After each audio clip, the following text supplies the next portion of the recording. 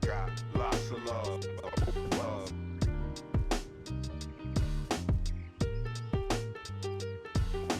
Got lots of love, love.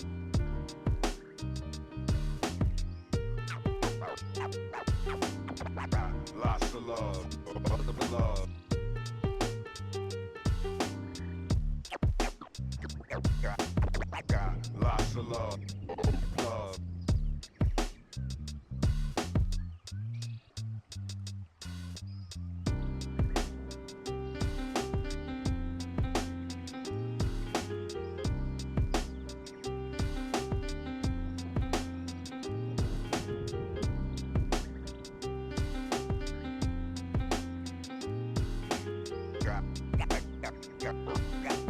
Got lots of love, love. Got lots of love, love.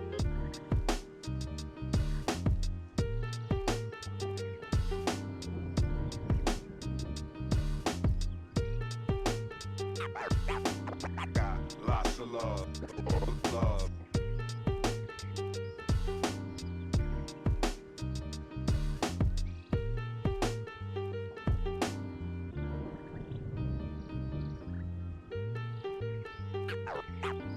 Got lots of love, love.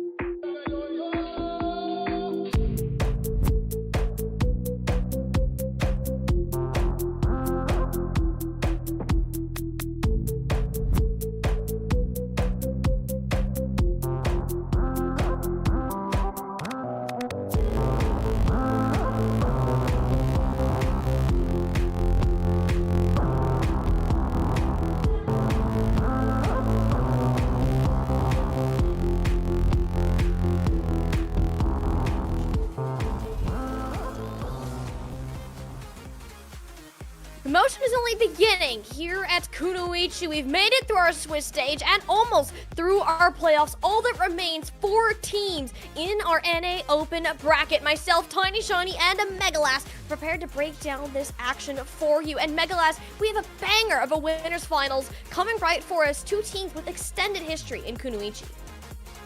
Absolutely, Tiny. I mean, there really is no better way to put it. Both these squads, impressive repertoires to say the least. You know, it's not just Kunoichi. They're able to extend their prowess to calling out heroes, and some of them even to the Overwatch League. Yeah. Believe it or not, both these squads definitely here. They've earned their spot in the winners finals, trying to punch their ticket to Grands. Any form of Overwatch competition that you can possibly think of, there is at least one person in either of these rosters that has participated in it. This is the culmination of all of these players coming together. And as we start to look over at those rosters, you're going to start to see how important that really is. Green Fortnite in particular just won the EU bracket, walked away with a good chunk of that $500 prize pool, and are now looking to double it up on the NA division.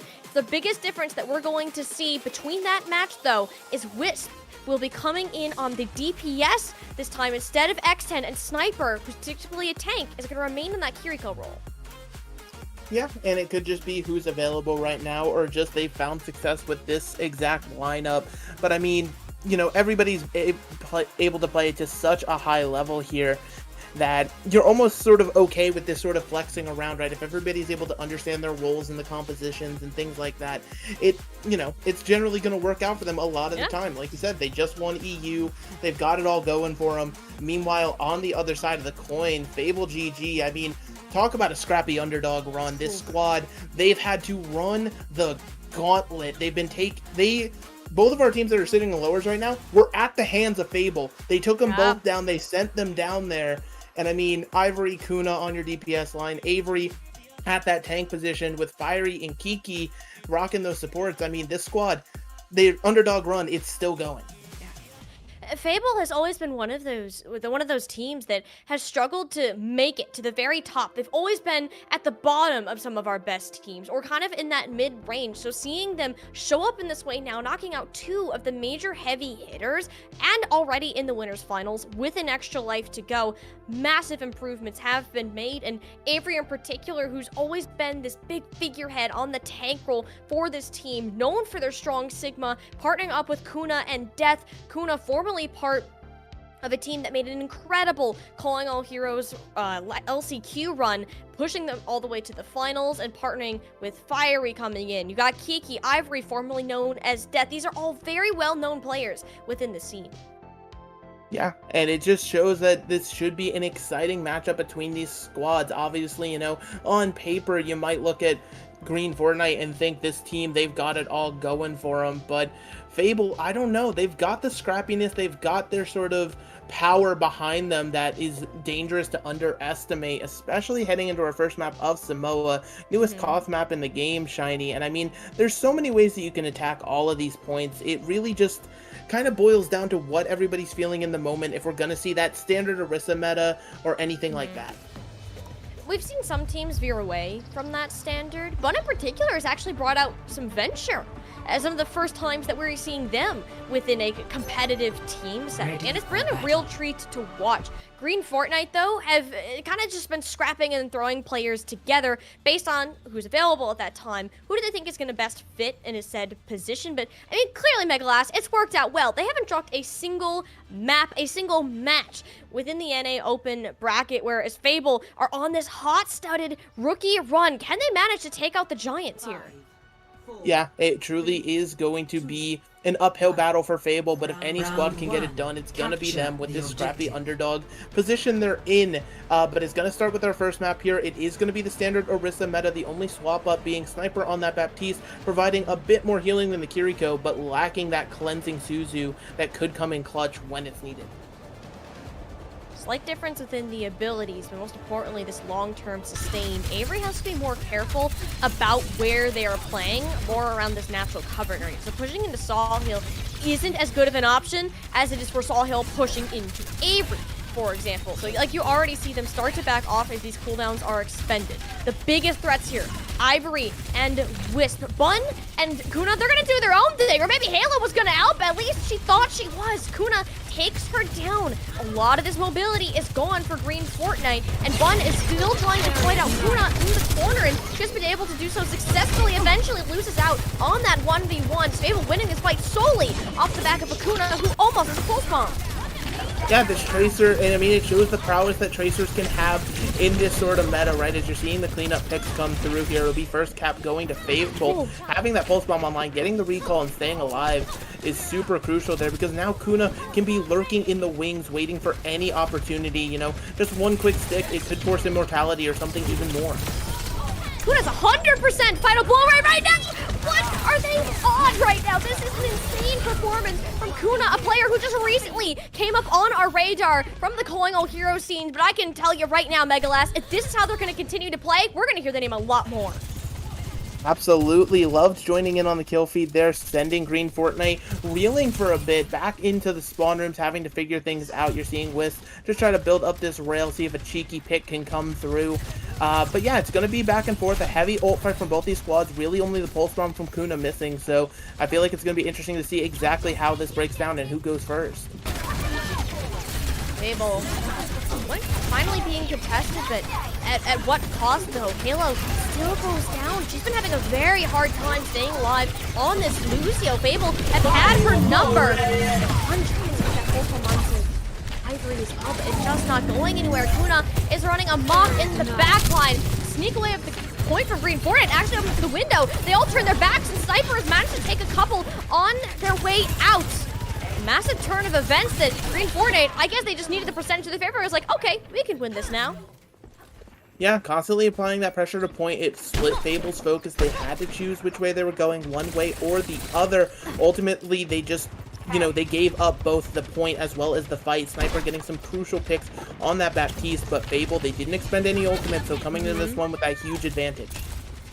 It's about to be explosive right now. I want to see an early window from Sniper, halting some of this progress and ideally blocking this Kitsune rush that Loved is going to have out. The pulse bomb of the Immortality Field is a little bit too late. Kuna, a massive trade on the board. Now that point can actually be contested. Bun, though, doesn't really have a ton of pressure on her, so she can do whatever she feels is necessary to kind of manage this objective, but going back to support Sawhill should be your #1 goal as that Baptiste player. Fable have the points back over into their control. Can they manage to keep it? Sound barrier out, Sawhill rushing on forwards as Ivory, the cast body block, not nearly enough to stop the might of the battle cattle. To pepper even more shots, and Wisp pumping in extra damage, a sweep on in. Goodbye, Fiery. Looking for any more, she doesn't even need it. Fable, though, still have control of this point, even though they're likely going to lose this fight right now. Getting up to a one-fight territory, or even closing this out. That pulse bomb stick chunks Avery even lower. The Suzu keeping them alive for now, and Fable are putting themselves on an overtime. A fight that looked like that it was going over to Green Fortnite suddenly is up for grabs. They've identified the opportunity. Fable want to close that first chapter on Samoa, but they've used all of their ultimates, all of their tools, and it's now on to Sawhill. Terra Surge into play, pulls in the Kiriko, but she could just poof on out, no problem whatsoever. Green Fortnite getting aggressive, pushing these players back. Ivory under pressure, slides out of danger. A terrible, long contest here. That is an absolute battle of the wit, but one Fable can win. Their ultimates are significantly closer. The cooldown's accelerated. The pulse bomb, though, is going to go wide, and Kuna loses their life as a result. Sawhill going down, though, a much larger pick in the grand scheme of things. The Fable are going to close out this absolute bloodbath of a battle. It's going to be here, and it's going to be now. Avery must keep themselves on their feet to make this happen. Sniper is an application matrix, but that's about all that they have. All of your friends are dead, and only Bun peppering them some bullets from downtown. And once those supports are taken out from under you, only so much else can happen. Green Fortnite are chucking everything into this overtime stall right now, Megalast. Yeah, but I mean, you can only throw in so much. As you said, Avery getting the spear onto the Tracer there. I mean, this fight, it went on forever. There's going to be a slide attempt here from Wisp, but I don't think they're going to be able to get on out to this one. And the first round, very scrappy, very hectic, but Fable showing that they can take it to Green Fortnite. who they honestly, they felt like they were a little bit just out of sync. Not by much, but it was just enough. The advantage was there. And I mean, it also helps when you had a tracer like Kunai getting crazy like you saw in that first half. Oh. Kuna got in their heads. Simply put, I mean, for the first couple minutes of that match, Kuna was literally the only player to have final blows on their team, and Bun wasn't really contesting them. She was off doing other things throughout the map, which is entirely okay as a Tracer player, but if you let Kuna run wild, this is what's going to happen. Your entire team is going to get annihilated. Somebody needs to pull back the reins on this player. Allow Green Fortnite to have more room on the map, while Bun is a great option to do it with the Tracer, with switching over to the Cassidy here, Megalass.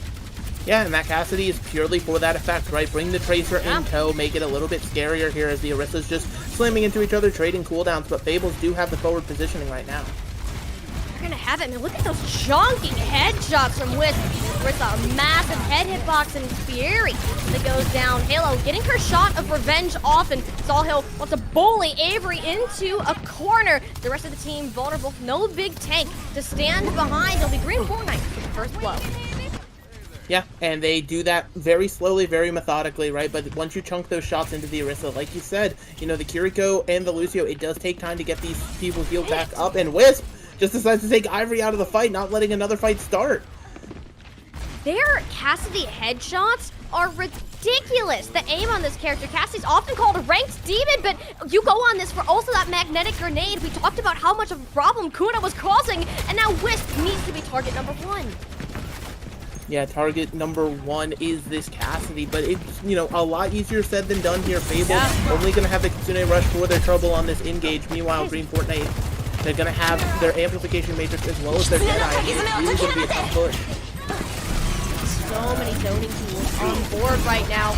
The Deadeye out first, but wonderful Javelin air securing Wisp into the ground and down 6 feet under.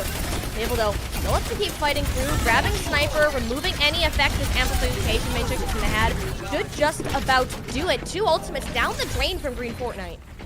Yeah, and Fable made the adaptation we exactly called out, right? You had to get onto Wisps. Avery did exactly that, using that massive Orisa HP and those cooldowns to full effect to make the Cassidy feel that pressure. So now was maybe having to rethink their positioning and things like that, as Fable's going to continue to hold the point here. Heading into this next fight, this overclock from Ivory is going to be what I'm looking at. Ivory.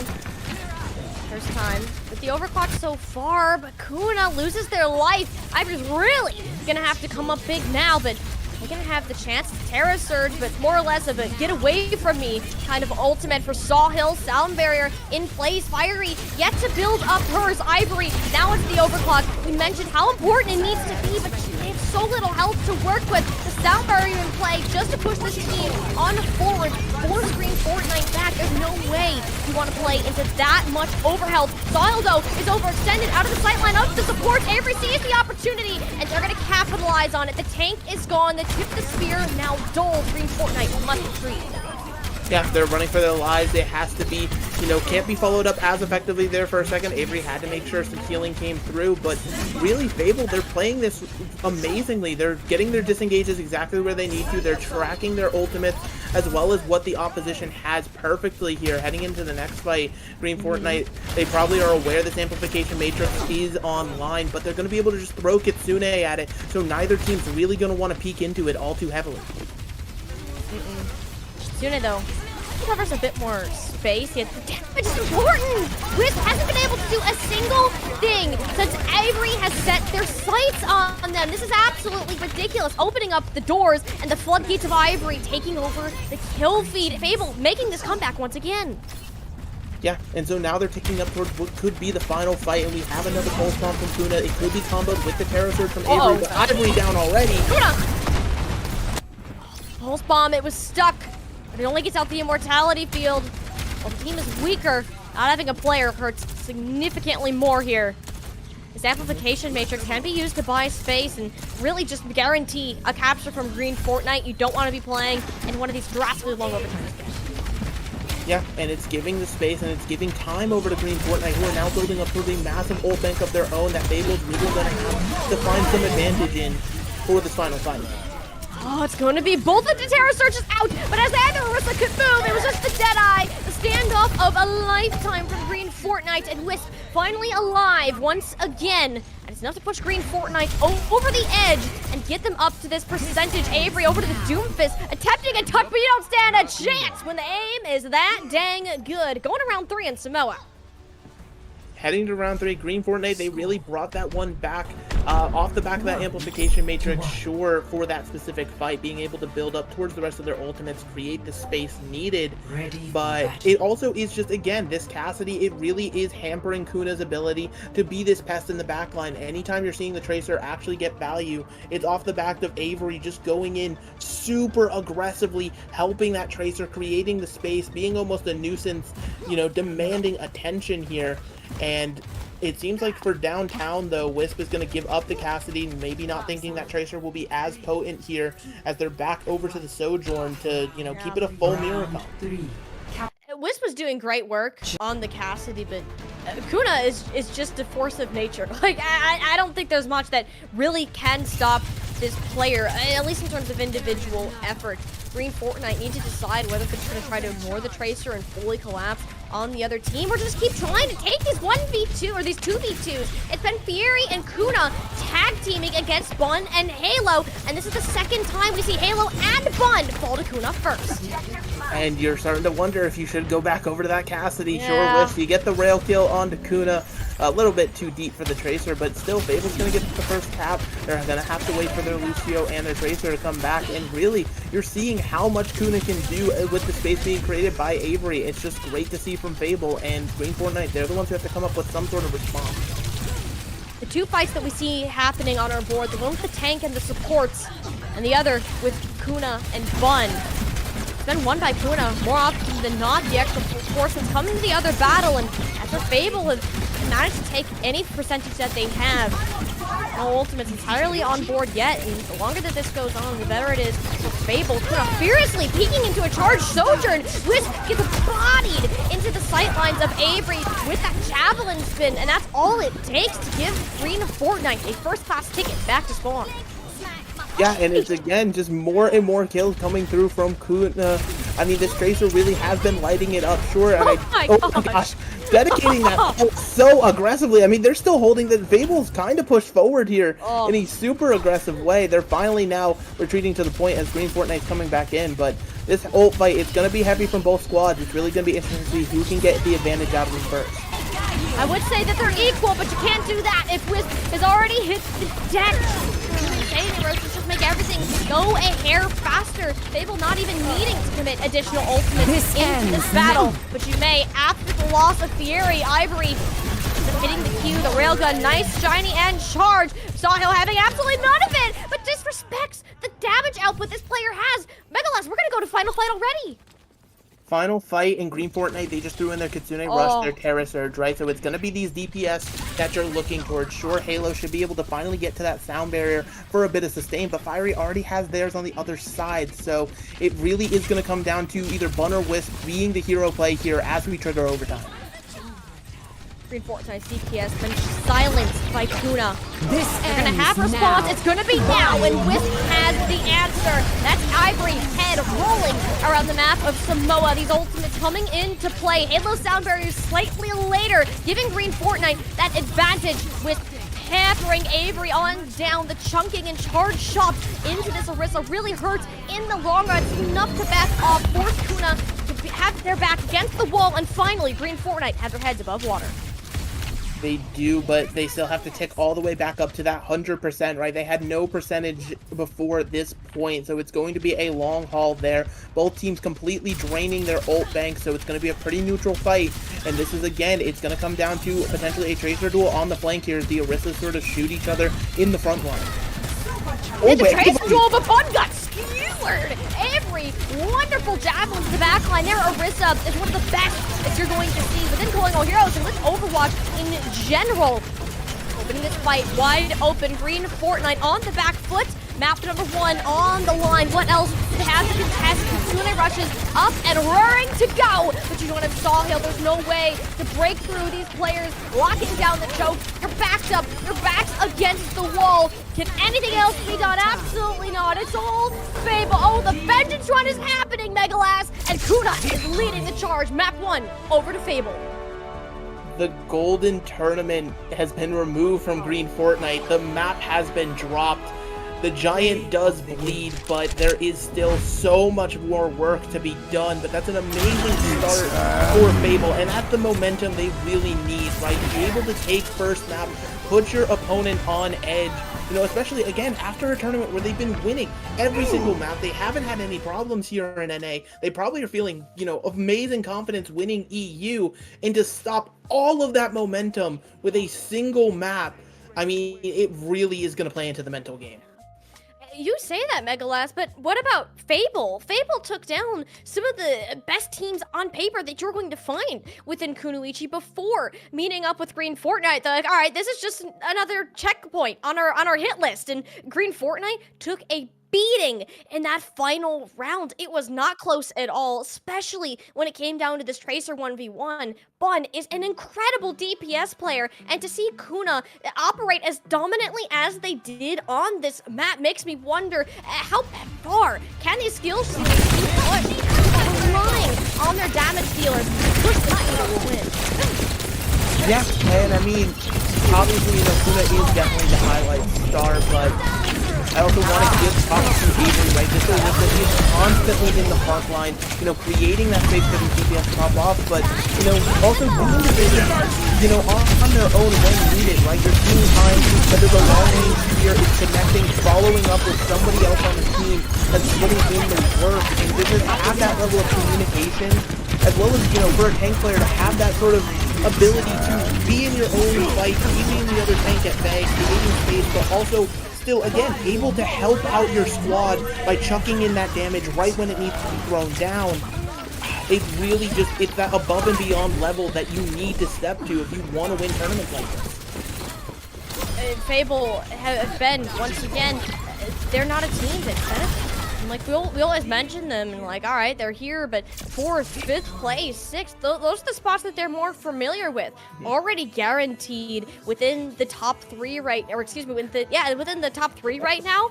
Taking a map off of a team who has not lost and is not familiar with losing in all the other tournaments that they have played in. Massive achievement for Fable. You said it before, Megalass. This is going to have a major impact on the overall mentality that Green Fortnite is approaching this game with, but it's going to do the same thing for Fable, and that is a dangerous thing to look at if you're Green Fortnite and you just got your egos hurt. Yeah, I mean, because, you know, we talked about, again, it's going to hinder Green Fortnite, but on the other end of it, you know, Fable, they realize that this is no longer a fever dream, right? It is possible to take down the Giant. You know, 2 more maps is all you need, but that's obviously going to be easier said than done here. Absolutely. It's just, but this is the type of Overwatch you live to see, right? When it's truly great squads going back and forth, right? We went all those rounds on Samoa. We got a decent percentage on every single point. It really was back and forth. And, like, this is really where you can forge the heart of a champion. It is. You have all of this additional practice. Fable have swapped a couple players that were in their original lineup. Kuna, of course, being one of those newer additions, but they still looked like seasoned veterans. They have all of this team synergy to work with. Kuna and Avery in particular play off each other well. Fury going on these 2v2s that you're seeing with our Tracers and Lucios. That additional support is also so helpful when it comes to these points. If the game is going to be changed slightly as we transition to our next map. Eichenwald is the hybrid selection of Green Fortnite. Yeah, and I'm not too surprised to see this coming through from Green Fortnite. First point, you're going to see that standard Orisa composition play out again. It's just too good. You can spam through the choke, you can hold down the point, you can do everything. It's the reason that it's meta right now. But as you go on to point 2, you know, it gets a little bit more difficult for Orisa to trek up those staircases, so you can really lean into, you know, potentially some dive compositions. You know, Sawhill, they say that one of their most played tanks is Winston. You have that option. You have the Diva in the back pocket and things of that nature. I would not be surprised to see, you you know, if we can get to second point, but you know, second point's not a guarantee on Eichenwald, right? This is something that is first holdable, left, right, and center, but they're going to see the shot from Widow here. I want to see if Bun can find ahead. It's a 1 in a million chance that we're going to see this happen, but hey, maybe we have the one today. Bun going up for the shot, does actually hit something, but a javelin. Bun is hit with a javelin mid-jump. Insane shot from Avery. This guy is a sniper when it comes to these spears, and immediate swap over. Bun returning to the Tracer. Wisp on this Cassidy, which we saw work out incredibly well on the map of Volcano. And it never really made an appearance, so hopefully those same shots. Wisp still has the aim game in. That's all the cooldown. Salt Hill is in it to win it. Avery has to back off, but Salt Hill has significantly less health to work with. Now Sniper no longer on the Baptiste, on the Kiriko, an adjustment period to the tank. Ooh. Yeah, that's already going to start out this fight, and it means that the rest of the squad for Green Fortnite is just running away. Yeah, there is no other option there. You lose your tank, and you have to think Salt Hill was used to playing with that Baptiste, the additional healing, and the immortality field. I'm with you. Yeah, and so it can be a bit of a difference maker there. It could, you know, lead to situations like that where you get a little bit too aggressive here. You're already seeing Salt Hill try to walk forward. You know, some of your team is still in spawn. You got to wait for them. But again, just a good defense from Fable. They dropped low HP, but they knew to sort of kite that damage perfectly. And so now they're going to have dueling Kitsune rushes here for this first fight. Kitsune's coming out. First one from Fable. And look how low Wisp already is. Bun over on the Genji. Didn't even see that come through. It's going to grab one, but when the spawns are as close as they are, Fable still have the ultimates to work with. But Sniper held on to the Kitsune run. This could be a great re-engage for Green Fortnite, especially Fury going down so close to the south barrier. Love has to stay alive, but no, she's the next target on the hit list. Salt Hill cleaning house, a fight that Fable were confident to win, just flipped on its head because of Green Fortnite's wise decision to play slow. They played slow, they re-engaged perfectly, and also it helps that Kunai was that first pick, right? It became a blessing in disguise because that Tracer can get back incredibly fast with those blinks, and Kuna coming in, helping Avery clean up at the end of that fight, and somehow, some way, all of that investment from Green Fortnite, and they don't even get a tick for their troubles. So now they're going to have to try to figure out a new game plan here, heading into another fight where it's going to be just super interesting to see how it goes. This ends now. Ivory, chance to put it all to an end. Soundberry, though, from Halo, later from Fury. Often later times these portal puts come in, the longer you can have this sustain. After your opponent tears down, the thing is, though, Bun with a Dragon Blade coming up. While it can look like a limp noodle sometimes, you don't have a sound barrier. If you can get the Suzu out of Love, this is looking good, or you can just skewer Ivory against the wall with ripped off their head, and that is a great way for you to go ahead and break into this fight, Green Fortnite. Both the DPS problems have been expended. All it takes is Avery going on down, and finally, we can see some of this red team capture progress on the objective. Yeah, Green Fortnite, they managed to get it done, and they actually are able to hold on to their ultimates, right? So going towards our first fight of Point B, they're going to have some tools to get some good momentum rolling here into the castle. That being said, you know, they plan to swap to a dive. That option might not be there for the moment, right? Because they're going to want to keep these ultimates, this advantage that they have, because if they're tracking properly, they should realize Fable is going to be short-handed, but they're going in anyway. Fable's super aggressive. Whoa. Fable, they want to try to hold in this building, but Bun being on the Genji, one of their best heroes now, already looks so much better than on the Tracers. Like, all right, I'm sick of blinking around. Let me go dash, and slice some more. Dragon Blade, just the cherry on top. Yeah, and I feel like that was just sort of a misstep from Fable. They wanted to go super aggressive, and the idea there is, you know, getting in to try to stop that door from opening, so you're taking a fight there, delaying more time. But, you know, they got there just a little bit too late. That door was opening as they ended up losing the fight, but now they're assaulting this high ground. The Terror Surge there, too. Thankfully, you can poof off into Kiriko, but if Fury, you're just ripped straight off the wall. Bun's Genji is coming up at the kill feed again and again. She is becoming this massive threat that needs to be stopped. And this is what you needed, right? Your DPS players have to step up. You know, you're not really seeing it as much, but Kuna really has felt the effects of this Cassidy, been stifled a little bit more, but Bun really being the hero, as you said, you know, the raw Genji shurikens, doing the work, getting into the backline time and again, and making these supports life a living hell. Bun is just built different. Sooner rushes out though. Hard to move through. On high ground, yeah, everyone's gonna manage to find a little bit of cover to go around. The payload knocking on Fable's door. Fortnite has this sound barrier to work with, but so does Fury, sending the players back, and it doesn't save Ivory. A massive blow. You don't have the damage output to burn down Sawhill, so they're gonna go walk in, stomp on Avery, stomp on Love, and the comeback is happening. A massive struggle on point A, an absolute speed run heading into B. Yes, indeed. And so now, heading into point C, they have a suitable time bank, and they're going to be able to keep their momentum rolling. The only ult online, again, is going to be Bun's Dragon Blade. We've seen how much this can come up before, and it's just going to have to happen here again for Green Fortnite to continue their offense. Fable GG, they're kind of just grasping at something to stifle the momentum that's being thrown at them. I'm amazed how much Bun has been able to do on a character that's been rather lackluster lately. Genji's kit is weak, and sometimes he's swinging around a limp noodle. Sometimes the edges of the sword are sharpened for the day. Through one, Terra Surge is mirroring, and Avery takes a massive hit, stuck in the range of Sawhill. The tank is down. Fable, do they have a way to stabilize? Kuna tried to take a play from Bun's book, but she started it first, and she's gonna go ahead and have the final say. Green Fortnite, minute 49, and a full completion to walk away with Eichenwald. Score. I mean, that was, you know, point A, it was a little bit scuffed, a little bit difficult to get things rolling, but that swap over to the Genji, it really ended up paying dividends, and they were able to just build their momentum. There really was never an opportunity for Fable to sort of reset, gain their footing, or take a fight where they were at advantage. It was all Green Fortnite all day long after they got off of point A. And so now Fable, they have to try to, you know, put up some sort of mirrored performance here, which is going to be difficult for any squad to do, especially here on Eichenwald.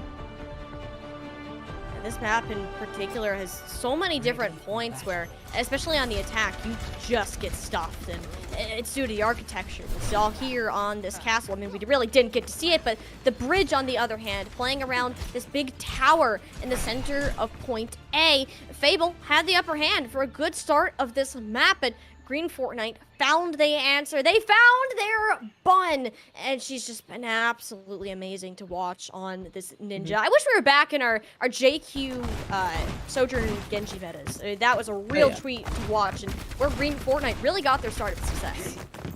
Yeah, and you know that those sort of metas, they can help build foundations, fundamentals for a team for years to come. You're gonna see Kunai take the Widow shot here, and is it bad that I'm hoping to see a deflect from Bun? You know, a deflect headshot would just be super cool to see. The Widow goes up, doesn't find anything. It'll probably just be back over to the Tracer here. Could be a Genji though if you're attempting to mirror, but actually Kuna coming out on the Mei. They're looking to stifle some of these sight lines here with Mei's wall. And be able to come down onto a target. It's, you know, it's an interesting approach, something we haven't seen, but it's going to require the coordination and the speed boost time and again. Never seen the Mei with this type of composition, but it definitely has the power to work if you can stay alive. Mei doesn't have a ton of mobility, and once that ice block is gone, you don't have the same support for your team. It's just a fan, the hammer, and bye-bye Avery. Rough start here for the tank, and there's just not much that Kuna can do when you don't have that support. Yeah, and so now it is just a reset here. The Mei, again, it's really going to be looking to sort of stop this Cassidy from free firing, stifling the sight lines just long enough for the rest of Fable to sort of be able to engage, close the distance, and start wreaking havoc. But I don't know, it's going to be difficult here. You're seeing just how much damage Wisp can put out and finding those off angles constantly. And you see that in Avery. Avery's at 40% of it all, where Sawhill already has theirs up and ready to go within the 90 seconds, as a matter of fact. That's all Green Fortnite need to just wipe the map clean of any sign Fable was there. Yeah, they probably had no idea Sawhill was even close to that one. Catches them completely off guard. Kiki not able to get that cleansing Suzu onto the ground in time, so that damage is permanent. And now with a heavy ult fight on the horizon for both these squads as they're finally building towards them, you got to imagine Green Fortnite, they're going to go aggressive here with a Kitsune, comboing it with the Dragon Blade from Bun, as it has just paid off for them so many times before. Continue to do so though, Green Fortnite. So this is like the ultimate advantage. Been equalized. Main tools, especially Bun, if they can manage to walk out, but they lose Sniper and Wisp. Avery takes the faster approach, catching them by surprise, and all of Green Fortnite's major tools have suddenly up and disappeared from the map, and all it took from Fable was a quick push, controlling the tempo, thanks to Loves. Yeah, I mean, you said it exactly right. Fable, they didn't only, cap that point, but they did it at gaining an ult advantage, right? Wow. They traded Kitsune rushes as well as getting Wisp to use the Deadeye here. So now, heading on into the castle phase, Bun is not going to have that tool to try to make the Dragon Blade that much more potent. Meanwhile, Fiery now waiting with that sound barrier, daring this Genji to come forward, knowing that they can provide all of that ample shield health to the team to keep them alive. Bun has not been having a good time. As soon as Ivory switched over to this Cassidy, Magnetic Grenade just zones her out even further. I want to keep a better eye on this Ivory and Wisp Grenade, at least until that weather clears on up. The Blizzard, more of a zoning tool, and it actually works against Fable. They pushed aggressively, thinking that it would grab players, but instead found themselves in the open with no cover. Yeah, and, they didn't opt into resetting for their Lucio, so they were just shorthanded in that fight. They thought the Blizzard could mitigate, turn the tide, but unfortunately the answer was no. So now Kuna swapping to the Genji for half a moment before ultimately deciding the Tracer is the way. And I mean, hey, if you're putting on Tracer performances like you were on Samoa, I mean, I don't see any flaw in the logic. Beating Fortnite here, they're gonna hold close. They know they have tons of ultimates to work with here. It is gonna be possibly another Terror Surge from Sawhill to start this run. Taking the positioning first, so I really like this. It corrals Green Fortnite back, even if the Deadeye just can hold them there for a while. Much better position for Fable to take this fight. Even though they don't have ultimates, they're arguably more favored to win just because of where they can currently stand. But no, holding this Dragon Blade for an unusually amount of time for her. Perhaps waiting for the support of Sniper and or Halo. Or pulling the blade out of its sheath, or just Avery to overextend. They try to go back up to the high ground, but there was no support in there waiting for their approach. Sawhill can mow everybody else down, no problem. Yeah, that Kitsune rush, it just was too much damage for Avery, who was just on the cart alone, right? You have to remember, Kiriko, Lucio, they can provide, a decent amount of healing, but in terms of burst, it just isn't there. So now, Green Fortnite, it's very similar situation to how they were on point A, right? Being able to win a fight with just that one ultimate. So now it's just about winning consecutive fights in a row here as Fable. They're going to try to assault the castle and take that position again. Holding this Dragon Blade over their head, and honestly, it keeps Fable from using their support ult in fear of what this player can accomplish. Fury, though, isn't going to have a choice. Both of the beats are out. Sawhill using the extra support. Avery needs to get out of the line of fire, and while they do, Halo shall not. Fable, first time they've had that elimination in a while, and it's the first time in a minute we've seen Kuna in the kill feed. The blade get absolutely nowhere other than Ivory. That heart on the moon once again. Yeah, Fable having to drain the ult banks, but it kind of works both ways, right? In Green Fortnite, they also expended just about everything and the kitchen sink into that one. And so now you're seeing a swap off. Wisp going over to the Sojourn here, valuing the range a tad bit more for this end of point B, and I don't fault the idea, especially if you're seeing, that high ground contest going to be massive here. Ooh, a nice little spear to start this. On the point with the javelin so far. We do have a Wisp swap over to the Sojourn. Perhaps more of this larger burst damage to kind of work with. They've also taken the high ground though. They're gonna have their Tracer pressure the cart, which kind of just forces Green Fortnite's plan. They don't really have a spot that they can't hold. Knowing the cart has to be contested, Kuna extra sneaky right now. They've been quiet in the kill feed, and Wisp will silence him once again. Massive headshot onto the Tracer player, and Fable need to overcompensate with some of these ultimates in an attempt to stabilize. It's been going well so far, but a javelin from Sawhill shuts down Fury completely.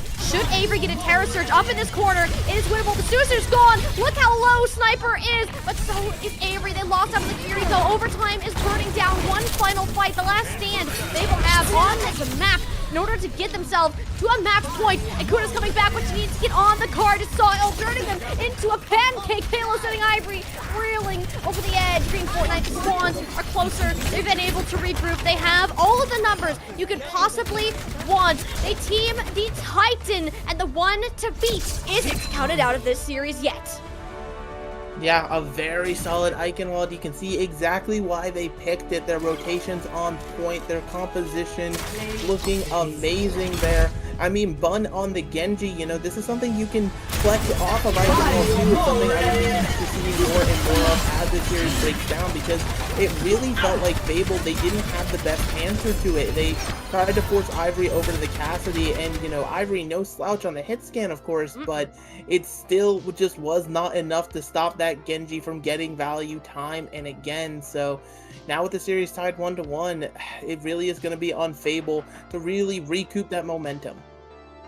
Especially, too, we talked about the star players from each individual map, and it does beg the question, what happened to Kuna between maps 1 and 2? They were rather absent from the kill feed. There wasn't another Tracer to contest them. They were scared of Bun, this Genji, as well as Wisp just having this nade held over their head, and so much less space for this Tracer to kind of take and dominate. We saw them try to switch it up, going over to a Mei, providing additional support in that direction, but Green Fortnite just had an advantage in terms of compositions at several points in this map. Yeah, and it really came down to it was Kuna, you know, making different sort of picks to try to counter out Bun. It felt like, you know, you go over to the Mei, that's, you know, that frost beam damage. It doesn't, you know, can't be deflected, anything of that nature, but unfortunately the Genji was just a little too quick, ultimately opting back into the bread and butter, though. Kuna, and, you know, doing an amazing job on Tracer as we expected, but unfortunately, I feel like there was just too much time lost, there was too much momentum built in Green Fortnite's favor, that Fable, they kind of just let it slip through their fingers. I think that first map was a wake-up call for Green Fortnite. Like, okay, we've ran this entire tournament perfectly, and we wanted to keep that perfect mark, but after losing that first map, they're like, okay, the pressure's gone. We don't have to be flawless from here on out. They swapped over to more comfortable picks. They managed to make those work, but most importantly, shut down Avery at a lot of points. Both Avery and Kuna were nowhere near as dominant of the space that they were controlling in comparison to the first map of Samoa. And if we're talking about space control, there's no better map type to bring into this than Flashpoint, which is coming up for map number 3. But we're not going to get there just yet. We're going to head over to a quick break and come back. The winners finals still to continue.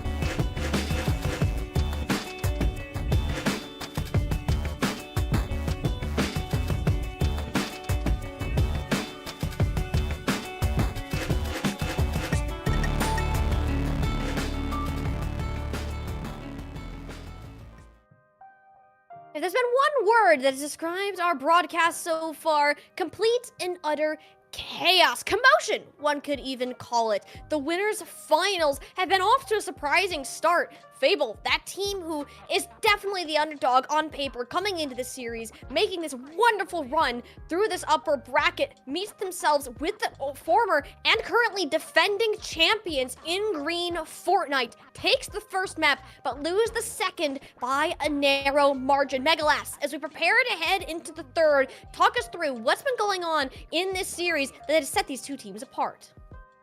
I mean, honestly, it's been just sort of, micro things going fight to fight. Either a DPS pops off at the right time, whichever Orisa creates just enough space, drops that Terra Surge at the right time, as it has been just a lot of that composition. But these teams really are sort of neck and neck with each other, which is something we definitely didn't expect. On paper, like you said, Tiny, Green Fortnite favored. They're the champions, defending champions. They won EU. They've got everything going. They've got the star-studded roster. Fable, though, they're not used to these sort of positioning, right? They're used to the 5th, the 6th, the 7th, things of that nature. So to be here in a winner's final, they're certainly showing it for all that it's worth. They're, taking this team to task.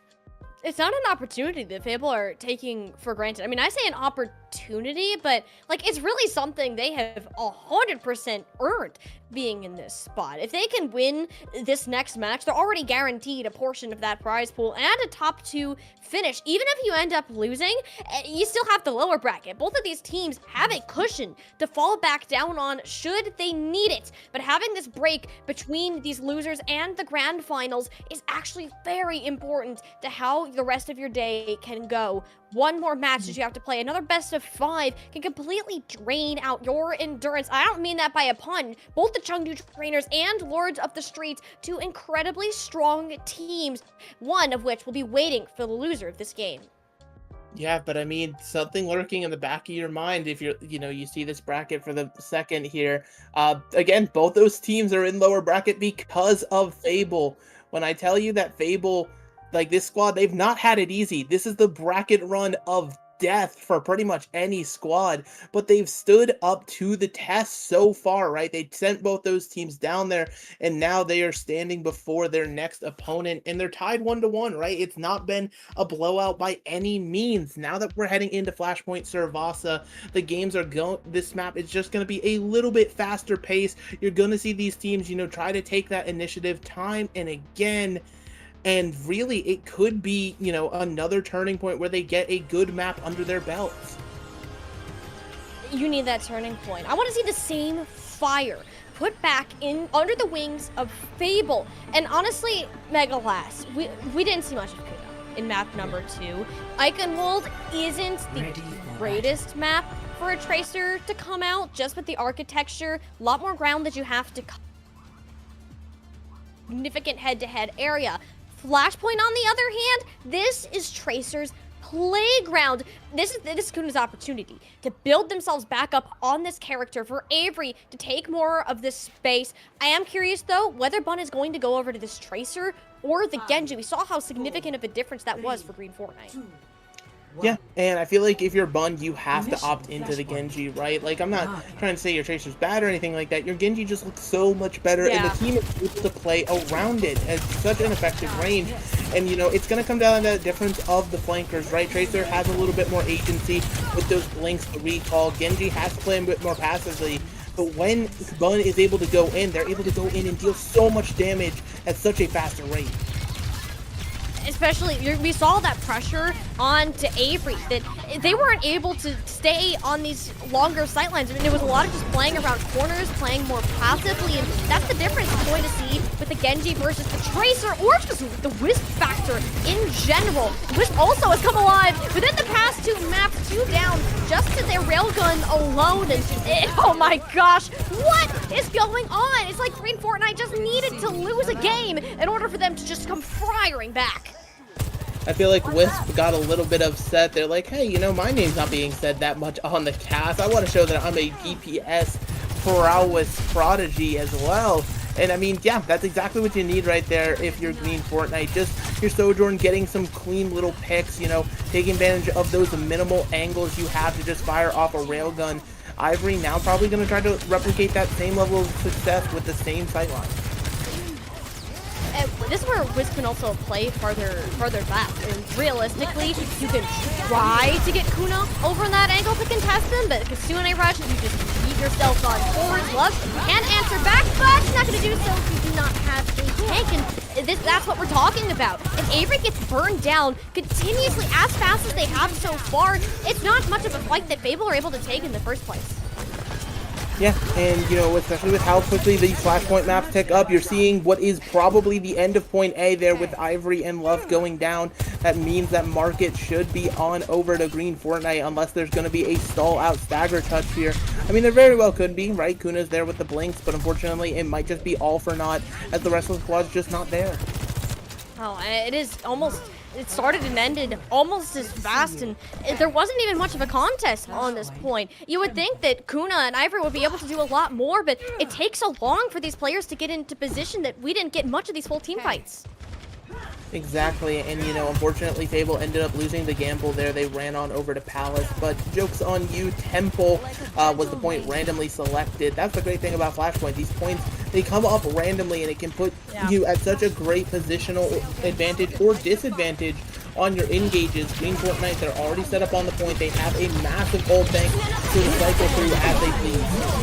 Yeah, Avery is in. The Kunoichi Rush does a lot, and for the first time, the sound barrier has been saved for a Dragon Blade. This is better ultimate management from Fable, and is honestly going to come out and win them that fight, despite Green Fortnite dumping in 3 major ultimates of their own.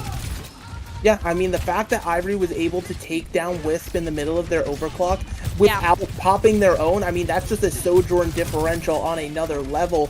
In Green Fortnite, they had all the positioning in the world, so it's just unfortunate timing there for them, as now they're going to have to try to re-engage from this point with a Kunoichi Russian power. You held on to this ultimate, and Fable doesn't really have a counter for it, unless it's named Ivory, who is now long gone, thanks to Sawhill. But the fight isn't won. And one wonderful javelin, one wonderful play isn't enough for Green Fortnite to close out this point. Fable have planted their flag and aren't willing to remove it just as easily. Sawhill's got to book it, prevent any staggering. Yeah, the Halo is going to be the stagger pick there.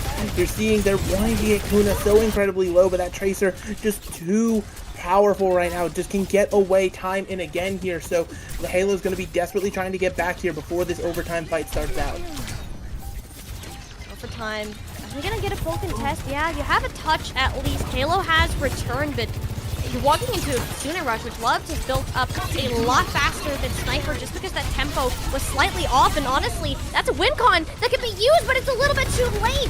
Avery needed that extra burst of healing like a half second sooner. And that rather unfortunate point leaves it up to Kuna, up to Ivory to push this one even longer. The sound barrier is up just in play, and that is going to turn the tides. Fable gotten themselves the first objective. Monster of Awesome.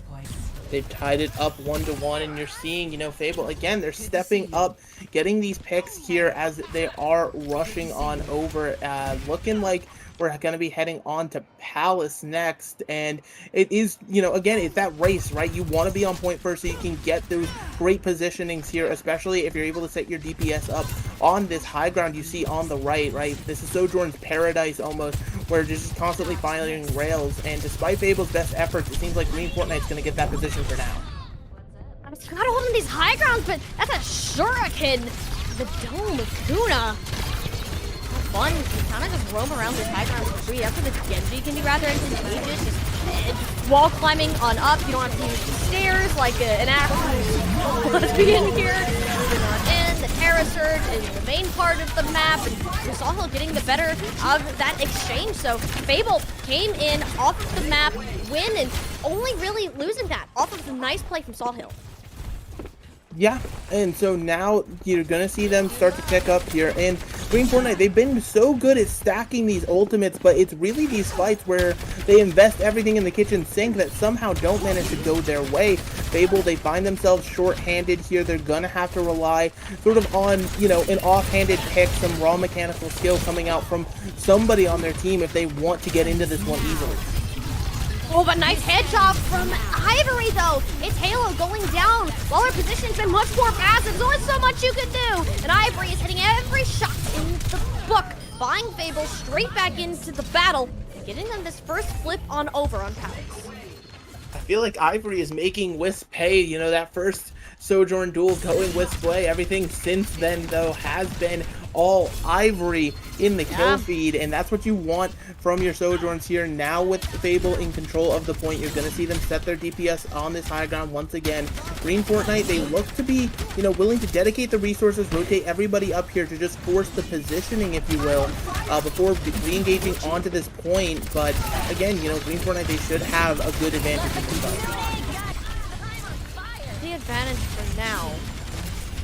Can't really do much with it. I mean, look how Fable just book it on out of there. Not even giving any attention to the Kitsune rush. And Ivory is still hot. They're still cooking. And now with the Kitsune behind their backs, oh, the whole kitchen is about to be on fire momentarily. Panic sound barrier out from Halo, hoping that Bun can turn the tide. Managed to get tired before the sound barrier comes out. A massive pickoff. The team needs to compensate for that loss. Sawhill is still alive, still kicking. So is Kuna. These DPS duo are as deadly as ever. You gotta throw yourself into contest at the last moment. And when the dust settles, it's Green Fortnite standing on top. One more round to go. And Bun, you know, using that Dragon Blade, making sure you took Fiery out before that sound barrier could be cast, right? You know, the upside for Fable, Fiery didn't cast it at all, so it wasn't an Ajax or anything of the sort. You're going to be able to hang on to that one for a potential next fight here, as we seem to be heading on to the Ruins. A very interesting point. It's on the low ground, and you're seeing just so aggressive how badly Green Fortnite wants to go in. Oh, but they overstepped their bounds. Avery Pond is just Bun, and Ivory just straight up dips on wins. And this is the thing, is Green Fortnite, they play aggressive. They've been controlling the tempo pretty much the entirety of Saravasa. Fable are a team that plays passive, waits for mistakes, punishing them just like we just saw. Yeah, and they did it beautifully, right? They made that call out that Bun had used dash, was over aggressive, stuck in that hallway, and that follow-up, again, you know, you expect it to come from one of your DPS, maybe a Lucio throwing in some raw shots, but the fact that it's Avery time and again, Kuna, where are these picks coming from? Like, why? This is what you need from a Tracer at all times. Just constantly being a thorn to the other side to the point where you have to address Tracer, otherwise you're just going to lose the support every time out of spawn. Before I questioned how Fable had made it this far, but the longer that we see them play, and all of these questions are answered, and it's often because of Kuna. Sawhill doing what they can to push back Fable's aggressive holds here. It hasn't amounted to much. Bun sitting on a sliver HP, now down to 0. That's all that takes. All the ultimates on the side of Fable, making this cleanup look rather effortless. One more objective on the way, and they want to make sure that there's no contest happening on point 4. Yeah, and so you secure Ruins, but investing all of those ultimates means that you're only going to have your Kitsune Rush for this first fight on point 5, which I believe is going to be out to the Garden as our last map. And, you know, Green Fortnite, they also should be able to get the forward positioning here, get onto the objective first. So even though, you know, Fable, they kept themselves in the map, it now is going to be the question of at what cost. They have to be able to, you know, figure something out, get some footing going. Otherwise, this could be a quick cap from Green Fortnite. Ooh, but Wisp already starts it off so well. Has been getting dipped by Ivory for the last couple of fights, so I'm sure she's glad to have that first blow. Green Fortnite along with it. Not too much of a challenge of a cleanup. Fable, anytime they've lost this first cap, they haven't been able to come back and reclaim.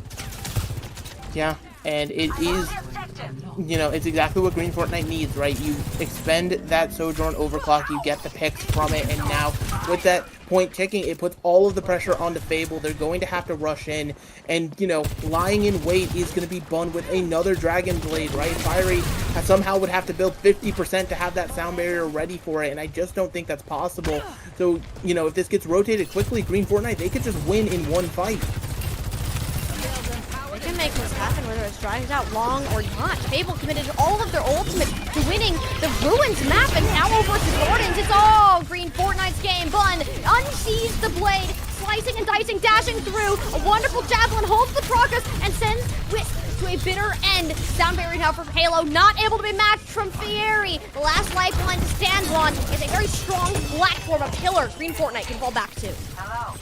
And yeah, and so now that point percentage is what you're going to be looking towards here. Already 75%, and it's ticking faster and faster as we go. Sawhill can drag people off the objective with this Terra Surge as the final fight breaks down. So really, it's going to come down to if anybody from Fable can get in to trigger this overtime so they have a chance in this final fight. Touch. Can anybody manage to get there? Avery bodies themselves in with only 15 cooldowns. Insane isn't going to last long. It's a Terra Surge. Veered out by Sawhill. Oh, Avery's got to go ahead and book it. The chunk of damage is in with Sawhill. Coming up with one apiece. Fable broken and scattered. Looking towards Avery. Close to an overclock, but it's never going to make an appearance. Green Fortnite have found their forte. Wild some more. And are now up to match points. Grand finals on the horizon.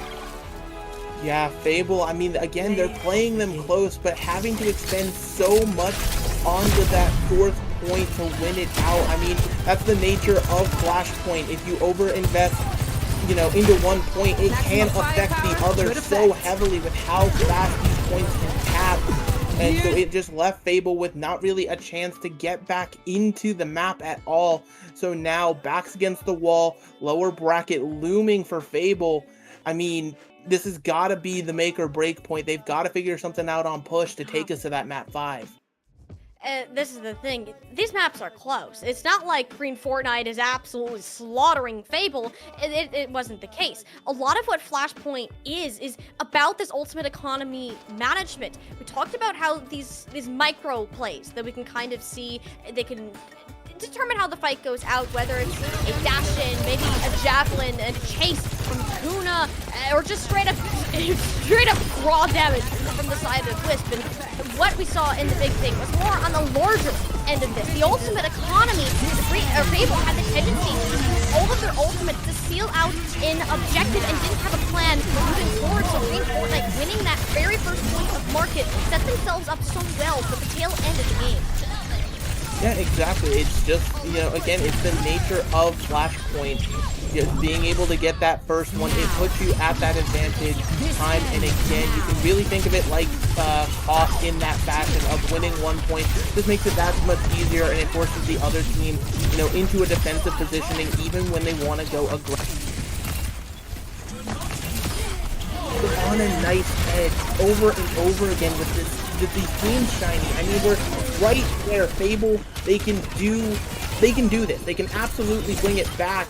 You know, Green Fortnite, they're looking mortal, they're looking beatable, but they just have to find that X factor to bring them over the line. If Green Fortnite are going to go down, Fable is a team that has a genuine shot of the one to drive the spear into their heart, but as you said, they're missing an X factor. They're missing this extra spark to push them over to actually light that fire and send Green Fortnite packing. Push a game mode entirely based on momentum, based on positioning. Team gameplay here is some of my favorite to watch because of the amount of planning you need to have for every single fight that you take. If Fable managed to pull out a win against Green Fortnite here, my confidence for them has soared heading to a potential 5th map. Of course, but, you know, push, it really is going to be that crux map, especially, you know, depending on which push map you end up going to. There's such, you know, a difference between them. We've seen so much Esperanza. I wouldn't be surprised if we're going there once again. I didn't even have to see it come up. I knew it was coming. You predicted the future.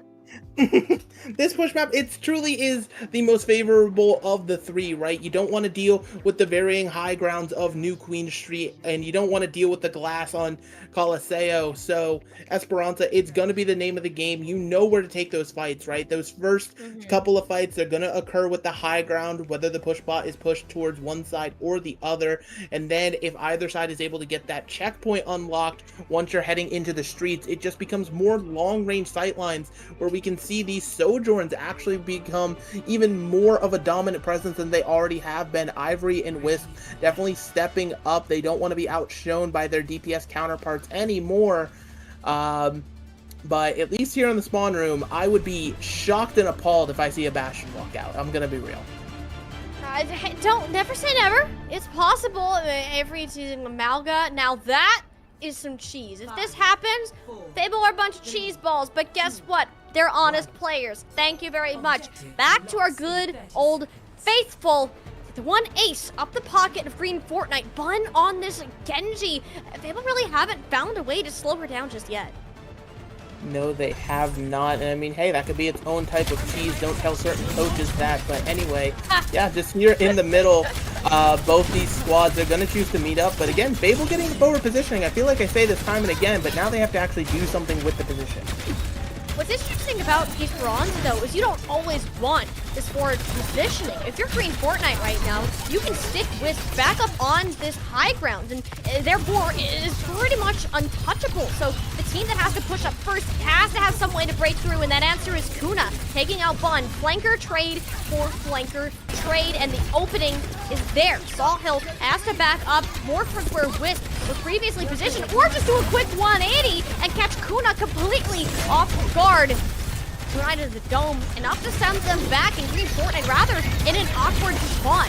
Without that, a little tracer being the thorn in their side, so much more effort, so much more space to kind of push up and work with. Because Ivory has been putting in the work, nearly doubling the ult charge, and we're going to see from Wisp. Yeah, and they're trying to get aggressive, but now Salt Hill realizing they may have. Ooh, a close call. As Arissa, especially with the Kiriko, you cannot be standing in the open for that long, particularly when Ivory has just been farming an ultimate off of just this tank player alone. Wisp has to be the one to make a statement. It's going to fall for the second time within these first 90 seconds. Ivory, though, it's an overclock, high ground, sound barrier in place. They're scared of what Ivory can achieve. Yet for Fable in the long run, a much better trade. Having a sound barrier of their own to work with, rather for free, and one that Avery is going to need momentarily. If Ivory can manage to get there, yes, Avery will live to see another day. The key timing of the ultimate, even that isn't enough. The damage output from Green Fortnite continues to overwhelm Fable. And, you know, the early maps where we're seeing Fable have the most success, right? It was punishing mistakes time and again. And, you know, they've lacked that so far here on Esperanza, right? There's several times where Sawhill has sort of come forward, been a little bit aggressive, and just not had to pay for it with their lives. So now Green Fortnite, they're going to get the checkpoint unlocked. Their whole team, just letting you know, make sure you know what the team name is in the chat. I mean, hey, listen, dude, you got the confidence, I guess, go for it. What kind of trash talk that's supposed to be? I mean, Bud, that is an Eagle Blade and a half. You better be thankful that Sniper has your back, because we're about to see one dead ninja, and then we see two dead Fable players. A nice trade, and Green Fortnite are speed running their way from Esperanza. Fable yet to find the thing to push them over the edge. Yeah, and so now with this just continuing to push, meterage building, the staggers, yeah, it's really starting to look bad for Fable. They're already in a position where they're gonna have to win about 4 to 5 fights here, and if they can't get a decisive win before that 100-meter mark, that's when you add in that 6th fight in a row that you're gonna have to fight out. And again, that's just sort of to match the meterage, right? It's not even worrying about taking the lead from that, so it's just more and more of a hole being dug right now, and Fable, they've got to find a way to respond, and it's got to be now. If Fable lose this next fight, they're going to be in a spot that is pretty darn near impossible to return from. So if Fable are making a stand, you better go ahead and do it now. You have a ton of resources to work with. Love pushing in with the Kitsune Rush, but even then, Avery still has to back off. Sniper is the later ultimate, have the Halo sound barrier that you're just kind of cushioning on. Ivory gets absolutely dominated, and Fable, a fight that they desperately needed to win. It's Bun chopping their hopes back down from the skies, down to reality. And it is so pretty down here. No, it is not. That meterage continuing to build. Like you said, this is now just more and more impossible for Fable. They're having to put on the other side, you know, to this final corner. Meanwhile, Green Fortnite, I mean, they might be looking at a faster way to end Esperanza, give themselves the break a little bit sooner here as they're going to go for another engage on this fight. It's not over yet, but Ivory says this ends now. Bun almost ended themselves, but hey, we'll live to see another day. The rest of Green Fortnite, though, can't say the same. Bun just kind of hang out in the back line, and everybody else walked forward with the head strike of Avery. I mean, this is interesting from Bun. If they choose to kind of go forward here and punish this Genji, realizing, yeah, because I was going to say, Kunai is about to come out of spawn. It's an attempted spawn camp going one way, and it's going to send Lucio back as well, just to make sure that stagger picks come through. Bun, you know, in the attempt to give their team an advantage, ultimately just put them at a disadvantage, as now it is going to be Fable getting to push the bot essentially for free here.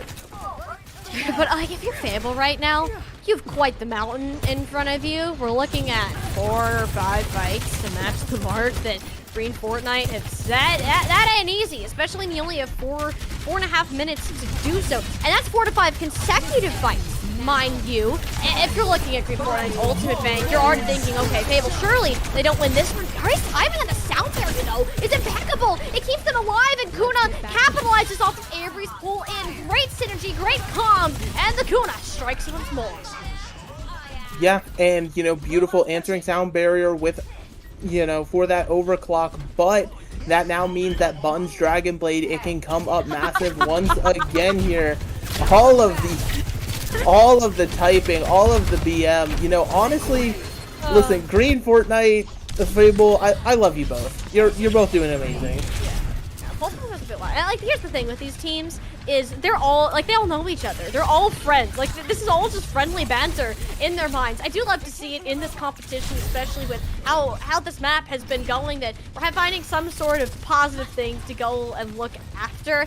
This is an important point. Fable, I don't believe they didn't start that bush scratch phase at all. Green Fortnite stole that robot out from under their noses, and again, steals more of these ultimates to work with. Most importantly, the sound barrier. Bun can just harass as much as she wants to until Kuna, the bodyguard of the supports, saves the day, or at least for now. There's not too much else that Fable can really work with. Getting towards that butt scratch would have been key, but checkpoint just hit a little late. No, if I'm not mistaken, they actually unlocked the checkpoint. Did they? Yeah, they should be forward spawn 53.55. That's the general meterage. My numbers are blurry, I apologize. Hey, it's okay. It means that Fiery's going to be back in this fight a little bit sooner than expected, and you're seeing another neutral fight where it's, Ivory going in once more. Ivory overclocked, Saul Hill rolled up in the corner. Halo's got the song to get you right on and out of that situation, and Fable lost the forward spawns all the meanwhile. So getting eliminations here is a big, unless your name is loved, and we just got smacked by a good old Sawhill fella. Green Fortnite are gonna take this robot clear into Fable's spawn. That task of a comeback looking all the more challenging. Yeah, the time starting to dwindle here. Only 2 minutes are going to be left when this next fight starts to break out. Bun, you know, you haven't needed the Dragon Blade, I guess, but it could be flashy, it could be fun. You don't have to worry about the sound barrier on the other side. Maybe invested into this fight, who knows? Bun can do whatever the heck that she wants to do. Like that's the trust Green Fortnite has in its players. They know how talented she is and the impact that she can have. Kuna, on the other hand, does the exact same thing. Half a second between the deaths of both Sojourn players. Green Fortnite spawn a lot farther away though, so Fable have this small window that they can work with where they'll have an advantage in terms of numbers and potentially even bigger ones. Kuna's holding on to this pulse bomb and just harassing in the backline, daring someone to overextend. Saw the swift step come out, but with Bun bodyguarding these supports, there's only so much Kuna can do till the blade finally is on the sheath and Sniper falls a minute. Bun turns her head and she's on the hunt. She's going for the Tracer in the backline. As risky as it is for a Sojourn to do. Tried to make it happen, didn't quite get there. The blade gets a whole lot of nothing. Fable, his comeback, it starts here. Yeah, but that was a full minute burnt in for just one fight, right? So now it is going to be more and more time. It looks like everybody on Green Fortnite managed to get those forward spawns before it got reset. So it will be another close fight available to Green Fortnite here. They're going to have another Terror Surge to combo potentially with Overclock, or they can just use those ults separately. But the longer this takes, the closer you get to overtime, it's going to put Fable in just that much more brutal of a situation. Fable, Green Fortnite has expertly been starring out this Halo. There's literally not much that they can do. These fights last too long, and with the amount of time that's remaining, you cannot step foot off of the cart, but they might not even have people touch the payload in the first place between Wick, Bun, and players down. Kuna stealing this robot away, walking good old Timmy as far as they possibly can go. 4 players on your back, target on your head. What else can happen? Kuna must get back, triggered overtime, but she's slashed in half. Green Fortnite looking to make the double win over both regions, finding themselves in the grand finals for the second time today. You know, that final fight, I just want to highlight, I feel like pushing the bot, it might have actually been the wrong call, because even you necessarily weren't able to get the touch, right? It pushed it further away from anyone on your squad being able to get back into that one. But, you know, Fable, they have, you know, played this game incredibly close, but Green Fortnite, I mean, they won EU for a reason. They are setting in grand finals now here in NA for a reason. This squad, they're looking poised to take it all. And Fable, they've got a lower bracket match ahead of them.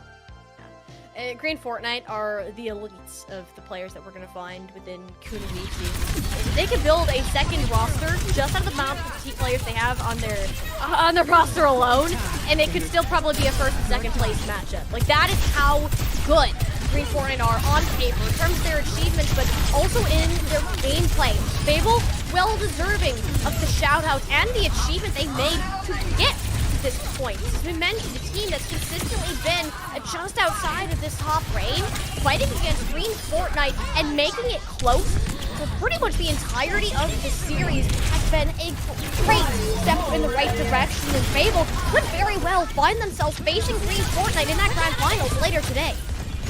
Yeah, I would not be surprised if this was our rematch of grand finals. You know, both these squads, they clearly are well matched for each other. They know how each other likes to play the game.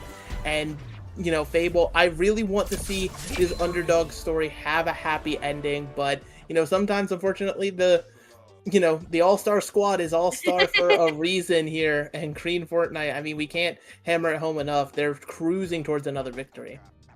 And now they can just sit back and wait. They have this loser's bracket match coming on up. Fable, they have to prepare for another game, and if they manage to win that, you have another best of 7 series afterwards. This is a ton of Overwatch that you're playing within a single day. Green Fortnite, too, competed in our earlier bracket with the EU matches, and to be fair, this has been an absolutely insane matchup to go through, a lot closer than what we expected. Yeah, and so, you know, just absolutely amazing here. Just going to be so much more Kunoichi action, and it's just going to I want to make sure that everybody sticks around, because again, we have that lower bracket match, and then after we're going to have grand finals all today. It's just going to be so much good Overwatch to watch. Oh, it's absolutely so. You want to be here. This is the pinnacle of Kunoichi, of this women and marginalized gender scene that in Overwatch that has the spotlight, and you can show that potential. These players making it deep runs into OWCS and beyond. Matches you're not going to want to miss. Cash prize on the line. Only the first match of the day. We've losers finals coming up next. Grands short to follow. But that's going to go ahead and do it for us up here. Tiny Shy and Megalast are going to take a back seat while we have Plausible and Chef Billy closing out our NA open bracket. So don't go anywhere. We're going to have an extended break. Get our casters ready, and we'll see you for our lower bracket finals.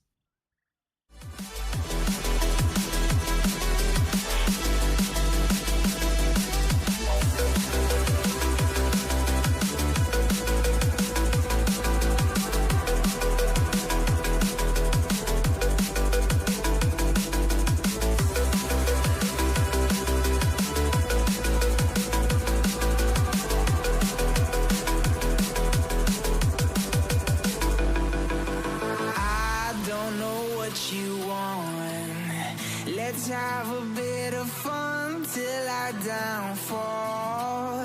My love, if you feel like I do right now, don't say you're on the run to the other side. My love, you say you wanna try, but you never do. Sugar, there's a reason why we lose.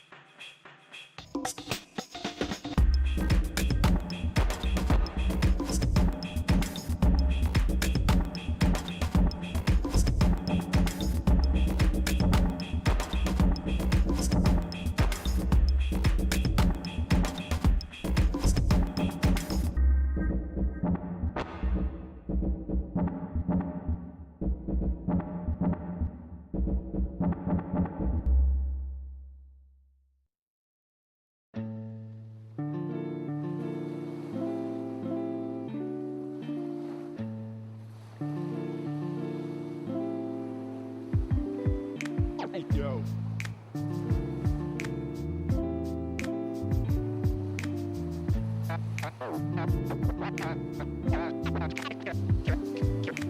Cash and the ticket is yours. Cash and the ticket is yours.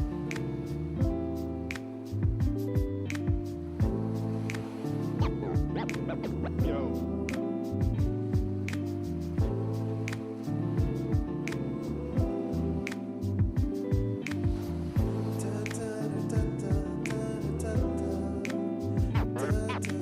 Cash and the ticket is yours.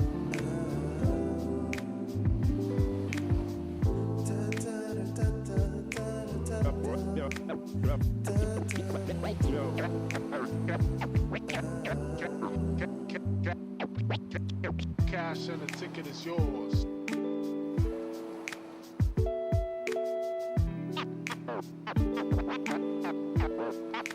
Cash and the ticket is yours.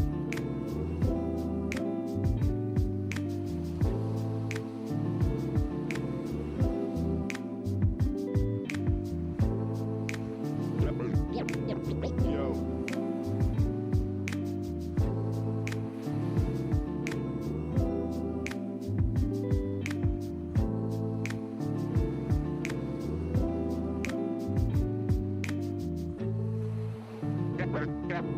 Cash and the ticket is yours. Yours.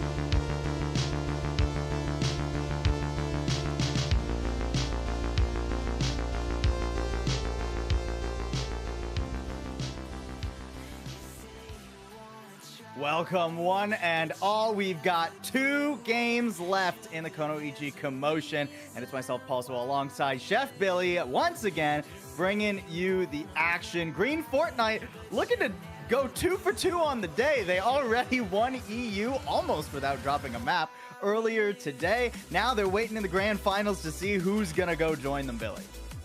I mean, if my heart goes with it, it's going to be Fabled, getting a chance at redemption. But this is not going to be any slouching attack here. I mean, we saw Chengdu Fable yesterday. Fable sending him down down to the lower bracket. They made a nice run though. So we'll see if Fable can do anything differently.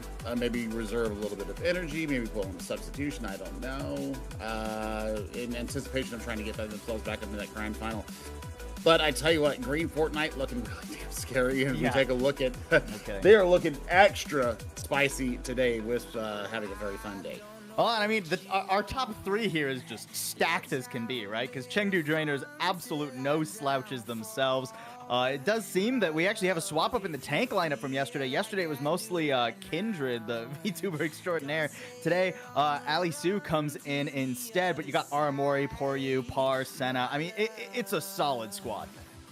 I mean, Team Ireland is what I know Ali Sue from. Lots of EMEA contenders teams, trials teams as well. So, I mean, the pedigree is there in the tank department. Maybe a little bit of match rustiness might be part of this. I did see them do a little bit of stuff with Face It, our good friend Ocean, putting on some kind of trials over there to get their teams ready for the ESEL Face It League coming up. So I have seen Alice a couple of times. Not looking too bad, but I think there might be just a little bit of rust on the gears for their tank coming in here in place of Kindred.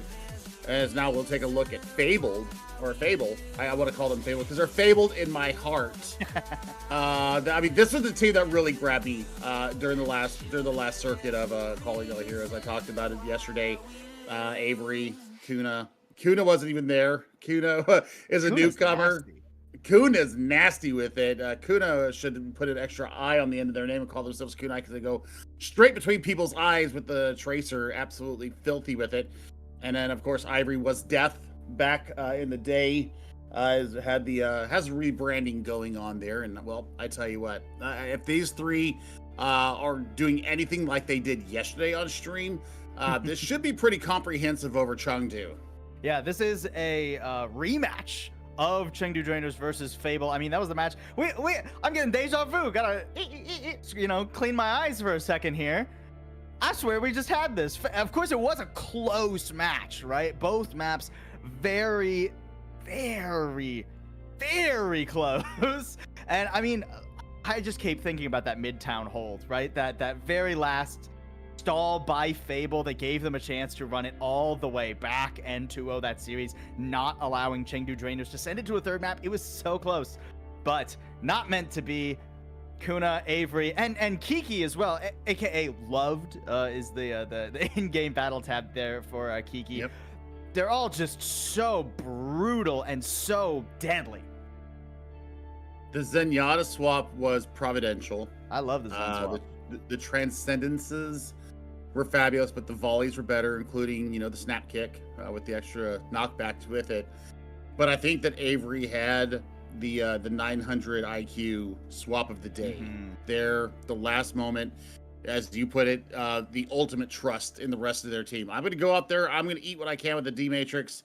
Then I'm going to be in pilot form. I'm counting on you guys to get it done, and that's exactly what happened in the 0 hour. So, starting with our maps coming up here. This is the lower bracket final, and we're starting in Samoa, and it looks like we're going to start on Volcano.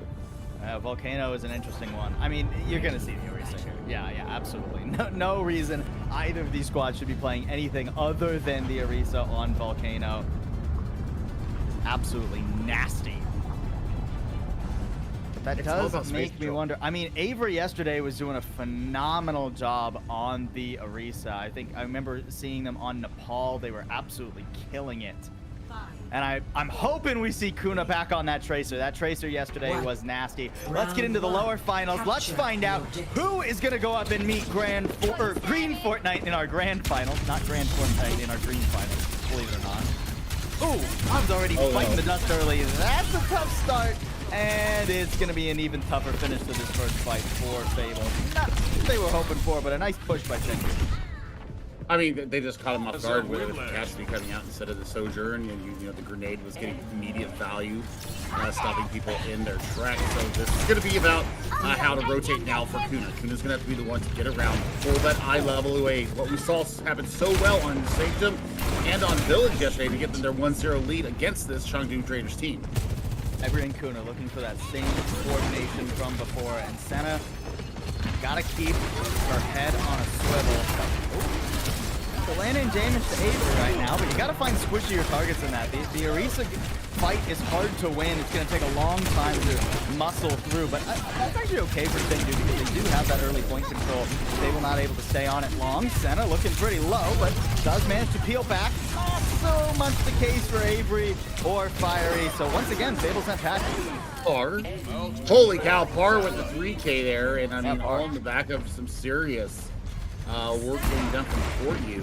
Had the connection issues yesterday. Perhaps that might have been part of why they went down the other way. Disconnect all the first heights. Oh man, what a spicy play though. I love the aggression from Chengdu Drainers. Right up to their spawn. That's 3 ults, not letting them out the door. Maybe a little bit early for a play like that. I mean, you still have 50% left, and that was Kitsune Rush, Pulse Bomb, and the Deadeye. Man, if you'd used 2 of those, I would have liked it a little bit more, maybe. Now you've got to hold on to this fight with really just a beat and maybe a Terror Surge in hand. Oh, Suzu just barely keeps Ivory from falling. That would have been pretty much curtains for the map, but now the overclock comes out. Chengdu Drainers on the back foot, and Tar hits the dust once again. Ivory able to dodge out of the Terror Surge for the most part, but still it's bloody. Fable not able to dick the landing. They had a good start to that fight, but Chengdu hold it. I mean, sound barrier diff. That's all that is. And I mean, as we're at 85% now, you still got both your support ultimates coming in. Kuna stuck the landing with the pulse bomb, but the Suzu was too damn good from Aramori. And now you've got like 8% to get yourself on the point. It's going to be a touch and a spicy one at that from Kuna. I mean, surely you're able to win this fight, right? Double support ult in hand, nothing for the drainers, but Ivory's already down? Are you kidding me? Kitsune are used, but there's no one to actually focus. Nobody's stepping up to fight the rush or the beat. Chengdu drainers are happy with giving up a little space, and Par even surviving the blitz in from Kuna. The point does flip over for a moment, but Chengdu, they're not really deterred. They haven't lost players, and now they got a Deadeye swinging around the objective. Senna able to just sweep Fable off and doesn't even have to fire the gun to do so. Par does fall, but with the Kitsune Rush answered back here, even a 4v4 is more than okay for the Drainers, and they're looking to just roll this first objective. Fable, I mean, when they had those two support ults, they muscled their way in for a measly 30% or so, but this first round has been all the Drainers. Absolutely. It was just the fact that they let out the capacity. And you've got that front-loaded damage coming in. There was nothing that they could do, especially Ivory going down first in 2 of the first 3 fights. Paul, that is scary. And they may have decided that, you know, maybe it's not Kuna that's the issue here. Maybe it was actually Ivory all the time. And they have definitely put Mark for death for the hit scan here for Fabled. So we're going to see what happens here in downtown. You can actually run the symmetry here. We saw May pop their head up in the last series. May actually works incredibly well here if you're able to wall off the Orisa from the help of their Kiriko, as I assume that we will see the Kiriko Lucio backline primarily throughout today. I like the May here. Control, right? At least for control. Yeah. You might see the BAP come out later. Yeah, some teams run the Baptiste, but I think for control, especially on a map like downtown, you're just asking for the enemy tracer to wrap around the map and find your Baptiste. Kiriko a little bit more self-sufficient. The Swift Step and the Suzu to heal for themselves. Chengdu Drainers deciding to go for the wraparound on the outside and actually keeping it going, looking to do a full loop around the map and rob Fable's supports of a good place to stand. Not able to quite find him though. Kuna got to be a little bit careful. And you know, Kuna has been getting controlled a significant amount more, and with Kuna not able to apply that backline pressure, Avery's got no help in the front line. Just gets completely rolled over, and Chengdu, I mean, sure, they don't get first cap technically, but they'll get the first real one. Well, I mean, this has just been a matter of aggression here from Chengdu. They're taking space a lot more proactively. Zeta is not missing, whether with the Peacekeeper or the Assault Rifle. They don't care. They're just having a wonderful time on Sunday. Thank you very much. Fable struggling to really find a foot in the door here, and once again, Chengdu, that aggression that you just talked about, they're practically up at the spawn doors. This time, not dumping 3 ults, they don't have any in the bank just yet, but they're happy to just slowly retreat, but waste more time. Nice health pack steal from Kuna, gonna force the recall, and now assistance from Fiery forces Par all the way back to the point. Sent pretty low too, so Chengdu, they gotta try and turn this. Kitsune rush to flip the momentum, but an overclock is gonna stop them in their tracks. I mean, just basically holding down right click into bodies there. Ivory does not want to let Chengdu forward. Now it's the beat finally getting dropped and Kuna falling. Really struggling to find a way back into this one. It feels like every time they open the door just a little bit, Chengdu slam it back closed. All right, so remember what we talked about yesterday with there being, you know, layovers or carryovers from Overwatch 1. Lee Su is a main tank, whereas Kindred played a lot more of the off tank, kind of like what Avery did. So there is a mindset here. It's the Reinhardt mindset of, you know, WM1, and that's exactly what's happening. And I mean, what do you do against this level of aggression? Finally, the Kitsune Rush laid down, but both support ults actually had to be used just to get Fable out of spawn. At least they get rid of Koryu, so now Chengdu fleeing, trying to head for the hills, gonna be a little bit slower and easier to pin down. I mean, you have to imagine at least one more pick goes the way of Fable. Terror Surge thrown in to try and find it, but it's Kuna who falls next, and Chengdu almost get out of there perfectly. RMR able to lay down the Kitsune Rush before dying, and even with the flip over, it's not clean cut right now. No, it's not. I mean, they have not been able to deal with Alisu. Alisu never died when they had him down to like 50 health. And now we're at 95% and counting. There's going to be a Harry touch coming in between us. I mean, pulse bomb at the ready, but you got to watch the spin. All up to the traces right now. Par and Kuna. It was a battle of the ages yesterday. Kuna got the better of it. Can they do it again? No, not quite. There goes the pulse bomb wide. Par not finding much either. So now it's just it comes down to the rest of the coordination. And Ivory falling. I mean, losing your Sojourn is pretty tough. But at least it's a 4v4 for the moment. Ivory out of no man's land, just trying to find someone to spear, someone to isolate, but it's taking so much damage to do so. Alisu walking up and is isolated, Love's a bit. Love able to swift step away, but was it actually to safety? Seems like it was for the moment, and the Terror Surge whipping from Alisu as well. Hold on, things not quite done and dusted. Avery trying to dig their heels in. Oh, but no one's able to stay on the point. And the Drainers walk away with map 1. It's been 0 days. Does that count as a C9? Because like It really does. It's like overtime had been going so like long that the wick burns so quickly. I mean, Avery was on the objective and died. You know, I think it counts. It's tough. I think it just barely counts. Okay, we'll call it a speedy 9 then. We'll call it that. Call it C8. But still, and a half.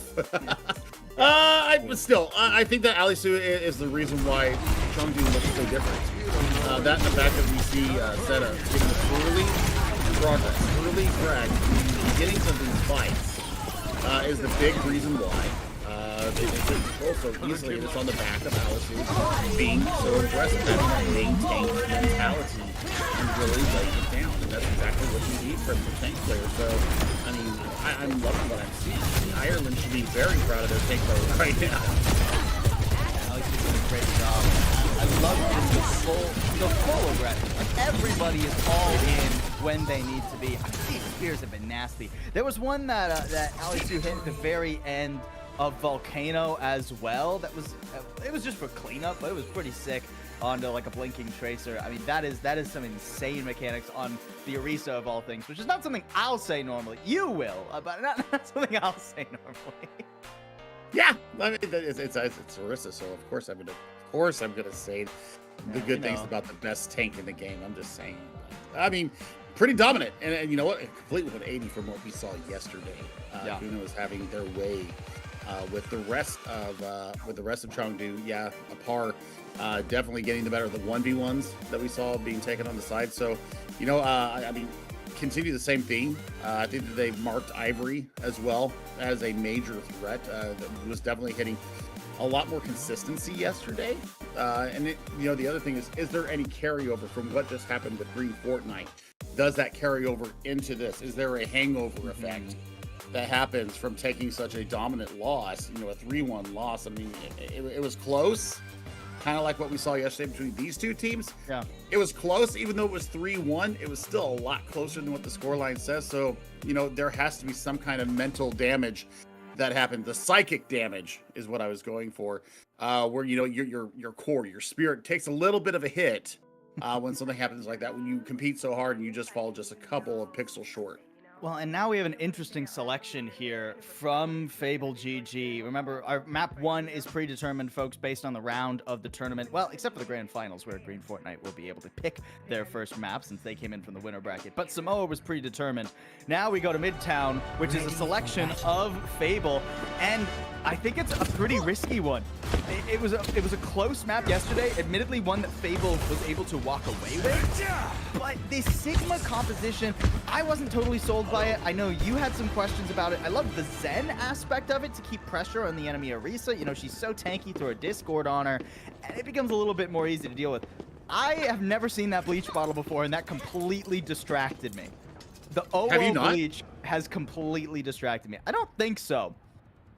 Oh yeah, that's been a running joke in some of my casts for a long time. It's just like a OO brand, getting your clothes cute. But you know what? What I'm trying to say is I feel like with a day to adapt, the Chengdu trainers probably have figured out how they're going to want to play against this Sigma. And starting off with the defense is going to be a tricky task for Fable. Yeah, it is all about space taking once again, and it's all going to be about Avery being able to maintain space and deal with altitude. They already taken attrition to the base. Yeah, the attrition doesn't really matter much to Orisa, though. Oh, okay. I mean, bullets matter to Senna. It's hard to live when Kuna is waking back up again. All right, this is the Kuna we've been waiting to see. It's the one we didn't get to see on map 1, and Ivory hitting a nasty shot on par 2. All right, the DPS of Fable are officially back online. I'm here for it. This is what we need. This is the game that we deserve, and Kuna comes up with, what, 3? There in the fight, 90% to a pulse, but this is what we saw from Kuna yesterday. Par is not on par right now with where Kuna's at. Ooh. Ooh. Just kidding. I actually kind of like that pun. Thank you. No. Solid. Oh. I'll give it a 7.5 out of 10. You know? It's good. Monkey. Winton sighting. Oh, Winton. This is a very diveable backline, you would think, but you need your tracer alive to pull that off. And Ivory's just going ham right now. Oh my word. Not allowed to do anything. Chengdu sent package so quick. And I mean, these staggers are going to be pretty tough too. I mean, that bubble is nothing more than a charge shot battery for Ivory. That's all it is. Kuna already put out a pulse bomb BT dubs and is already 40% towards their next one. And with the bubble now, yeah, I mean, Bubble's gonna charge the charge rail shot. Kitsune rush thrown in by Chengdu. Able to get a couple out of it. Kuna once again trying to go ham, but struggles to find more than just the one. Really wants to chase down Poryu, but they're gonna have to settle for the players on the objective. No health packs in sight, and Par finally getting the better of that one on Midtown. That does get the first point unlocked. The payload move in. Chengdu spent a little over 2 minutes, so not a bad first point, all things considered. Considering what they did yesterday and how easily they got ran over, yeah, this is a much better performance. Now they can also take control of high ground, so they've got access to a lot of cross to sight lines. They can watch the approach, kind of mark where Par is at. You see, watch where Altitude does decide to initiate with the dives in. Pulse bombs out from Kuna and doesn't land anything again. I thought we were going to get a Par DC again there. The way Kuna was able to find him just standing still. The Par gets out of that. It's all good. It's all good. Right. Where are we going here? I mean, the overclock out. It's hard to dive into that one. Hard to even get anything done. Ivory just standing up on top of the truck. Or not the truck. The boxes there. The scaffolding. Not struggling at all. Moisturized. Absolutely moisturized. Just chilling. Moisturized. Comfortable, loving life. Yes. Oh, my husband hates when I bring out that line against him. He hates it to death. But you know what? There's a Flux online, and he would hate that too if he had to face it. But you've got a lot to work with, and they're going to go for it early. Thrown up into the air here, but a beat is going to keep Senna nice and healthy. Don't really know about turning around to try and fight Avery there. I think it would have been better to keep that overclock focused on the squishies. Fable back up, but they don't actually lose anyone, so they can go for a soft reset, give some cart progress over, and try to retake this high ground. That was 3 ults, 4 ults actually dumped in by the Drainers just to get high ground control. And still a window available. Now the Kitsune rush out and charging forward. No time to lay down the Ant Matrix. Fiery is disposed of rapidly. Kuna trying to control the cart, just keep it from pushing, keep that progress halted as long as possible, but that payload is going to get some. I mean, that's actually huge from Kuna, though, because this could have been, like, last fight. And now you get a lot of time to reset from Fable. You buy at least 2 really well-constructed fights and 1 detached fight. It also helps Kuna get another Pulse Bomb online. It gets you an extra 20% for Ivory's overclock and an extra 10% for Love. So, I mean, there's a lot that is gained there just by the cart progress alone. Now they can give a push inside it. Well, they're just picking on Fiery now. And it is a trade of supports, though, and a nice stick from Kuna. Hold on, not done quite yet. Poryu too low to survive when this Tracer's got you in their sights. I mean, what beautiful work there. That was a great immortality field, and you had to commit so much to that dive. I mean, you saw how low everyone on Chengdu Drainers was by the time Fiery fell. Yeah, I mean, they're just taking beautiful angles. They're getting a good cross-section against this approach coming from Chengdu. And they'll still be able to hold on to the window. So, I mean, window, I think that you use it as a last ditch effort. Use your normal shots, use your normal healing, And when you feel like the pressure's unbearable, then you let loose a bit and give them maximum value because you saw how good they did in neutral. Ivory's got that overclock now. Essentially a combo you could think about using, or maybe you don't even need to. Nice Harmony Orb and the boost. Ivory being taken care of well by the Fable supports, and they've got this high ground on lock. Yep, they have not been really dislodged. We're looking for Alisu to get another Primal up. That'll really initiate what should be the best fight here now for Chengdu to take point B. They've got both their DPS ultimates. They're coming up on their other support ultimates as well. This is going to be a very explosive engagement at about the 35-second mark. The best odds Chengdu have had in a while with also the last chance they'll get. Overclock trying to burst down Ivory. Manages to do so. The Transcendence did not have line of sight. Love is not there in time. Now, I mean, it's just full court press here. Chengdu, they don't even have to actually use any more ults. They can hold on to those for a rainy day or a rainy contest. Primal will come out just so Alisu can make sure that nobody is able to really step up to the plate well. Although, you know, I say that, I think there could be a touch here. Avery with a flux, gotta keep low to the ground though, as you don't want to C9, and it's just too much damage to soak up, even with the window, even with the overclock. Fable aren't able to hold it. Yep, no last-second miracle worked there, but it is an extra 90 seconds on the clock here to Chengdu. They invest the entire war chest. Coda is the only one that comes out of the engagement with an ultimate. So I told you it was going to be explosive. We got all the fireworks and just turned all in Chengdu Trader's way. And now Alisu's going to have a lot more room for pause here as the conditions have become a lot more claustrophobic here at point 3. They need to be able to find their way into that backline once again and take care of Love.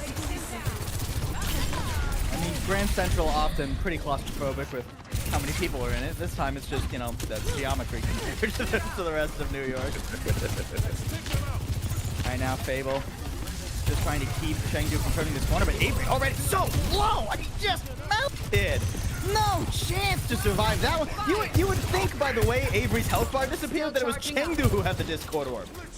Right, and I mean, I would expect the D.Va to come out here. Honestly, Avery should probably be going over to the D.Va here to deal with the Winston. It's a much favorable lineup up against the Winston.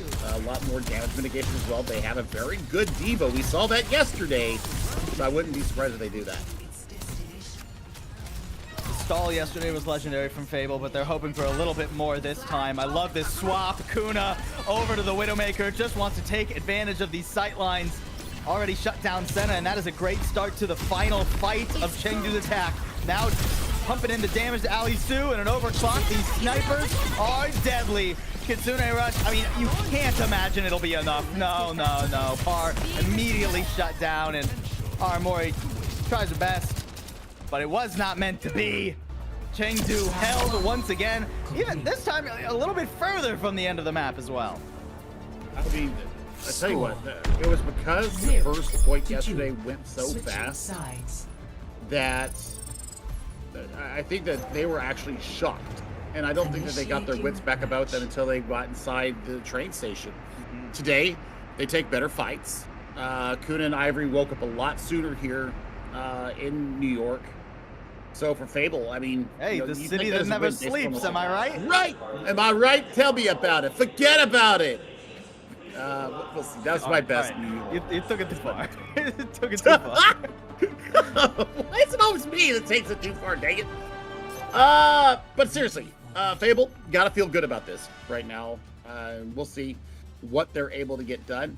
I don't hate that Avery's playing on the Sigma. Actually has done a really good job up against the Alisu Winston, because I mean the Tesla goes beyond the shields. It's not affected by it. So I mean, you got to give a lot of credit to Fiery, because you're not getting a ton of healing from Love. They're more damage oriented and more Discord Orb oriented rather than healing. So I mean, they're making it work. It's just they're riding this razor's edge that if it falls, it completely crumbles the house of cards.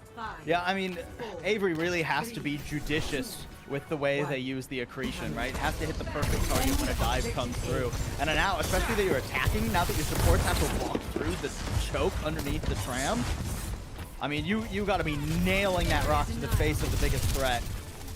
Anytime you even think there's a dive, but you can't throw it out. without knowing it's going to get value. The question remains, like, Fable, will they just have to sort of wait for Ivory and Kuna to provide an opening? It's really dangerous to try and walk into that choke with the composition that they're running. I mean, there it is. Don't gotta be waiting long. Ivory already delivering. Love does fall. But Alisu, nice cleanup from Kuna. Chasing away the Winston, making sure there's no available retreat. Not a real one. You need to have a body, at least one body on the point here. They don't get the Swifts out. Ivory with the back shot. I mean, their back was turned. You coward. Look, all's fair in love and Overwatch. Facts. These are also facts. I mean, there's a chance for a retest, but I think they just need to. Oh, what an integration! I mean, now you're just running in so desperately. Alisu with the Discord on top. There's no chance you hold on to this for any more than maybe 10 measly seconds. And you're going to be feeding so much ult charge over all the while. I mean, Fiery's nearly up to the Ant Matrix. Kuna's got the Pulse. This is a good start from Fable. Pulse versus Pulse will be our next full engagement. By the way, I love the Jade guns on Tracer. I absolutely They look so good. It looks so good. Also, there's something there with like the Guangzhou charge skin with the Jade. I mean, that just looks good. I mean, we're both like that Chinese accent. Overwatch. We're both Chinese. I mean, so are they. Their name is Chengdu Drainer. Yes. Ooh, Love just roasted immediately. I mean, this is sort of what Chengdu are playing for, right? If they can dive in and get rid of Loved and Fiery, then they're just going to roll over a fight. There's not much you can do. Avery and Kuna thus far have done a good job of keeping the dive at least harrowed on its entry, but on that one, Chengdu are clean. And Kuna put out the pulse too, trying to catch. Oh, catch somebody with a stray. Oh You're my done. gosh, Love is. Oh my god, you're not done. What a shield from Avery there, forcing Par to overcommit. Had to go so deep into that corner, and there's no way that's going to work out. I mean, now the Primal basically inside the enemy team spawn. I mean, Fable are looking good to win this fight, but you can tell they are a bit confused while doing so. Chengdu love to fight at the enemy team spawn door. I mean, Kitsune Rush invested in everything. It pulls out the Transcendence, so I guess it's worth it. But meanwhile, there's actually been a push. Kuna's just been sitting on the cart this whole time, so it's not even really that much of a stall. Oh, and now the trash talk as Par swaps off Tracer. Kuna, you're spicy. I mean, I love it. I love it. On 200 ping. Oh. You were doing so well, though. All right, well, hopefully the Genji works out for Par. Need to find some way to answer this trash talk. I mean, you can't just kill the enemy tank. That works too. Senna helping with that. Senna doing pretty good right now. I mean, this is kind of just Ivory and Senna killing everyone else on the enemy team and not looking at each other to fight. Finally, they see one another. Par dives in, but dives too deep. Par is done and dusted, and now, I mean, there's not really a chance to turn this. You got to wait for Avery. You got to wait for Avery that's now gone over to the Aretha, so they're going to have a lot of fun with Clinton on the approach. But I mean, you're going to be lacking from mobility. There's no Lucio to escort you around, so this is going to be a bit of a slow composition here for Fable, but they're going to have a lot more sustainability. Oh, the Discord is so brutal for you. Did not stand a chance, but Love does fall, and Fiery dying too. I mean, Fable actually not able to find much. Kuna and Ivory trying to do it all. It's now just a duel of the DPS on the cart. Oh, Kuna! But no, the Genji ends up working out. That's how you show him. That's how you show him. 210 the clock. Fiery and Love now making swaps. We have not seen Fiery. We have not seen a Brigitte in a minute. Well, I say that Fiery is now going to go back over to the Lucius. Now, tons of sustain. You've got speed, engage, and disengagement. And we're playing strict meta now here from Fable GG, and Chengdu is going to have some issues, especially Aramori in the back. Heal thyself. Keep your head on the swivel, kiddo. Yeah, this is a very difficult composition for Chengdu to try and play into now. There's not really a viable dive target, and when you dive in, yeah, I mean, Alisu is just going to get juggled by the enemy Orisa. Nano Blade trying to be the hero, booped off the high ground, and yeah, you're not getting squat now. Maybe one on Ivory. I don't know why you were still trying to step up there, Ivory. I guess Ivory thought that Par had fallen all the way down, but no. Fact of the matter is the Dragon Blade needed to get a little bit more than that, though. So still, all in all, a good disengage from Fable, and they'll get this second point. Move on to try and even up our series.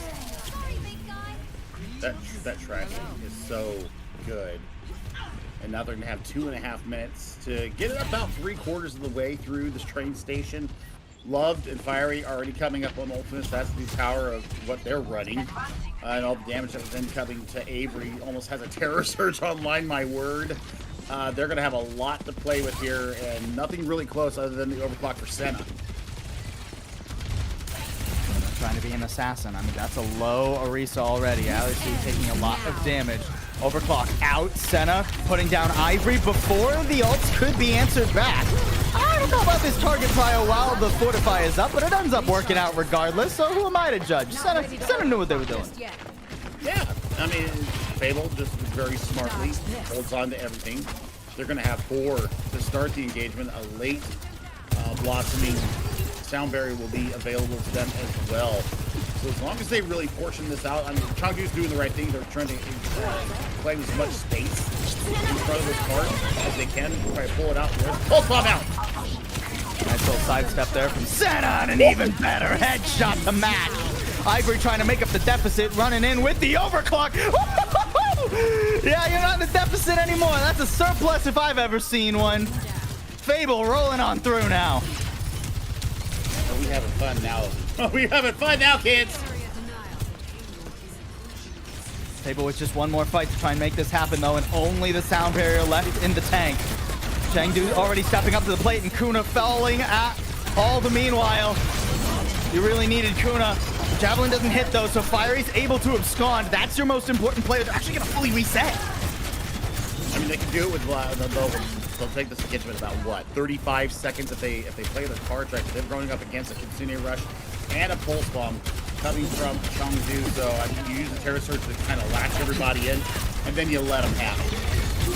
And a piece online now, too, for Poryu. You can speed into the backline and Terror Surge if you want. Here it comes. Alisu going for it, and there's the beat. Fiery able to get there in time. Poryu matching, but the Kitsune Rush does a lot of damage. Will Fable actually able to weather the storm?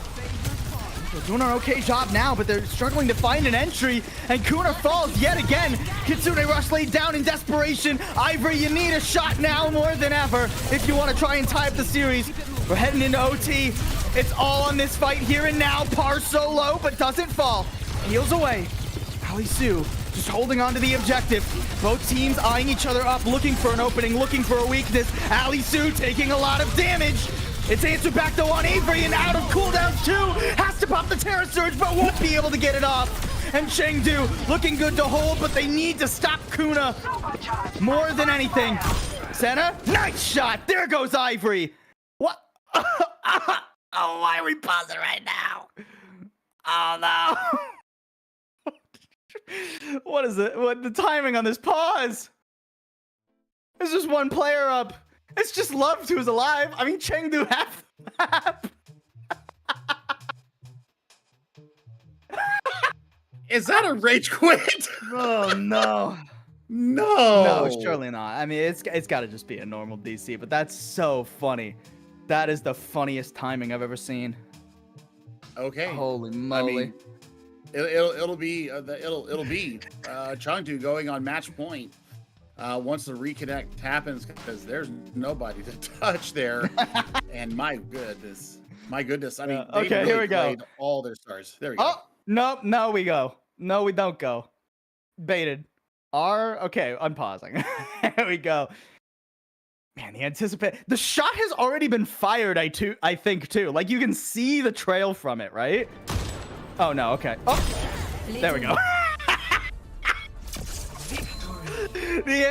You know what that is? You know, oh man, what is it? Is it Rocky Horror Picture Show? Yes. Patient. That's how how that felt to me. Oh man. Amazing play there by the Chengdu Drainers. Already up 2-0. Keep in mind it is first to 3, so our series is not over, unlike yesterday. But just one more map and Chengdu Drainers will be off to face Green Fortnite in the finals. I mean, this was pretty comprehensive once again, and it was once again the tank leading the charge. Alisu definitely providing a valuable frontline presence here for Chengdu that Kindred just was not providing yesterday. Maybe they just had an off day. It happens to all of us in this wonderful game. Sometimes you just need a fresh face on the field. And that's what Chengdu has brought out here. And I mean, they've really taken Avery's space away from them. And I think that's the big difference that we've seen from yesterday to today, is that space is not easy to come by. That and the 4 DPS from either team are absolutely lighting it up right now. I mean, Senna has been looking insane. Kuna still Kuna is being controlled more because Senna and Car are having such a phenomenal day right now. But I mean, Alisu coming in, I don't think it's like an issue of like mechanics or anything like that, but just like your tank is so pivotal for what style of the game you play, right? And if you have a tank like Alisu who wants to dive, who wants to run at you, who wants to run into the backline even if they're on Orisa or something, right? That changes your style of gameplay so intensely, and Fable have been struggling to absorb any pressure on their backline. I mean, they stuck with that Baptiste and Zenyatta for so long. One, because they had the value from they had the phenomenal hold, the miracle hold that could have never happened. And you know what, they're going to be fine. They do get a lot of that value today, but I think the swaps came a little bit late. I think that they go a little bit faster up tempo, bringing the Lucio into the mix, having that ability to disengage faster. I think that they might have had even more time and maybe had another chance at attack here in the waning seconds of 0.3. So as it stands, I mean, they've had to deal with Alisu being ultra aggressive, which you love to see from your tank. And I mean, the fact that they've got it coming in spades, they've got the support to keep Alisu up as well. The bubble management, running a Winston against a Sigma, that's very unorthodox, but they were able to keep their monkey up most of the time. Yeah.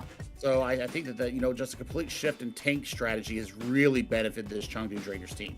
Well, Chengdu well on their way to get revenge against Fable, but Fable will have one more chance to try and reverse sweep and end up in the grand finals, try and get their revenge on Green Fortnite when we come back from a quick break.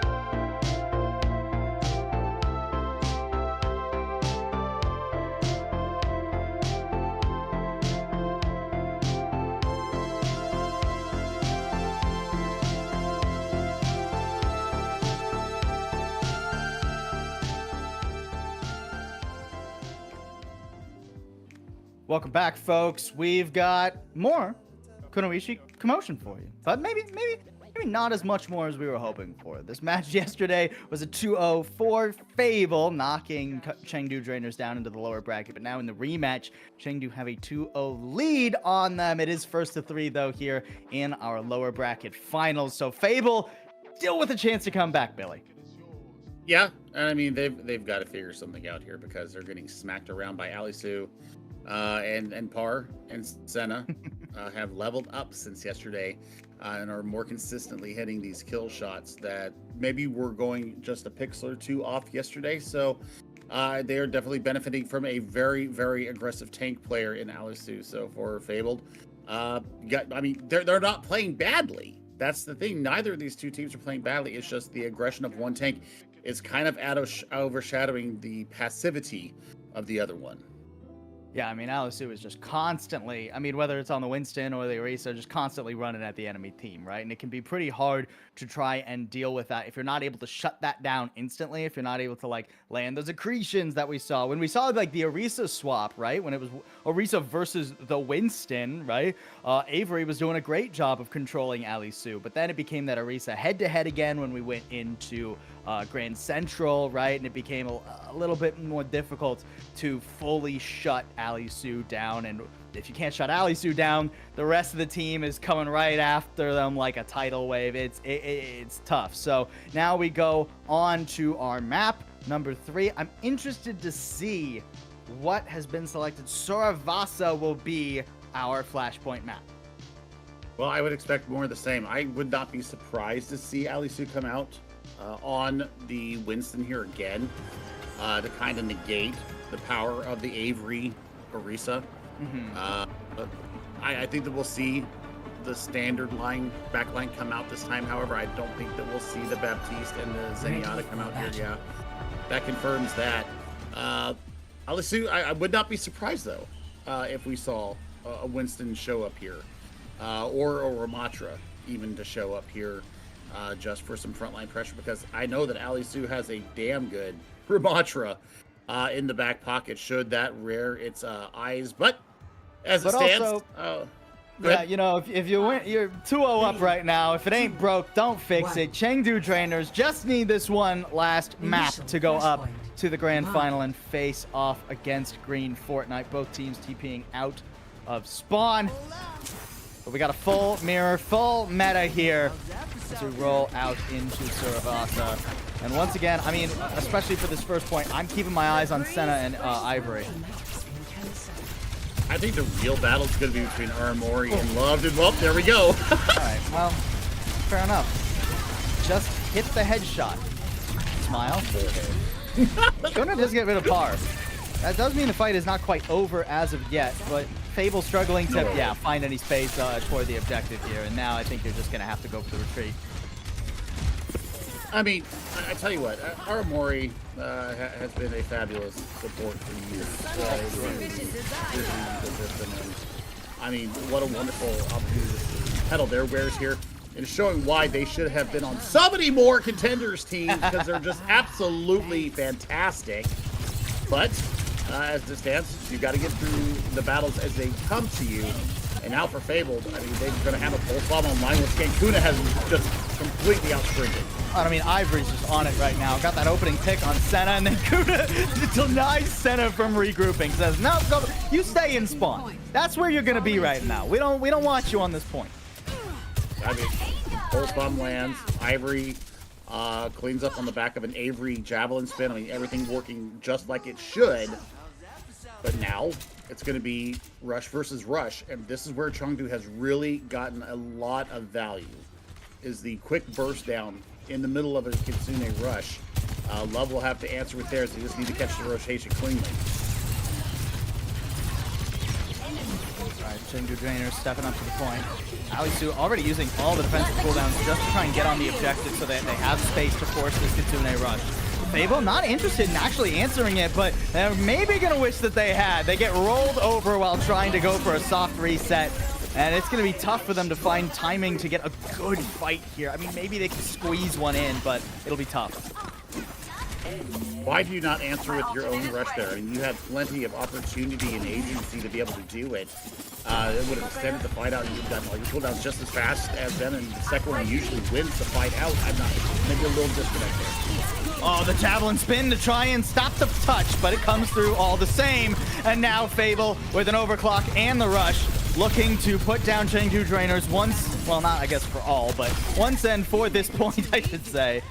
And now Chengdu, I mean, now they're in the difficult spot. I mean, sure, they've got an overclock, but Senna's going to have to find something nasty to open this up. And Fiery's nearly got the beat. Yeah, I mean, I was looking at that exact point right there. They've got the lead on the beat right now from for you. So, I mean, Terrasur can deny you that. Kuna with another pulse bomb ready to go as well. And Par already down. Fable recontesting beautifully when they had barely any time to do so. Kuna just keeping the backline's heads turned away from Alisu. Finally, the beat drops, but Fiery will have no trouble answering that one. It doesn't get onto Avery. That can be a little bit tricky, but I mean, still plenty of support for Avery there, and it seems that Fable are holding on just fine. Now they have lost Ivory, though, so if Senna can find something else, nobody's on the point. Oh, okay, never mind. Never mind. Yep, GG's for that point. We'll see where our RNG sets us up next. All these stagger kills is not what Chengdu want to hope. Hopefully RNG will put them in a better position. It looks like we're heading towards Palace. So, not in the Chengdu Drainers' favor. Yeah. And they're just still on the other side of the world. Right, just a Pulse Bomb and a Terror Surge coming up. Kitsune Rush for Aramori should be able to at least extend the fight, if not win it outright for them. At least Chengdu have gotten here in time to think about contesting, but they've got to try and get a high ground advantage to really put pressure on Avery. And I just don't think they're going to find the right window of opportunity. Kuna looking to blink back toward the back line, but is getting controlled by Par. Has to recall. There's no health pack anywhere available, and then just triple blinks away from the fight. Now Avery, I mean, yeah, once the Tracer is fully disengaged like that, you're just going to send it. Kitsune Rush and everything. Chengdu Drainer's doing a good job of actually getting this first percentage going. Why? Why do you Kitsune Rush that when your tank goes down? All of your defense is gone at that point. And Kuna, I hate to say it, I mean, we've been singing their praises. They left their tank out to dry by triple blinking away, but because they got snuck up and jump scared by Par. So now we need to see, you know, what do they have in the tank for the retake. Once again, Fiery's still ahead with the sound barrier. Kuna getting the better of the Tracer engagement, at least to start off. Senna just getting way away from the push coming in, but knows that Kuna is hanging around here. I'm watching for that Pulse Bomb. Aramori, you have to keep your Suzu held. The Pulse Bomb not actually used, just trying to bait out the Suzu, and here comes the damage. Here comes the slaughter. Back and forth, these teams trading fight wins off each other, and Fable getting percentage on the second point now, but they're going to have to do what no team thus far has been able to do and successfully actually defend the objective. And Kuna going down, I mean, while they will get back fast, is still a bit of a problem. Both Pulse Bombs were put out there, so you still got Terror Surge coming on. You'll have dueling beats coming up as well. And actually, Love will probably get up to their Kitsune Rush, though. You know what? Them putting it out in that last fight, not necessarily such a bad thing. Beat drops, but a later one by Poryu. Chengdu Drainer's not afraid to stay on the objective. Terra Surge is brutal. Oh, it's brutal. Fiery and Avery had nowhere to go. Beautiful pathing there by Chengdu Drainers. And once again, I mean, Fable, like you said, they lost Kuna. They had to disengage and give up some space, but Chengdu do a beautiful job of holding him there. And now there's no chance for a contest. No shot, no chance, no life, no worries. We'll tie it up here, going into the third flashpoint. And I tell you, it was the fact that Senna got the Disruptor shot into the Terror Surge that gave that extra bit of tickle damage going on through it that really sealed the deal. Now, looks like we are heading towards Ruins. And there's going to be an engagement. There's a skirmish breaking out before we ever get to the point. Teams finding each other in the hallway and deciding to just swing on sight. Oh, Par blinks right into the railgun. Not where you want to put your body. And Ivory already with another one teed up and ready to go. Chengdu Drainers definitely getting the worst end of this here. I mean, Kuna, I don't even want to see you use the pulse bomb. Just clean this up nice and tidy. Easy peasy. Fable with the first cap as we move on over to the third point. If Alice goes down here, I mean, we're going to have at least 30% to cut. Yeah, that's brutal. That's a brutal stagger kill. And Par's gonna wait, sneaking in the corner. Kuna's gonna find a little cubby hole to hide into. Big difference right now, though. Kitsune Rush still available to Love, and Ivory has the now it's all about the Oh, don't even need the overclock. Kitsune Rush. I mean, Fable taking a page out of Chengdu Drainer's book. That looked like a play that Drainers would have gone for on Midtown. Just completely denying entry to the choke. Throw the rush down, blitz into him, catch him off guard. And it just caught them the rush, and Love is generating these so fast, Paul, that, I mean, you can take that. You can take that all day long, and they'll probably have it for the second fight on the fourth point, because we're at 70% and counting. I mean, it's going to be a pretty desperate foray to the objective here for the Drainers. You got to be careful of this railgun all the while. Nice javelin there, but no follow-up means Ivory is able to get away. Kuna, just a nightmare to deal with. You can't leave Kuna alone, and you can't just look at him because here comes the rest of the team. Terra Surge doesn't get squat in a beat. Terra Surge, everything dropped. Fable want this point, and they're willing to spend every dime they got on it. Not giving Chengdu Trainers a chance, and now they're just one away from finally putting a map on the board in this series. But they're going to be facing Beat and Overclock into this fight. They did not have to overinvest there, and that's kind of been a thorn in their side today. Par over to the Genji. I don't want to hear this. Oh, I'm on ping. You've been doing just fine all day. My friend, you want to get the dash resets. You want to get the deflect. You want to make Ivory's life hell. And you want to close the gap on Fiery. That's why you're going over to. Don't you tell me that you're on ping. Kuna here. Oh, brutal.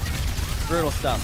Kuna was hoping to create a collapse there, create a crossfire, but it just doesn't matter. And a beat, yeah, it's easy.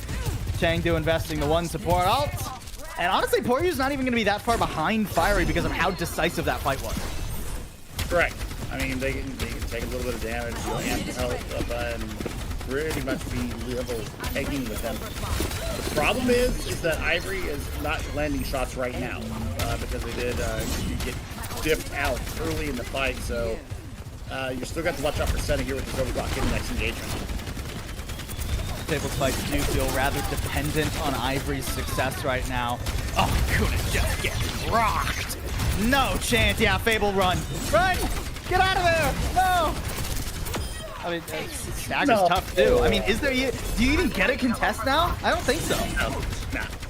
No, you have to play. You have to play for Temple now. I think that you should be rotating and just going that way right now. It's already 75%. No reason to even try and touch the feed over any more overcharge to this Dreamer squad. They're going. They're rushing. They're looking for it. I think they're gonna try and make this work. Good luck running down this sightline though. I mean, Avery and Kuna will get to the objective. Overtime gets triggered, and that's the critical kill. Overclock shut down in the Kitsune Rush. Fable, oh my word. It should have been done and dusted, but the Drainers just collapse. And Fable able to at least give themselves a chance at ending this map here and now. Okay, so hear me out. So they pull they pull Overclock from Chengdu. So that's off the table now for Temple. They pull out the Kitsune Rush off the table as well. So you've got two critical ultimates out of the Drainers pool there, and now they've got control of the point, which I did not expect them to do. Kuda came in and got the immediate assassination on the Senna. That's beautiful. What a kill, right? What a frag there by Kuna. That's a game. That's a series changer, right? If in some worlds Fable end up reverse sweeping this, we're gonna look back at that as the moment where it's like, holy moly, that was the breath of life that Fable needed. Now, a long way to go before we get to a reverse sweep. Still gotta win A, the point, B, the map, and then a couple more after it. But that is such a momentum changer for your mental as well. Keep in mind, Fable are coming off not only 2 map losses in a row, but a series loss before that where Green Fortnite, 3-1 them. Kind of slapped them around a little bit, so that can really get the wind back in your sails. Now you're thinking, hey, our aggressive plays have been working. Hey, Kuna is still fragging. We can still make this happen. Series ain't over till it's over. I mean, that's the beauty of Overwatch, isn't it? Anything can happen on any given day. And sometimes you get smacked around by a better opponent. Sometimes they're just better in that series. Sometimes you have to, kind of zoom out from where you're at, having competed before in Overwatch. With teams, I can tell you, sometimes you got to zoom out and look at the bigger picture. You got to take it fight by fight, and then you've got to, zoom out and say, hey, this is how we got here. If we go back and look at the micro and figure out, what was winning us those fights in these other series, we can reapply that. And like you said, the momentum factor, whenever we were able to do just a complete insane retake of a point and get ourselves back into at least having a chance and putting ourselves back in the conversation, your mental goes up there, the comms become cleaner and happier and crisper, and everybody gets that little extra buff. And I gotta wonder now what the plan is going to be for Chengdu Drainers, because it looked like they were as caught off guard as you and I were. Of course, the blade is available. Okay. For a second I thought Armari was actually gonna swap to the Moira, and my heart stopped for a moment, but no, we're fine. Everything is okay. But really, all you're looking at is a blade, and I mean, Par would just have to do something absolutely heroic. There's no support for this, no beat, no nano, no nothing to try and help them out. Kuna does fall early, though, so not the ideal start. And Overclock is going to have to come out immediately, and a Terror Surge putting a lot of pressure on it. Suzu already used. Par trying to run people down, but great peel away from Fable. They've lost Fiery now, though, and that was the beat you ever so needed. Looks like we spoke a little bit too soon. Yeah, it's not going to happen here. You got to finish this off on Temple. Okay, but back to my original point here, when we started talking about this, is that now you've gotten 3 ultimates out of them, right? You've got the Overclock, the Terror Surge, and the Blade. You've got 4 ultimates just about online from Fable, so as long as they can get there first and make the contest start, you can actually win this out. Chengdu Drainers do manage to pass to the objective first. Kuna, will you be able to find an opening right now? Just trying to stay hidden. Thanks. Wait for the call. Hey, here's an isolated player. Go after them, waiting for the information from the enemy team. A body shot on Senna, so that's not going to be enough to put them down. Kitsune rush on the objective now, and Avery needs to get the heck out of dodge. Par trying to chase it down. Lots of damage being pumped in, but no picks to follow it up. The cap comes through for Chengdu Drainers, but now will they have enough steam left in the tank? Sound barrier just in the nick of time from Poryu, but this Kitsune rush is still a lot of damage. Stick comes through, but the barrier absorbs it, I believe, or the Suzu did. Either one. Par in trouble, has to dash around back, and Kuna's chasing them down. Alisu, Senna both fall, and Fable could still make this map happen. They can. I mean, with every stagger that comes through now, I mean, this is going to make it even harder for them to get that done, and Ivory's coming up on their overclock. So Senna, Ivory, you're going to be up to bat here to see who's going to take this flashpoint. Is it going to be a 3-0 sweep here for the Chengdu Drainers, or is it the beginning of a possible reverse sweep coming in from Fable? Avery falling. Yeah, that makes things a little bit more difficult. Honestly, if I'm Fable here, especially now with Kuna down, just get out, right? Go for a quick reset. I don't think there's any use in sticking around. Agreed. I think that they just need to go, and yeah, don't take these extra pot shots on the way out. Get out. I agree. Thank you very much. Yeah, didn't get staggered. All good. All good. I was worried for a second. I mean, both supports clearly ahead of Fabled supports, but I mean the Pulse Bomb versus the Blade. I mean, this is gonna have to be a shutdown of ever proportions if Fable want to turn this fight back in their favor. Par has been getting mostly kited this far. Oh, but not this time. Waits till the overclock comes out and knows the target necessary. Falls afterwards, but the damage should be done. And yeah, it's cooked. Chengdu Drainers, they gave Fable just enough hope, but they will not be denied the grand finals. They get their revenge for yesterday, and they move on to face green Fortnite in the last match of the Kunoichi Kommotion. Well, this was decisive coming out from them, and I tell you what, I mean, based upon what we saw yesterday, Paul, and what we've seen today, I have to say it. Alisu is the reason why they're going to the grand finals, why they get their revenge of the slapping that they took from Fable yesterday. I mean, heroic efforts by Ivory, Kuna, everyone on Fable. I think honestly you could point to everyone on Fable at some point throughout this weekend and look at like an insane pop-off play or a clutch game-saving moment that they had, right? But today, I think in terms of consistency, Chengdu are just on it, right? Par seems on it. Senna seems on it. Alisu is so reliable in that tank role, despite being so aggressive. It's really all systems go. Chengdu Drainers are doing a phenomenal job. I'm excited. I mean, we got a revenge arc already happening, and it has come true. Now, can the underdogs here from Chengdu Drainers take down the team of all-stars from Green Fortnite? I mean, Wisp must be absolutely looking their chops in anticipation going up against Par and Senna. I cannot wait to see. I can't wait for that alone. That's not even insane what's going to happen. Yeah, it's going to be insane. It's going to be such a good final. I mean, kudos and shout out to Fable GG. They certainly worked hard for it. And I think maybe there's a world where, you know, you're not coming hot off a loss.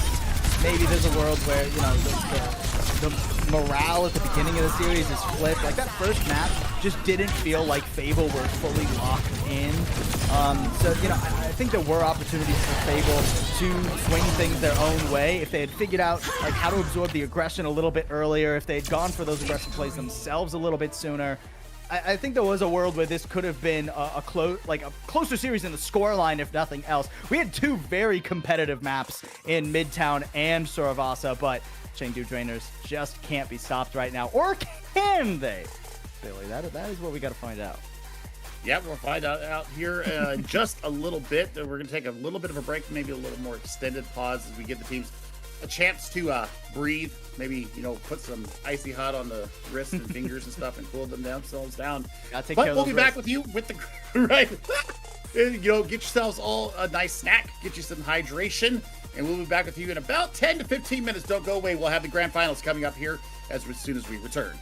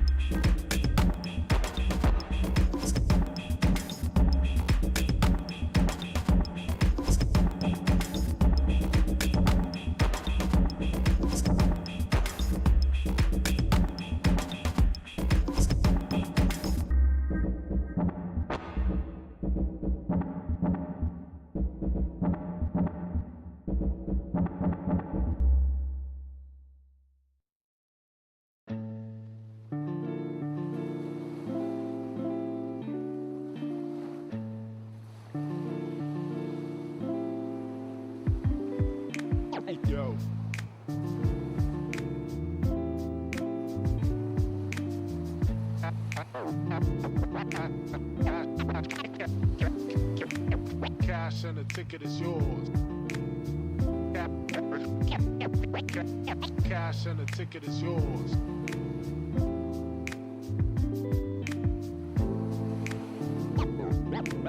Yo.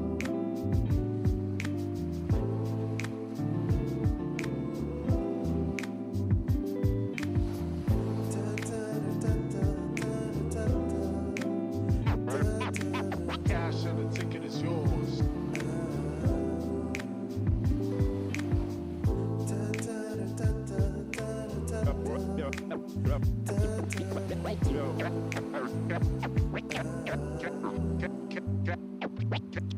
Cash and the ticket is yours.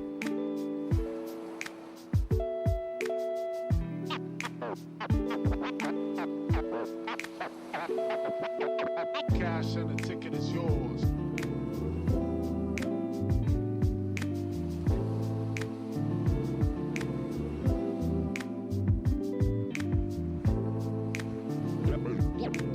Yo.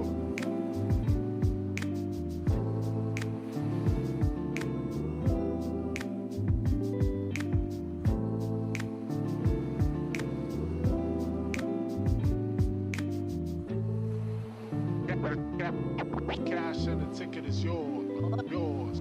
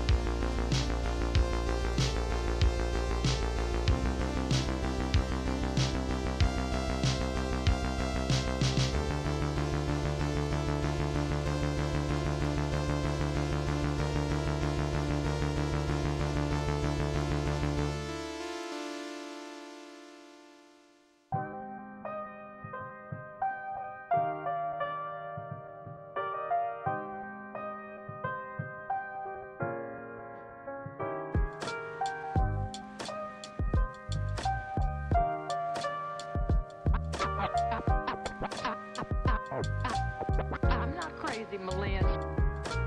I'm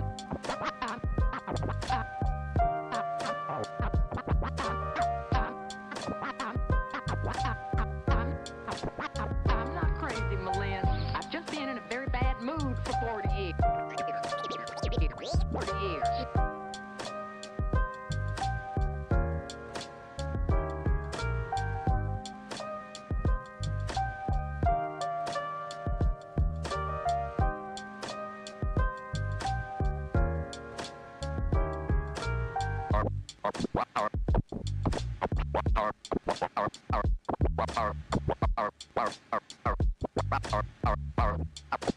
Carpe diem.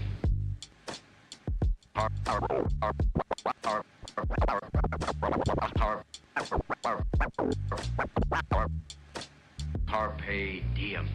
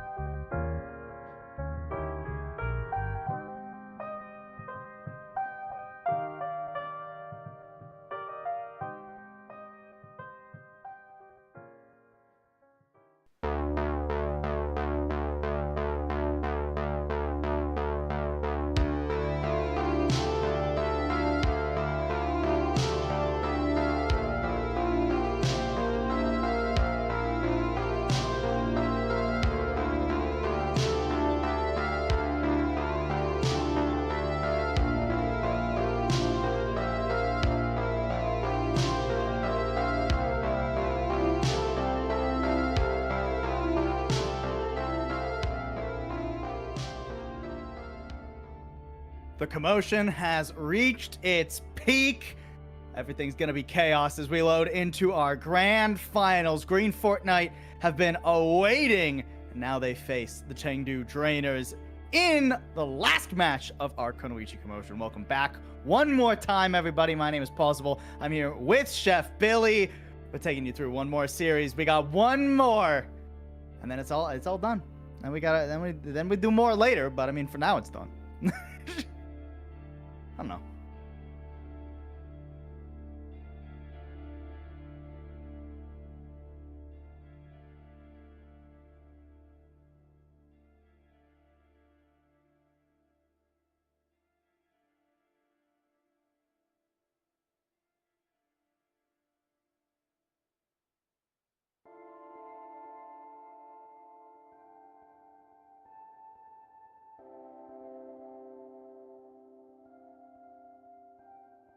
Billy, I think, are you muted? I cannot hear you.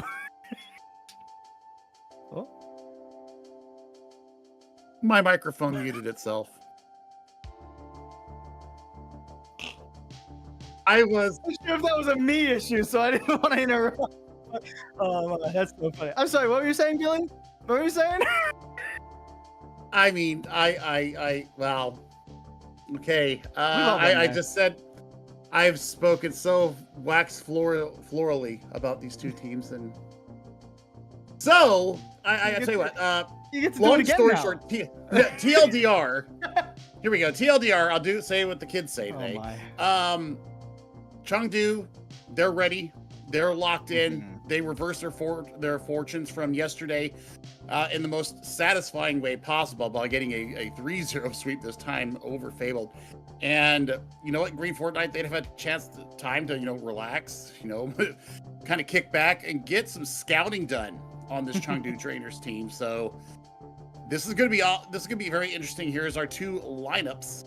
Cannot wait to see Chengdu on the top there. Senna and Par coming alive on the back of some seriously aggressive tank play out of Alisu. But Solhill is pretty darn good, and so is Halo, previous of Nixel. So there's going to be some sparks flying here, my friend. Yeah, it's a stacked grand finals. I mean, this did feel to me when we came into this weekend like the two teams I was hoping we'd see in the grand finals. And I mean, they just are nasty. I mean, I love watching Bun play pretty much anything, right?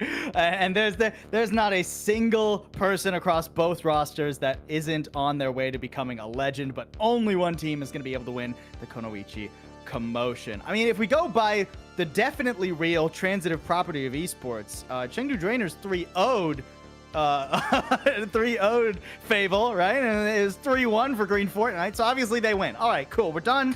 Pack it up, we can just ship it. No, we got a 1st to 4 here. That's right, potentially 7 maps in front of us if these two teams can exchange blows back and forth. It's gonna be a fun way to wrap this up. It's going to be really fun. I mean, I love. I said it yesterday. I'll say it again. I love these little weekend tournaments where we have. Yeah. You know, it's not first out either. You get a chance to go down to the lower bracket and kind of redeem yourself. Reminder that since Green Fortnite did come in as the winner of the upper bracket finals, they get the choice of the first map. It is not set, so we can go to any one of these maps, and then it will be the loser's choice afterwards. And well, Samoa is the choice of Green Fortnite as to where we're going first, my friend. I think that this is an excellent selection. It was a map that when we saw Green Fortnite play against Fable, they were pretty dominant on, pretty strong on. And honestly, the best thing we saw from Chengdu Draeners was the aggression on when they played against Fable on this map, right? And I don't think that Green Fortnite are going to let Chengdu Draeners get away with the borderline spawn camps, right? I mean, I think the cohesion from this Green Fortnite team, I mean, these players have played together a long time together. So I think for them, I think that when there is a low value or a low health target, I think that it will be turned on. They will be able to close the gap on that. They will be able to confirm the kill on it. Ooh. So that's what I'm looking for that we didn't see from Fable.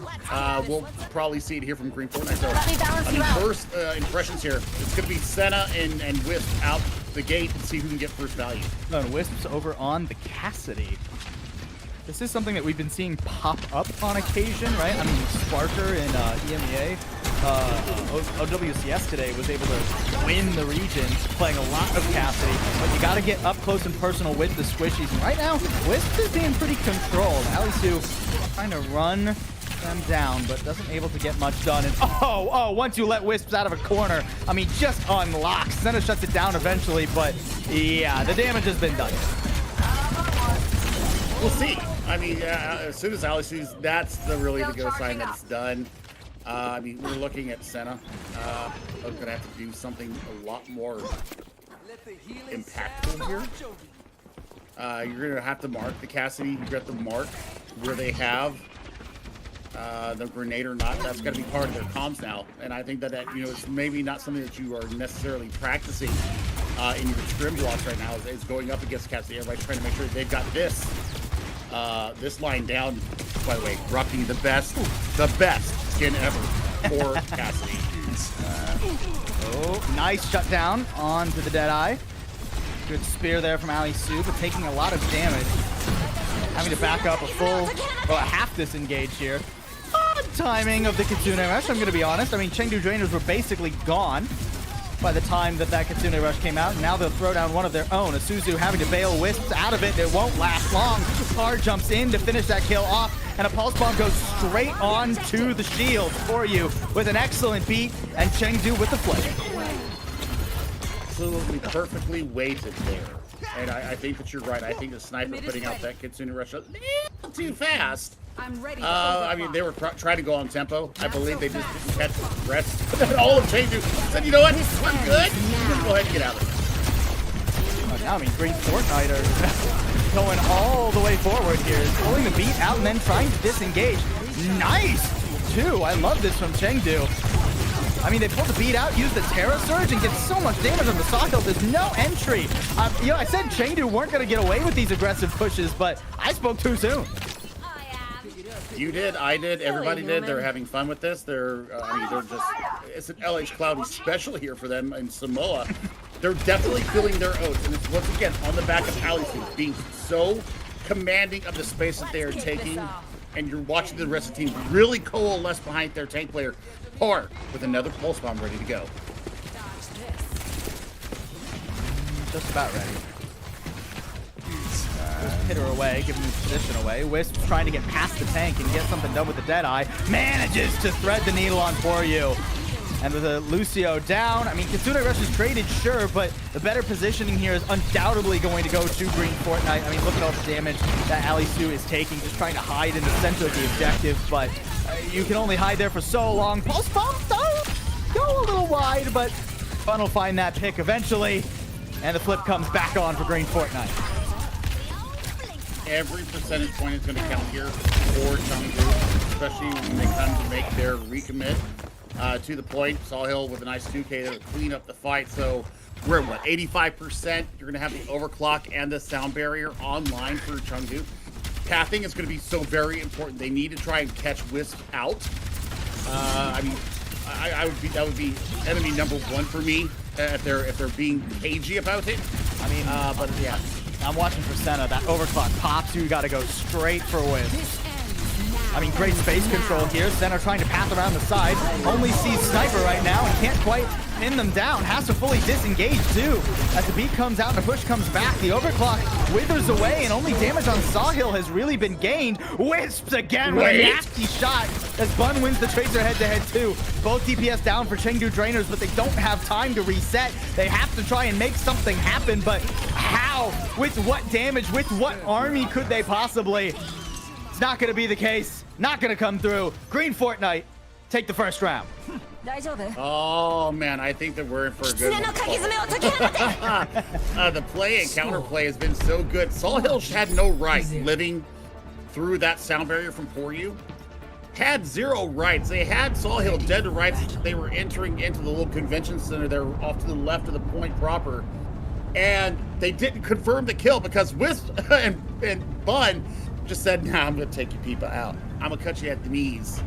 And that's exactly what happened. They get all the value in the world after the back of that. So their one chance there to kind of flip the point there at 85 to 85 didn't happen. That's why Green Fortnite win the first point. It's Green Fortnite. Capture the Why not Blue Fortnite? Did I not say that? Purple Fortnite. No. I'm saying I wonder why it is Green Fortnite. Like, why is it specifically green? You know? Anyway, just absolutely nonsensical out of the box thought from me. Here we go. Chengdu getting into it. Nice little push from Sawhill, but pushes in with pretty low health. And he gets Senna. Nice immortality field, too. I love this swap from Sniper as we go to a more congested map to get onto the Baptiste. I think the Bap really thrives here in Volcano. I mean, you can see how resistant Sawhill becomes when that healing output goes so high. This magnetic grenade is also going to be a very big point of contention. What a spear to take Wisp out of the LOS of all the team there. It's going to be up to Poryu. I think that they need to use them to pump them out of position. Just used too, so this push in is a little tricky, and Poryu actually gets completely displaced. Now, nice little boop there from Halo. She just sends him long, but Poryu comes back and actually gets a pick. Is it going to be enough? This is looking a bit chaotic right now. Chengdu, they've gotten the pick on the enemy tank. Alisu is down, but you've got to try and push forward. Yeah, I mean, the Ant Matrix makes it pretty difficult for Chengdu to survive this one. Terror Surge as well. A lot of ults coming out from Green Fortnite right now, though, and this has been such a long, staggered fight. Respawns have come back for Chengdu. They get shut down, and all the while, Green Fortnite have been getting progress, though. Senna has answered the call of the Cassidy. And now we're going to see how they're able to kind of path around here. Wisp is too damn good. I mean, it isn't a reset head box, admittedly, but I mean, still clean. Still clean. Ooh, still clean. Pour you down. That's tough. That was your beat. That was a sound barrier. A Deadeye being popped? Chengdu trying to turn this, hoping that Green Fortnite overcommit into them? But with par falling, I mean, now this Deadeye is just like, okay, can we use it to survive staggers? Seems like... No! Oh! Oh, Bun! Unbelievable! Unbelievable! Child. Get out. Wow. Absolutely phenomenal. That is fantastic. And I mean, just on the disengage. They're just like, yeah, we good. We're good. I'm just going to go ahead and finish this now. 90% and counting. You've got 3 ultimates here for Chengdu, if they can even touch the point. They should be able to get up there, although the Javelin spin already used makes it more difficult. To fortify now, Alisu has to commit. Pulse Bomb only gets the immortality field, and Wisp, oh my word, this Deadeye does so much damage even if it doesn't show up in the kill feed. The beat being dropped. Chengdu with a player advantage briefly. Want to try and commit. They have to make this work here and now if they don't want to lose Samoa. Ali Su not able to get much out of that Terra Surge though, and meanwhile the dominoes all fall around them. Dominant second round here from Green Fortnite as they'll take our first map.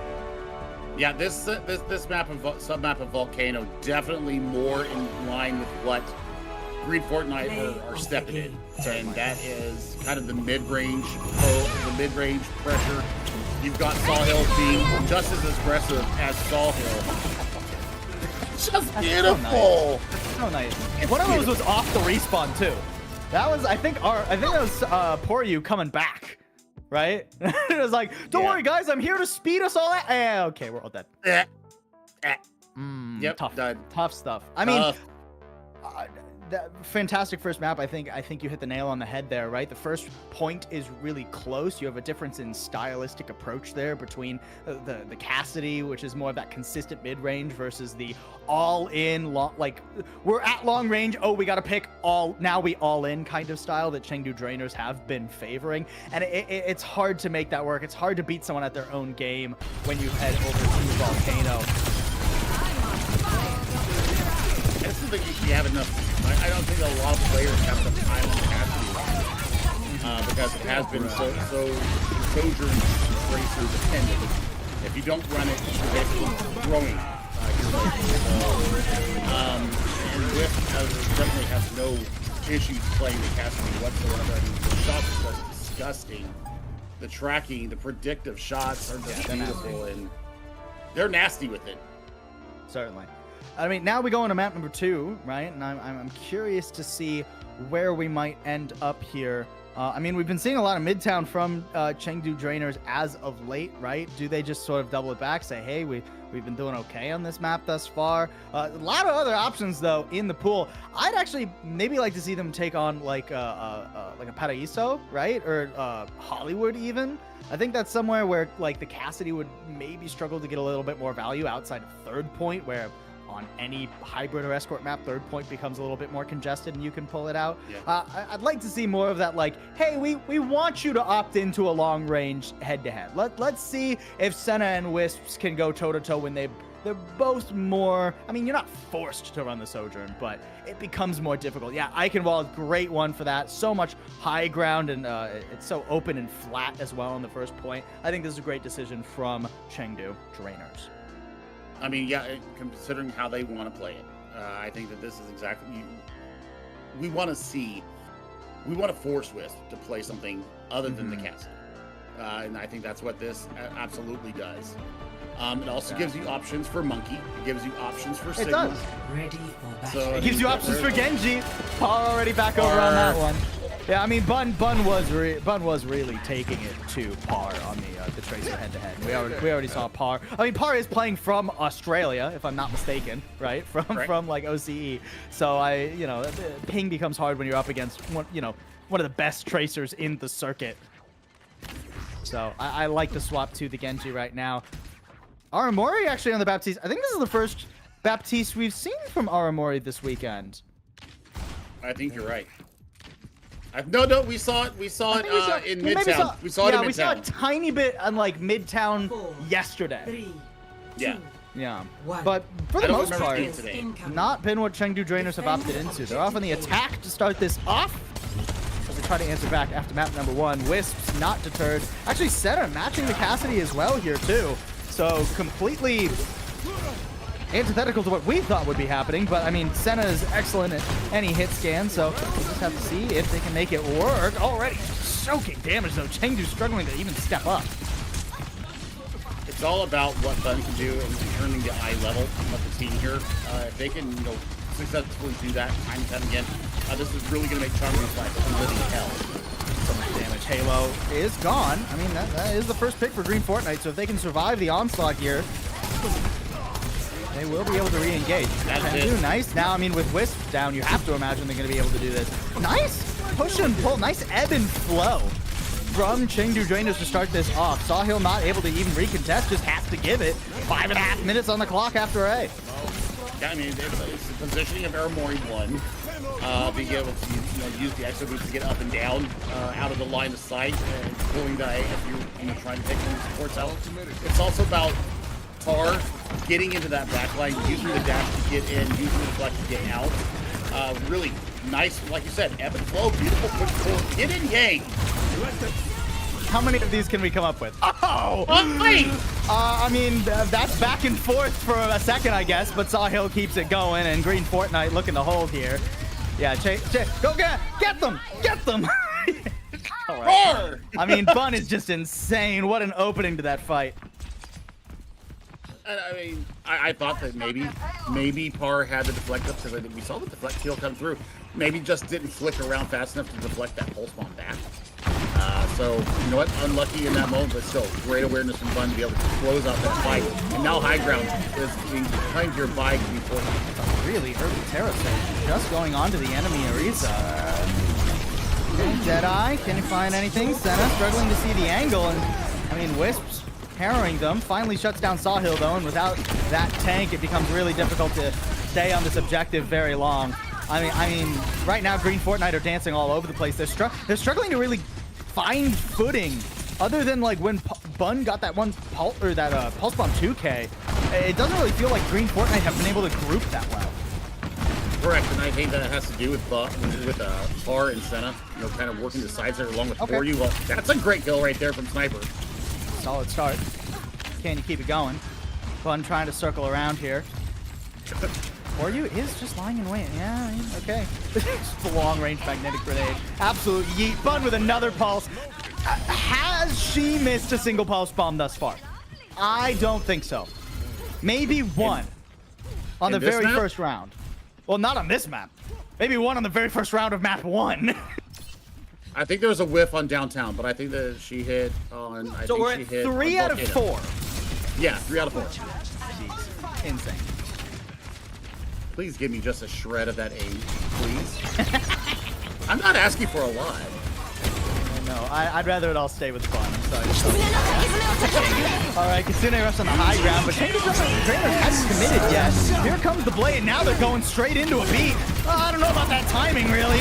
Chengdu, they saw the metaphorical equivalent of just a bunch of spikes and decided to run headfirst at them. An interesting choice. It was definitely a choice. Not the correct one. And hinder at Par. Tough. At least we haven't had a twin back call over to out the yet. Tracer now. Not able to get anything done on the Genji. Wants to at least have a chance to control Bun a little bit more. Here we go. Another pulse. Is it going to be the same old, same old? I mean, or will you even need the pulse bomb? Senna, For You, both getting deleted. Chengdu Drainers, they got off to a hot start here, but now that Green Fortnite have been able to control this central high ground, it's been tough for Chengdu to approach. You know, the big thing here, Paul, is that they grabbed control of high ground. They also have been watching the pathing. I mean, and Chengdu has been absolutely nasty with the pathing. Bun thought about it. Thought about just dropping on them as they come out of spawn. And Bun actually able to get out of that too. I thought for a second Chengdu were going to be able to trap her up back in the tavern, but no dice, and there it is! Oh, it's beautiful! Bun simply will not allow a pulse bomb to touch the ground. Unbelievable stuff there. I mean, you have to imagine, was the Suzu already? I'm not sure, but it's tough. I mean, Chengdu Drainers, they try to fire back, but they're not going to be able to hold the high ground with just their Orisa. I mean, they take the lower ground here. I mean, even with Sawhill going down, you still look at just the work that Whip and Bun are doing alone. Sniper has been the silent hero here for Green Fortnite, just providing Susie's, providing that swift step to keep their take and their DPS alive on the sides. I mean, another rush is up here for Sniper as well. Green Fortnite, yeah, I mean, they've trapped Chengdu in a corner. An odd place to try and stage your team from. The Terra Surge, I mean, they're trying. Senna good to take down Wisps. And manages to weather the storm. I mean, it took 4 ults, but Chengdu Drainers are able to push on forward. Sniper with the late Kitsune rush too. And I don't...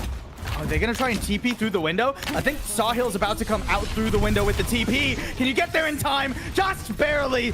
About a third of a meter left. With now on the Symmetra, but I don't think you're going to be able to hold this long. No, Chengdu, just as the wire, or just as the buzzer was about to go, they managed to get over the line. I mean, they got 145 now to get through the keep proper. You're going to have Kunoichi and Aramori. They just let one out. They've got another one online. That shows how much damage they're taking. But Sawhill can slow this push, this little bit of mini snowball going in with the Terra Surge. They should let it out here as soon as they see Alisu go gold. Thought about it, but now the Kitsune Rush forces Green Fortnite back. Wisps is down. Sawhill, I mean, might have missed the window for a good Terra Surge. Now it's really just a couple people in it. Senna does get squished, and a beat to ring out. Green Fortnite trying to salvage this, and it seems like they will manage to do so. It's a little bit close. Bun, oh, not able to recall. Just out of it. And I think, man, this is getting scrappy. I mean, you're going to have a lot here for Chengdu in the last fight. I mean, the last good fight. You're going to have both the DPS and the Terra Surge. Bun, what, 5 of 6 now on the sticks with the Pulse Bomb. And then you're going to have a Kitsune Rush as well. So there's some stuff here that needs to be dealt out by Chengdu, and they take a spear to the face. No one's watching. No one's looking for Bun. Doesn't decide to engage though. Needs the call that the Suzu has been used first. Sawhill trying to survive. Par actually the first one to unleash a successful pulse bomb. Kitsune Rush answered. Most of Chengdu forced back into Alisu. I mean, gets the Terra Surge off, but isn't able to survive. Without your tank, there's not much chance.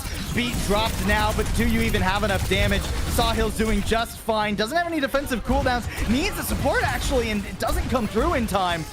Easy to live. Aramori trying to keep her team alive. Now the rush is out. Sniper's low. Par gets one more, but Wisp shuts it down. Oh, 3 in the feed. And that's it done.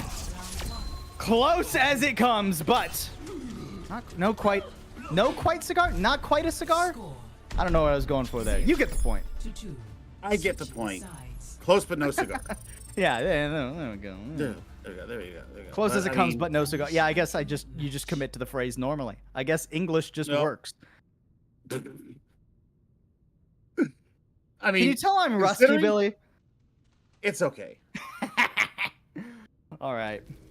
It's okay. We love you nonetheless. And well, who loves a good hold there? There at the last hour. I mean, you tried to save me there. It didn't quite work. All good. Now we move on. Ladder down. I'm trying to move on here. Oh my word. Oh, Chengdu. I mean, honestly, they had the tickets there, and I mean, Sawhill versus Alisu there, with about 10 meters to go. Sawhill, denying the power of the Terra Surge, really did set up the Green Fortnite squad for success, and that's why they get through it. But man, I mean, we saw a beautiful second point. I mean, they got through that first point, 5:30 on the clock, and they only had about 15 seconds to get inside the keep. So, like I said, they're dancing this razor's edge once again, Chengdu Hunters, and this time it actually gets them. Well, yeah, it gets them nothing. Defend objective A. Chengdu Drainers here. Now have to defend, hold the line. Basically just anywhere on the map other than the last few meters of it. No swaps in the compositions, it seems. No surprises there. Feels pretty contested right now between the two. Slow approach from Green Fortnite. Bun falling as well. It's not the ideal start that they were hoping for. And now Chengdu Drainers feel a little bit more confident to step forward, look for a few more picks. And taking some damage though. Has to be a little bit careful. And Par actually overstepping. And that's going to be right as Bun is coming off cooldown, or coming off spawn. But nice shot from Senna, shutting down Sniper. And without your Kiriko, you can't really push into this. You cannot. And I mean, it's all about, if you can get skill here in a deficit, you might be able to order it up now. Now, Alisu's locked in. Bit befuddling that Green Fortnite decided to stick around as long as they did without Sniper. I mean, you saw how low Wisps and Sawhill both were, and Chengdu Drainers mostly feeling fine, so already over a minute whittled off the clock. These two Aristas almost have their characters already online for the DPS. Unbelievable, but those are 2 of the 3 first ults in the game. right? Seriously. Wild. Bun trying to get in the back here. Fine for you, but meanwhile, Chengdu Drainers have actually just ran at the enemy team. Poryu's like, yeah, you can stay back there, Bun. I don't really care. We're just going to kill the rest of your friends up front. Yeah, nice push. Great decision making from Chengdu.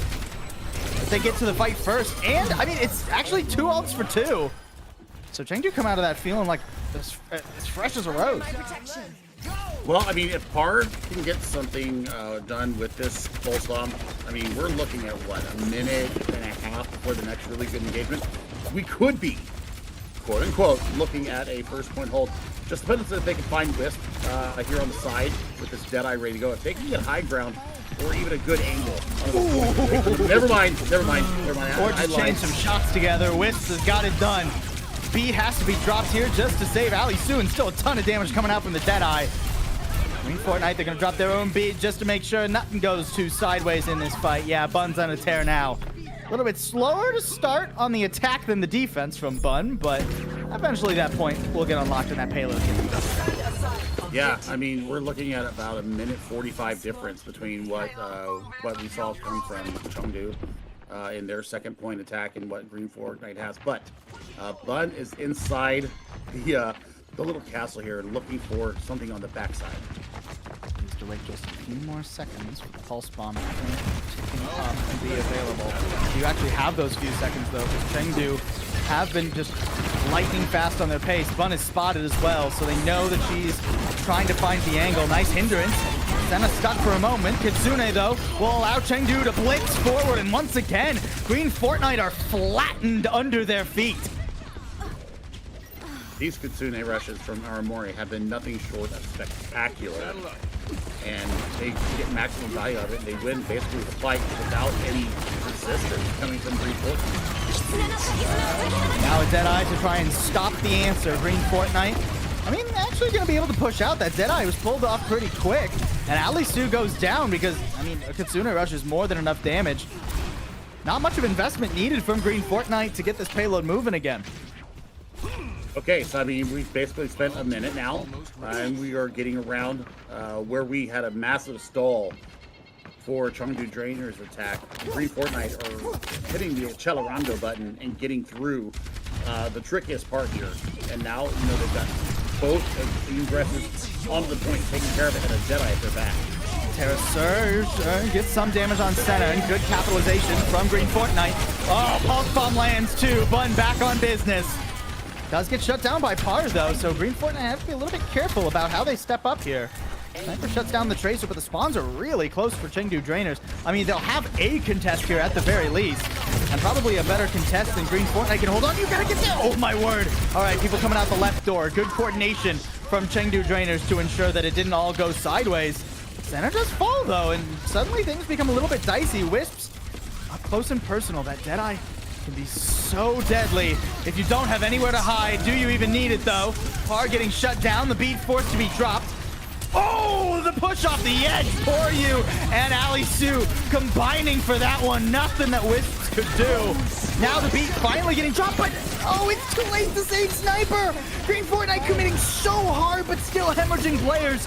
Chengdu Drainers trying to hold on. Their spawn is so close. All they need to do is trade, and a nice headshot from Aramori is going to seal the deal.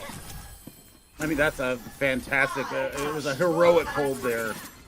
And I tell you what, if any more of those bullets from the Deadeye lands from Wisp, we're looking at a third point attack now. But the boop was just absolutely perfect from for you. And now you're going to have Pulse Bomb and Terror Surge into the last really, really good fight here on point B. And Green Fortnite, they don't have much of an option. Nice timing on the roll there from Wisps. Evades the damage of the Pulse and soaks that ultimate up. Doesn't manage to accidentally roll into a teammate either. Green Fortnite with some high ground control. Bun looking to just dominate the Tracer head-to-head. Wants to try and find this angle for the flank, but hard getting back. Has the health pack control. Becomes difficult. I mean, you're walking into a Terra Surge as well. Yeah, Sawhill can walk all the way out there, but nobody can go join Sawhill. Taking so much damage in their own Terra Surge doesn't quite work out. Bun with a good pick, and such low health across Chengdu Drainers. They get just a little bit too far from each other, and they won't be able to hold on to it. This should be unlocking right now, but I mean, we're going to have similar time banks to what we saw Coming out from Unlucky. on their attack, but they do get it inside. So, I mean, they've got 90 seconds here now to deal as much damage and get as much progress as they can. And they're going to be running into another Aramori Kitsune rush. This is not looking very spicy here for Green Fortnite. Kitsune rush to answer from Sniper. And Bun. I mean, I'm looking at her. Can she get one of her critical pulse bombs? There's a hindrance. Bun looking for it, thinking about it, lobs it in, and for once it whiffs. Kitsune rush. Yeah, Chengdu Drainers bowl over Wisps, and that was your Deadeye gone too. If Sawhill dies, this becomes very dicey. They'll only need one chance to regroup. Look at the pursuit, Paul. This is mean. This is bullying in the streets of Germany, and I'm here for it. Chengdu showing their teeth, bearing their souls on stream for all of you, and they're trying to equalize here in our grand final. They're coming into massive underdogs, and with a that's just mean. There he gets nice. Nice, beautiful timing on the corner turn. Corner turn. Oh my word! Say that 5 times fast. Nice little shot there to clean it up too. But this is all gonna be in OT.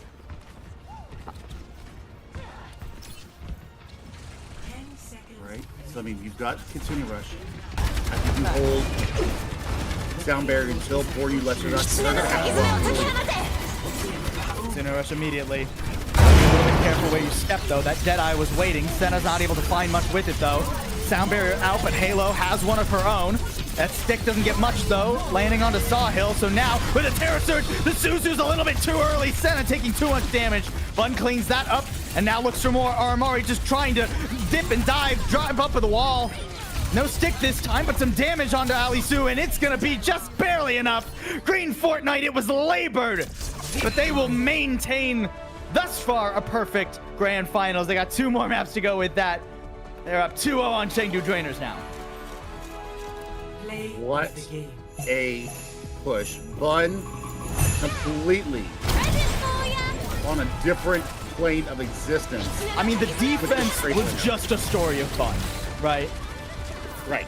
Insanity. I love it. I'm here for it. They're absolutely owning the 1v1 versus par right now.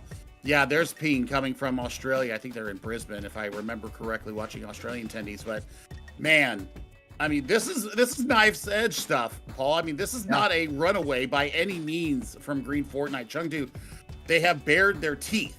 They are sinking their teeth into this grand final, and I think that they actually will be taking a map, at least a map. They have to with how well they're playing. If it's only close though, close doesn't quite count. You need to put points on the board. Green Fortnite have not dropped a map in a while here. I mean, I guess they dropped one in the upper bracket final, but other than that, they're going through this tournament absolutely flawlessly. Can they end the Kunoichi Kommotion with only 1 map lost? I think if Bun keeps playing the way she has been, I think that is looking somewhat likely. Yeah, Chengdu, they found some openings, right? Like Senna and Par, I think, did a little bit of a better job taking it to Wisps and Bun this round. But it's just difficult to maintain consistently when Bun is being as insanely good as she is, and when you don't deal with Wisps. I mean, look at that, right? Wisps is just standing up above. There's no pressure there. If Wisps and Bun are left alone, Chengdu in individual fights, it's hard for them to stand a chance. Correct. And I think that's the big thing that they're going to have to talk about as we head into our first intermission here. Oh, man. I mean, serious discussions has to be, how do we deal with a problem like Wisps? That's got to be their first order of business. And then how do you take the space away from Sawhill? So, folks, we're going to be going away to a 5-minute break. Let the players kind of cool off and have those conversations. We'll be back with you in just a few minutes.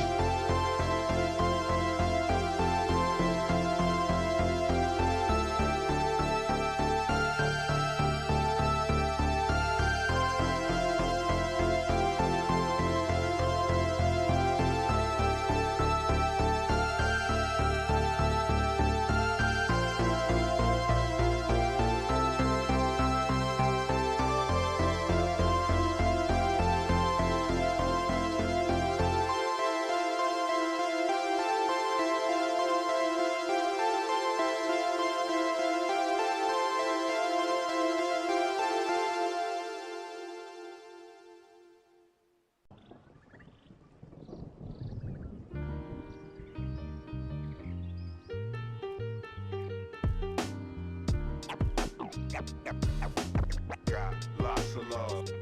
Love.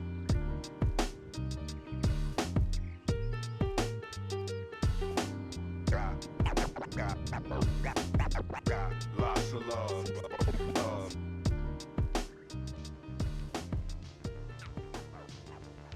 Welcome back, folks. Green Fortnite had no trouble taking Samoa, a little bit more trouble on Eichenwald, but are still up 2-0 in our first to 4 grand finals.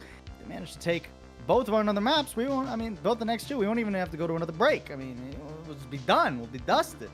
We'll be good to I go. don't want that. No, I mean, I was about to say nobody wants that. Green Fortnite probably wants that. They probably want to clean this up nice and tidy. But the Chengdu Drainers are going to give them a fight, hopefully worth a couple more maps. I'd like to see 7. Let's go all the way, Billy. How about that? I mean, we will completely knock all that rest off that you mentioned. We will be bright and shiny.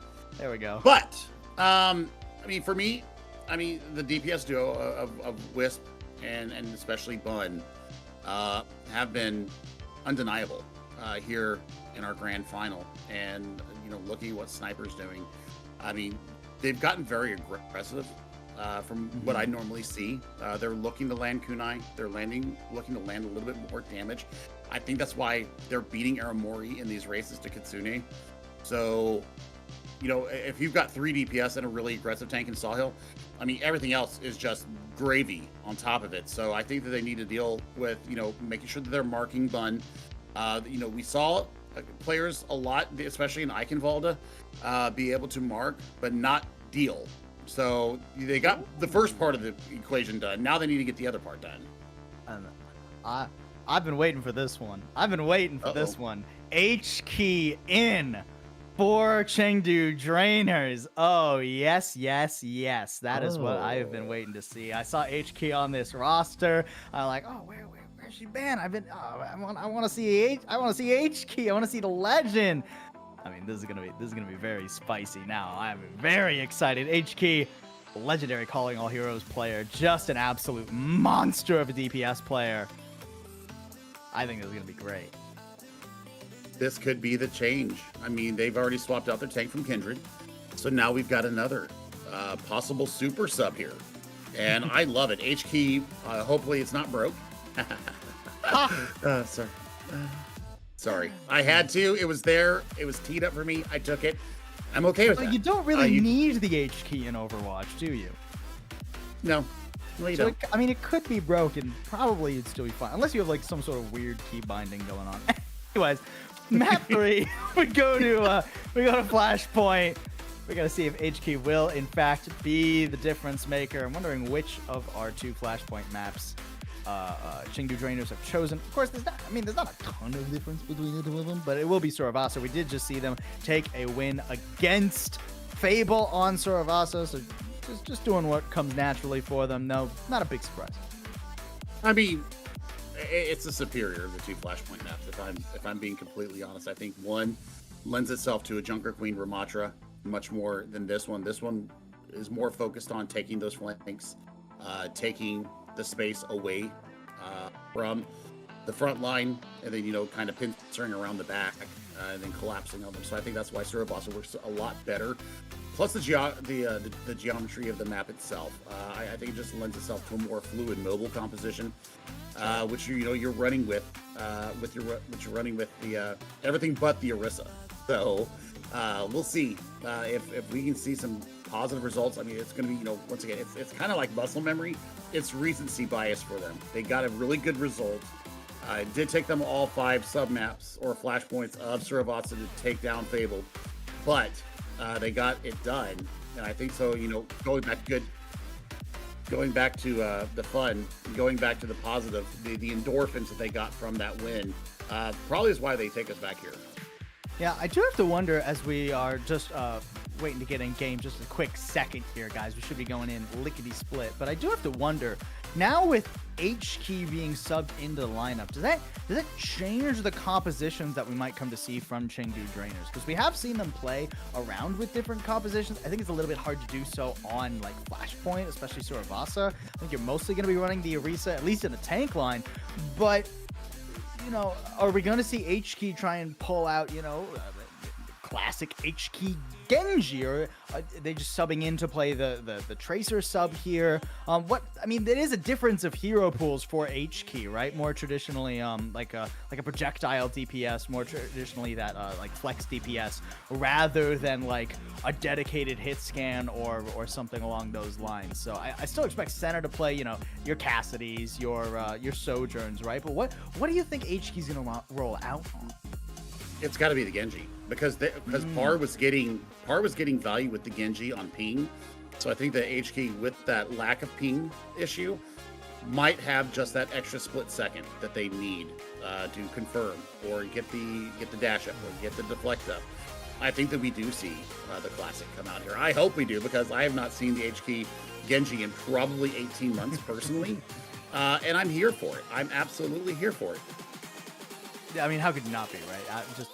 I've said it again, but I'll say it again, but just legendary on the Genji there. We are just waiting a quick second here, folks, making sure that everybody is ready.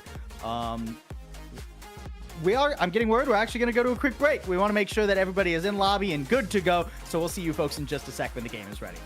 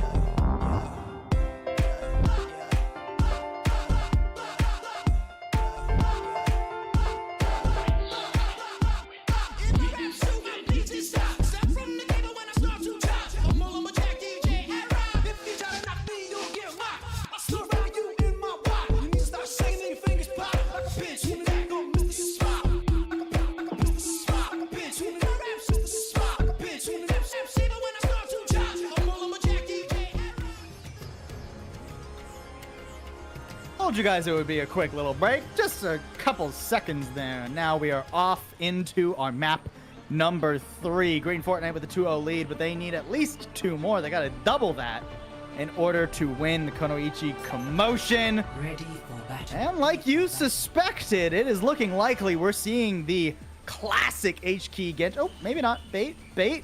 Is it bait? Might be bait. Although you could, I mean, you could be the, yeah, you could swap to Genji or the Tracer after the Sim TP, right? So either one works here. I mean, I'm interested to see what Wisp is doing here. Surely you don't bring the Widow out here, not with all the defensive abilities. What would generally come out here? Tracer will probably come out once again from Bun. No, it's gonna be the Genji, especially since they know the H key's in there. Body time. They want to body H key out of the lobby.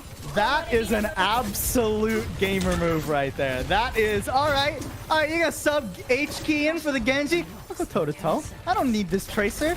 Let's do it. Any hero on the roster. I got your number. Let's see if that holds the case. She's already actually somewhat low here, and immediately dies too. Not ideal start for Green Fortnite. And it honestly looks like Chengdu Drainers are not struggling to just walk them out of the objective. I mean, that was pretty cut and dry. There was an honorable Genji 1v1 that got broken up by Aramori teleporting up there. And yeah, boo. So, I mean, first control. Actually, wasn't tip the spear there and worked it very well. Nice shot from Senna. That's the opening that Chengdu Drainers were hoping for. I mean, that just shuts Green Fortnite down even longer, right? Wisp trying to answer one back, does have that railgun shot fully charged, but a perfectly timed disengage from Chengdu Drainers. And I'm like, all right, yeah, we don't need to peek that railgun right now. Oh, Mori, just laying down the kunai. This is brutal. Tons of damage and already almost all the way to the Kitsune Rush. Absolutely going to have it online first. And then Chengdu, I mean, they can go for an aggressive push the second they think they see someone vulnerable. They're walking up for it. They're thinking about it. There they go, and Bun is down to start. I mean, just no way that Green Fortnite will win this fight, and they might not even be able to survive. The first point decisively going over to the Chengdu Drainers. And just one ultimate invested. So, I mean, they're going to rotate over to Palace now. And that's Ultimate Economy 101. Use less, get more. What is it that I've always been told in my casting reviews? Say less with more. Well, they did less with more, or they did more with less. And that's exactly what you want. So now, I mean, they can hold this quarter here. A blade can come out even. Oh my, okay. So Green Fortnite evidently have not gotten that memo. They instantly commit 3 ults and don't get any picks. Alisu pretty low in the... No, not quite able to make it work. The blade out from H-Key. Can she find anything good for one anymore? No, it doesn't seem like it will be the case. And now Wisp actually pulling out the overclock. Everybody is deciding it's time for them to clutch up with the ults. But Wisp is the only one who actually gets it done. Good to see you. Okay. I mean, and the point hadn't been flipped over to Chengdu at that point. So, I mean, the engagement, even though Sawhill does get killed in the animation of the Terror Surge, everything comes out from everybody, and then in the end, Green Fortnite come out with the win, and Bun still holds on to the blade. So that is a massive boon here for Green Fortnite to keep them in this Flashpoint map. Excellent way to answer how decisive the first point was.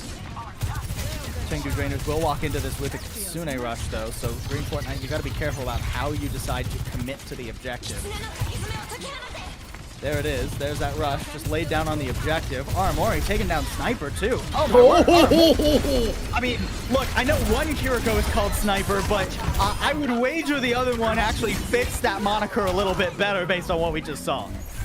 Aramori, you queen. Queen of the kunai. Absolutely beautiful work from her. But still, Bun holds onto the blade. So no panic ult there. They're going to have that to engage with. They just got to watch where Aramori is, because if Aramori is just having a wonderful time, very much. Just, I mean, separating the backline from Bun and Sawhill. Sawhill mostly fine because you're Orisa. Bun, not so much. Wisp falls next, and Chengdu have really stabilized here. They have, and I mean, this is probably going to be second. This is probably going to be Palace going over to them. Senna might be the only saving grace here for the Chengdu Hunters.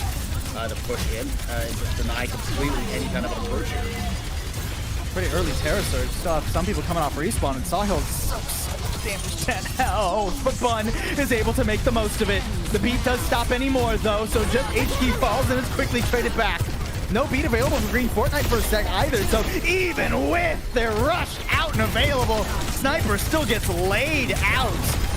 I mean, oh, Halo picked out of the air too. She's not gonna be able to drop the beat, so Sawhill doesn't have a chance to survive. Chengdu Drainers already, I mean, only one flashpoint away from taking map 3. And it only cost them 2 ultimates, Paul. Once again, this is Ultimate Economy 101, and they're absolutely acing the exam right now. They're going to have a Terror Surge and a Blade. And more importantly, Aramori has been absolutely brilliant with these Kitsune rushes. I see another one in the future. Green Fortnite needs to get positioned on this first point here. Sawhill's just done. Sawhill's completely isolated once again. The backline of Green Fortnite has not been able to stay on the same page as Sawhill for the last 3 consecutive fights, it feels like. Forcing swaps, forcing them off to Genji. Going back to the Tracer look. This is a change of philosophy here. HD has completely broke their mental. I mean, Bun did try to answer the challenge, right? Stepped up to the plate and kind of struck out on the Genji, not gonna lie. So let's swap it up. I like the Tracer for Bun. I think that is an excellent call. The question is will it be too little? Will it be too late? Dash not able to engage. Wanted to go for the quick blade on the backline. Instead, Bun comes around and makes it difficult for her to actually stay in this fight, really. I mean, even the Kitsune rush going out, you need both your DPS to make that worthwhile. Center falls and HQ is isolated. Now here comes the blade, but is it too late? Can't quite find Halo and just completely kited now. Javelin to the face and all. Green Fortnite flipped the point and now they can go for the staggers. That's what they needed to get the win back in their sails. Wisp is down. Did I speak too soon? Did I speak too soon? Here's a beat. Chengdu deciding that they don't want to give this up, even though they're losing percentage right now. Terror Surge 2, this fight is completely devolved into chaos. All right, somebody get a meaningful pick. Sawhill, careful. We're gonna just regroup. Kitsune Rush? Okay, and the Pulse Bomb. That'll finally clean it up. It cleans it up and does everything that they need to do, but now, I mean, they're kind of barren in their ult department. You're still looking at an overclock and a Terror Surge from Chengdu. So, I mean, Chengdu, you know, while they do get the point flipped against them, it's about the recontest. Bun is looking for any kind of a straggler to come through here. They're going to lay into him with a trade. Oh, my God. Healing not quite enough, not when Wisp chimes in. Bun doing a good job getting at the back line too, just trusting the DPS duo to finish that one off. I mean, Terror Surge and Overclock committed here from Drainers. They want to try and take this 4v5. I think that's maybe a bit ambitious, honestly. Probably would have been better to just save those ults for next fight. Maybe force something else out of Green Fortnite. Instead, they chunk 2 ultimates and don't have much to show for it. I mean, that's crazy that Fortnite are actually able to turn that around just at the last hour. So, I mean, we're even now. As we head, and now it looks like we're heading to Garden for the next one. So this one for Aramori. Placement of the Kitsune Rush is so very key as they accept the damage coming in, and Magnetic Grenade is weighing heavily on HQ's brain. I like how much focus HQ demands just by getting in the lobby, right? Just everybody turn and look at HQ, please. We can't let her get away with it. All right, Kitsune Rush laid down. Deadeye to try and force Chengdu back. Trade of those ultimates. Oh, actually, I was going to say not really favoring either side. I mean, Chengdu do get to control the point now, though, and with Bun falling as well. I don't know if this is the time for a blade. Maybe it is. Maybe you want to commit to it, but you've isolated Wisp, and I think you're okay. The beat, on the other hand, is egregious. Both DPS dead, and not really much hope. At least it gets the beat out of Chengdu, but woof. Egregious is a mild term for what just happened there, and you don't even get the blade out. So maybe you're trying to force the blade by popping the beat. I don't know, but it didn't work. And now the late staggers. Bun gets killed coming out from spawn. I mean, this might be the flashpoint right here. Oh, and we know what Chengdu's gonna do, right? Every time they've had a sizable advantage, they've always pushed forward, just like they are now. They've made the enemy teams fight for every single inch. Green Fortnite They have to slowly, methodically push their way back into this. Can they manage to get all the way forward without using ult? Sniper is so low. Pulse bomb at the ready. Bun, now would be a good time to get back in the kill feed with those pulses. Terra Surge available and sets up the blade. A good Suzu, but it's not enough. Halo drops, and so does Sniper. Both supports down, and Wisp ain't having a better time. Chengdu Drainers will get on the board. No 4-0s this time around. We got plenty more grand finals coming up. Now it's 2-1. What a smart move. What a super sub for this Chengdu Drainers team. H-Key, demand that you respect their name. And that's exactly what happened. Aramori, Queen of the Kunai, the boxes were perfect. Absolutely. This is the one that we just said, yeah, hello? Beautiful. Bonk. Nicely done. And no struggles either. I mean, other than really just that like one fight where they were like, oh, let's try and commit 4v5. You know, it's right at the end of the point. Other than that, Chengdu Drainers just like full stop had the advantage pretty much the entire map, right? It was tough actually for Green Fortnite to really find an opening, right? Wisp and Bun didn't really seem convinced as to what they wanted to run. I mean, we see them roll out on the mirror, we see them roll out on the Senna and the Genji, just kind of playing into the hands. You know, I said it before. Beating someone at what they're best at is tough, right? Eventually we see the swaps back to the Tracer, back to the Cassidy, and I think Wisp is able to do a little bit more there specifically, but it just wasn't in time to have like a sizable advantage or even a sizable chance in this map. And all the meanwhile, Senna is just popping off. Aramori's hitting headshots. The ults are so consistent. Chengdu looking to be vital. I mean, the fact that you have someone that can play this Genji, that can give you that different look as far as a flanking hero, and I think that's what HK brings to the table. It brings the consistency. It brings even more the mastery of Genji. I mean, that last blade was inspired. You go with the wall climb, you dash up in the air, nobody knows where you're flying in from, and just starts hacking. And that is what you want to see from a Genji. You want to see flashes everywhere. I don't care if you get one, but they ended up getting 3 kills on the back of the blade. The Terra Surge set everything up. They were absolutely running on all cylinders there, Paul. I mean, now I will say we do go to push, right? And I think I would be shocked if we didn't go to Esperanza here.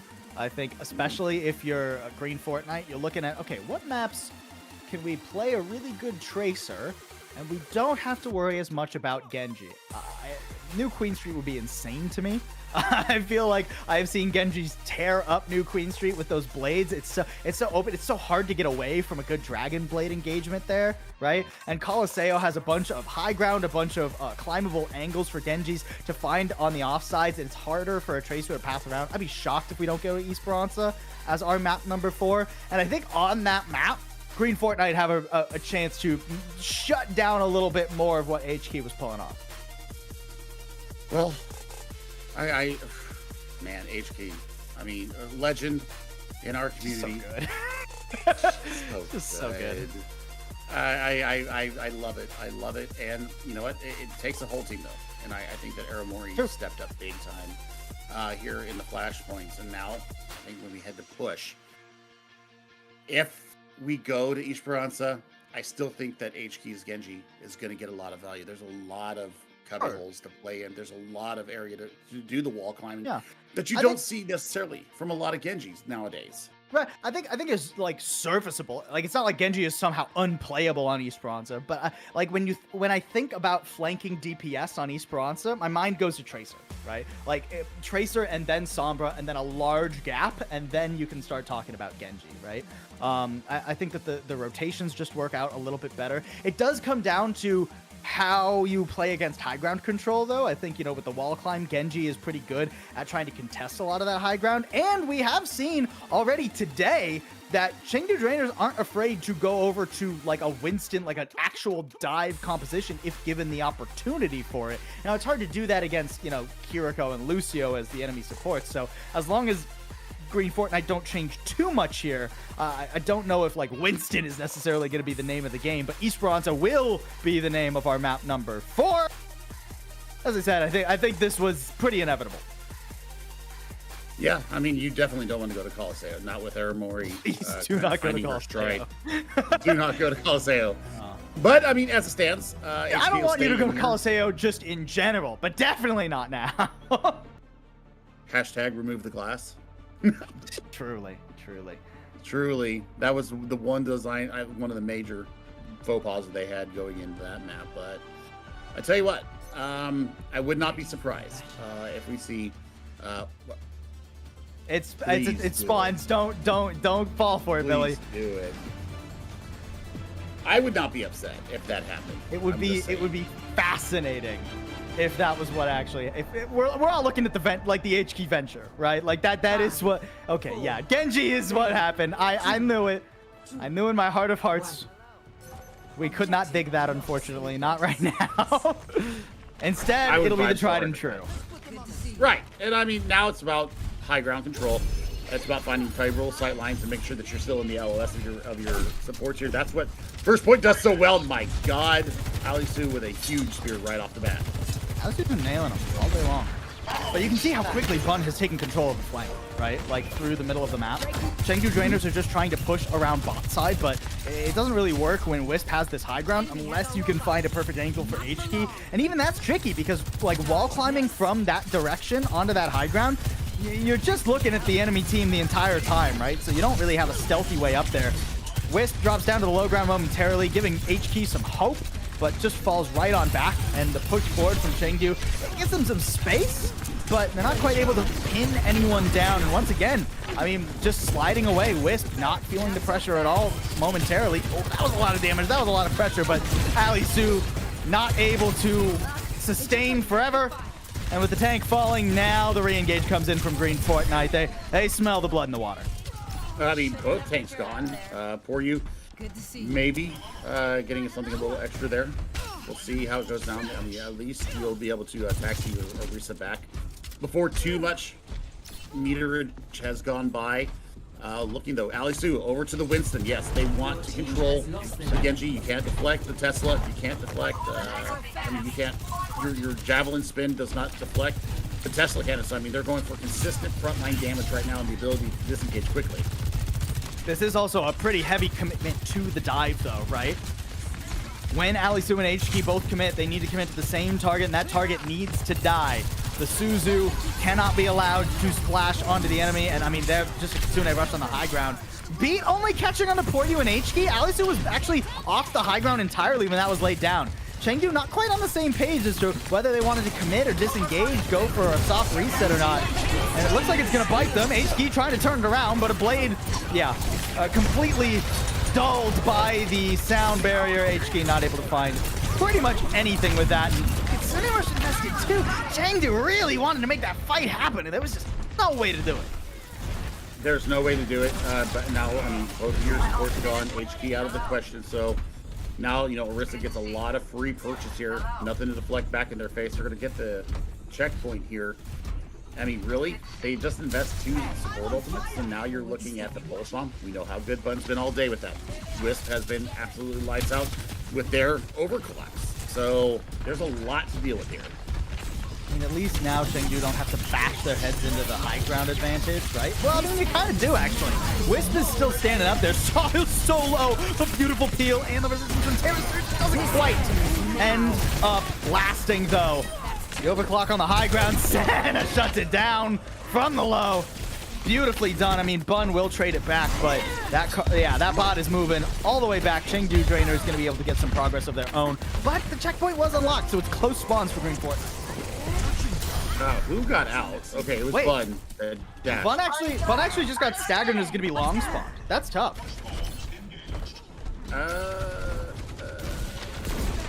Yeah. So, unlucky. Unlucky, yeah. Get out with your life. Lots of free space though. It's going to be great here because we do have Primal up for Alisu. Needs some healing. Actually has to pop the Primal just to stay alive. And Sahil is kind of just getting ignored here. Was able to walk all the way down to the low ground. Alisu doesn't have a dive buddy right now, so I mean this Primal keeps some players away, but you have to double back. You have to get rid of Sahil before the supports get to them, and beautifully done. is that? I mean, that was a razor's edge. I mean, I think Swift Step wasn't available there to air or to sniper. So, I mean, they should actually get to the scratch moment here. Question mark.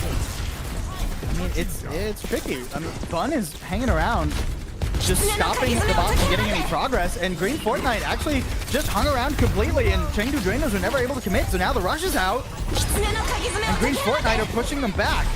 A rush to try and hold their ground. Chengdu Drainers wanting to not lose control of the bot. A deep dive, sniper low, but Swift steps away, and now the beat comes out. Matched by Chengdu Drainers as both teams want to commit to this fight. Played out and everything from HK, but I'm not seeing it in the feed. There it is. All right, finally some damage being dealt. Halo trapped in a corner, certainly done for. And that should be the checkpoint for Chengdu Drainers. Somebody was contesting the point once again, though, so no free part push. This should unlock it here.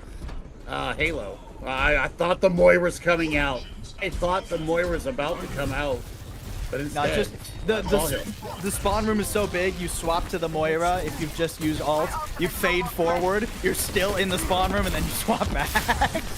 It's ridiculous. All right. Yeah, Sawhill on a Winston of their own. At least you already back up to the Primal, though. I mean, that's just how much damage you were able to deal in that last fight. Wisp completely isolated. HQ does fall, but it is a lead, now just barely garnered for Chengdu Drainers. It does seem like they're going to have to pack it up for the moment. But I mean, this stall is working out kind of well, and actually Green Fortnite are struggling to coalesce on the objective, so no, Chengdu Drainers are going to keep it going. And they take the lead. More importantly, with 4 minutes left here in our fourth map, Chengdu Drainers are actually looking incredibly good right now. Bun, though, is not done. Bun good for one. Senna also joining in on the fun. Oh, and HK is done. All right. Green Fortnite investing really just the overclock there. Alisu, is this really a primal you want to go for? 2v5? How are we feeling about 2v5? I'm personally not feeling it. Neither was Sniper. Sniper had fun. I understand why you pop it. I think that you need to do it maybe 5 seconds earlier, though. Because, yeah, 2v5, not good. 4v5, you could have gotten a lot more done. We'll see how they're able to run through this now. A Wisp over to the Cassidy. So you're going to look to control HK. That's now on a Tracer. Was not having that on my bingo card. Oh, nice work from Sawhill, too. Recognizing that Senna was done for if you get the juggle done properly. Man, I loved that push. I mean, that was a slaughter that Green Fortnite just got away with. And now they're definitely going to regain their advantage. I mean, that's a fantastic use of Primal. I mean, went super aggressive with it. I mean, we're starting to see the aggressive tanks come back out here and that Reinhardt mentality. And I love it. I'm here for it. Please give me more. Aramori, you're going to have to use this Kitsune Rush just to get control of bot back while I say that. They just give it up for free. The question is do you try to commit the Kitsune Rush on the objective and first Sawhill? Well, I guess if the enemy team's just going to go for it, you try to just survive. But again, a late beat, and Alisu doesn't pick it up. That's the third time Alisu hasn't been able to get the beat in this map alone. Senna good for one off the rail shot, at least giving Chengdu Drainers some chances. But meanwhile, Bun is pushing forward, and Aramari falls, so no chance actually. Sawhill has a very nice dive buddy in Bun. Still holding on to Pulse Bomb, so does HK. HK needs something big here to turn their fortunes around. Bun on very low health. Please heal me. That's got to be the comms. I'm low health. Please, please, please. It's hard to find a Pulse Bomb target, though, in this composition, right? Because not only do you have the Suzu to contend with, but everybody's so fast or has damage reductions like Wisp. I mean, a lot of damage now. You just throw it onto the Winston's face, but Sawhill's pretty much fine. Here comes a beat, too. Green Fortnite know that they can win this fight pretty handily if they survive. But Bun falls, and actually the Deadeye doesn't get squat. Wisp gets juggled and shot by Senna. And despite the commitment from Green Fortnite, they're the ones sent packing with just over a minute left. This is a fantastic fight from Chengdu. I mean, it cost them just the Primal into it. And I mean, once Sawhill's dealt with, which there it is, I mean, Aramori will be able to swift step back into contention. Bun, another Pulse Bomb, by the way. Put it onto Ali Su's face and just lived. He lived because of Suzu and because of the amp healing going through. Now Senna and company, they have some work to do here, but they got some ultimates ready to go. You can see how nervous Chengdu trainers are about Bun. Bun has been so consistent with the false bomb today. They're watching those flanks. They're like, all right, we need to know where Bun is before we do anything. And it's out in the middle of the map here. I mean, Chengdu trainers, they have control of the bot momentarily, but the fact of the matter is they need to win probably 2 more fights if they want to win this map. Already whipped down. That's a good start for him, though. This overclock, I mean, dealing a lot of damage, and Ali Su's fine to clean those ones up. An efficient fight for drainers is just what the doctor ordered. Yeah, and I mean, it gives Aramori a lot of ult charge as well. So, I mean, another one of these patented Aramori Kitsune Rush is going to be online, and now they're going to have the push going on. They got somebody on the cart. Ooh, they're going to start making that meter. It's right now HP. What's your pulse bomb looking like here? It all comes down to this. I got my eyes glued to those tracers, but also the supports. I mean, poor you with the sound barrier. No, Ajax! Oh no, it's tragic for drainers. Oh no, they're slaughtered in an instant. Green Fortnite didn't give him a chance. And Esperanza goes the way of the 3-1. Still one more map to play for at least, but Chengdu drainers. Oh, you had to imagine they could have had that in hand. It was once again an aggressive Kitsune Rush that comes out from Sniper. Aramori and Sniper have been going neck and neck with these ultimates, and they just got to it first. They pressed Q first, and they end up cleaning up that fight so perfectly. I mean, there was nothing that Chengdu could do. Oh my god, I'm sore in my heart for them. They had everything that they needed, and HK getting blown up by Wisp right there. That just sealed everything. Well, and Poryu too. Like Poryu dying is such a good example of how in the game Green Fortnite are, right? Like the fact that they go for Poryu above anyone else in that fight because they know, hey, that's the sound barrier deficit that we're running with. Force it in a bad state at the very least, or just straight up get rid of Poryu and then win the fight. They get the better of the 2 options, and it works out so well. And for Poryu, just, I mean, the sound barriers were a point of contention for Chengdu Drainers camp all map. I mean, there were the first one only hit 2 players, the second one missed Alisu, and the third one missed Alisu, and then the fourth one ain't. Like that's a tough map. You got to shake that off and keep it going, because that feels like an anomaly compared to what Poryu's been doing all weekend. Yeah, I mean, now it's time for them to really knuckle down and figure out how they're going to get. It's not a true reverse sweep, but they've got to win 3 maps in a row here to lift the crown here in the Kunoichi Kommotion. So we're going to give those players a 5-minute break. We'll be back with you guys in just a few minutes. Don't go away. We'll have the conclusion possibly when we come back.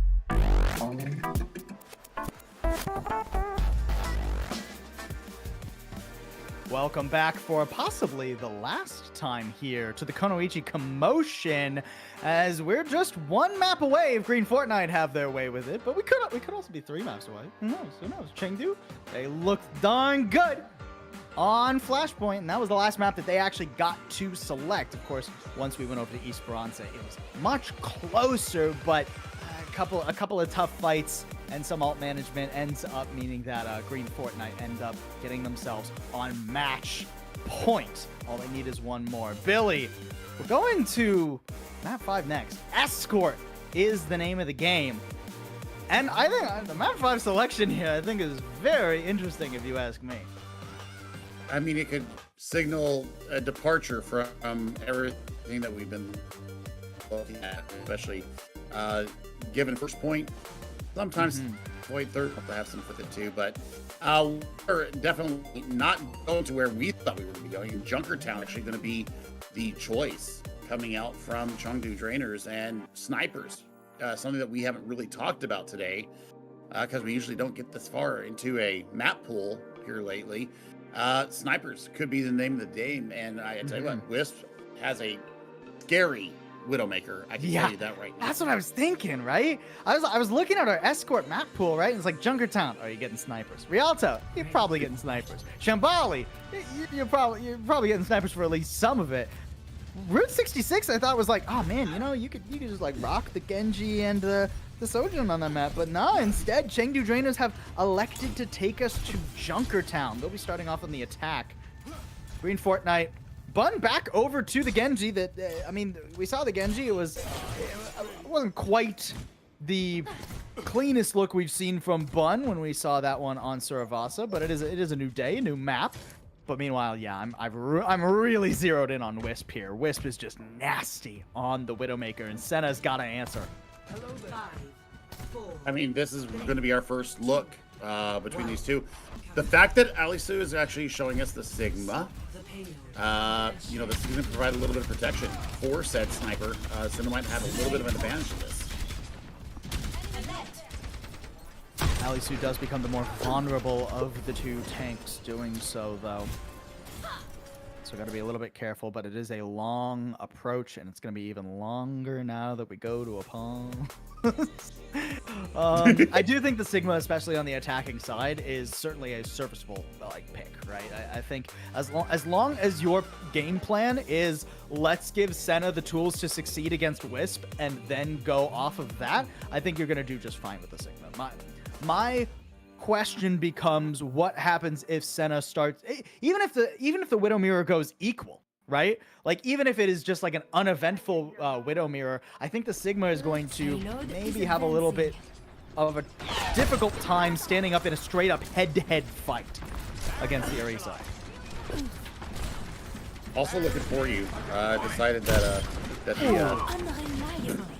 the Lucio was not working anymore, so we're going to make sure that our backline is taken nice and good care of, and giving Senna just that little bit of extra protection against the incoming what would be Bun on the Genji. Yeah, same with Halo, right? Both Lucio swapping over to the break because you are on escort. Lucio becomes a little bit more difficult in these slower compositions to make work, but ever so low, but gets around that corner just in the nick of time. No headshot there either from Senna. But now, I mean, just has the dominant angle here. Should be expecting the respawn from Wisp sometime soon. Wisp knows where Senna is too. But, I mean, in the meanwhile, Green Fortnite are just getting backed into a corner. So even if Wisp finds this shot, it feels like it's going to be a little bit tricky. Oh, even trickier now. Infrasight up so soon at that. Wisp dominated by H-Key in the back. Excellently done by Chengdu. They gotta make pretty good time considering this is Junkertown first.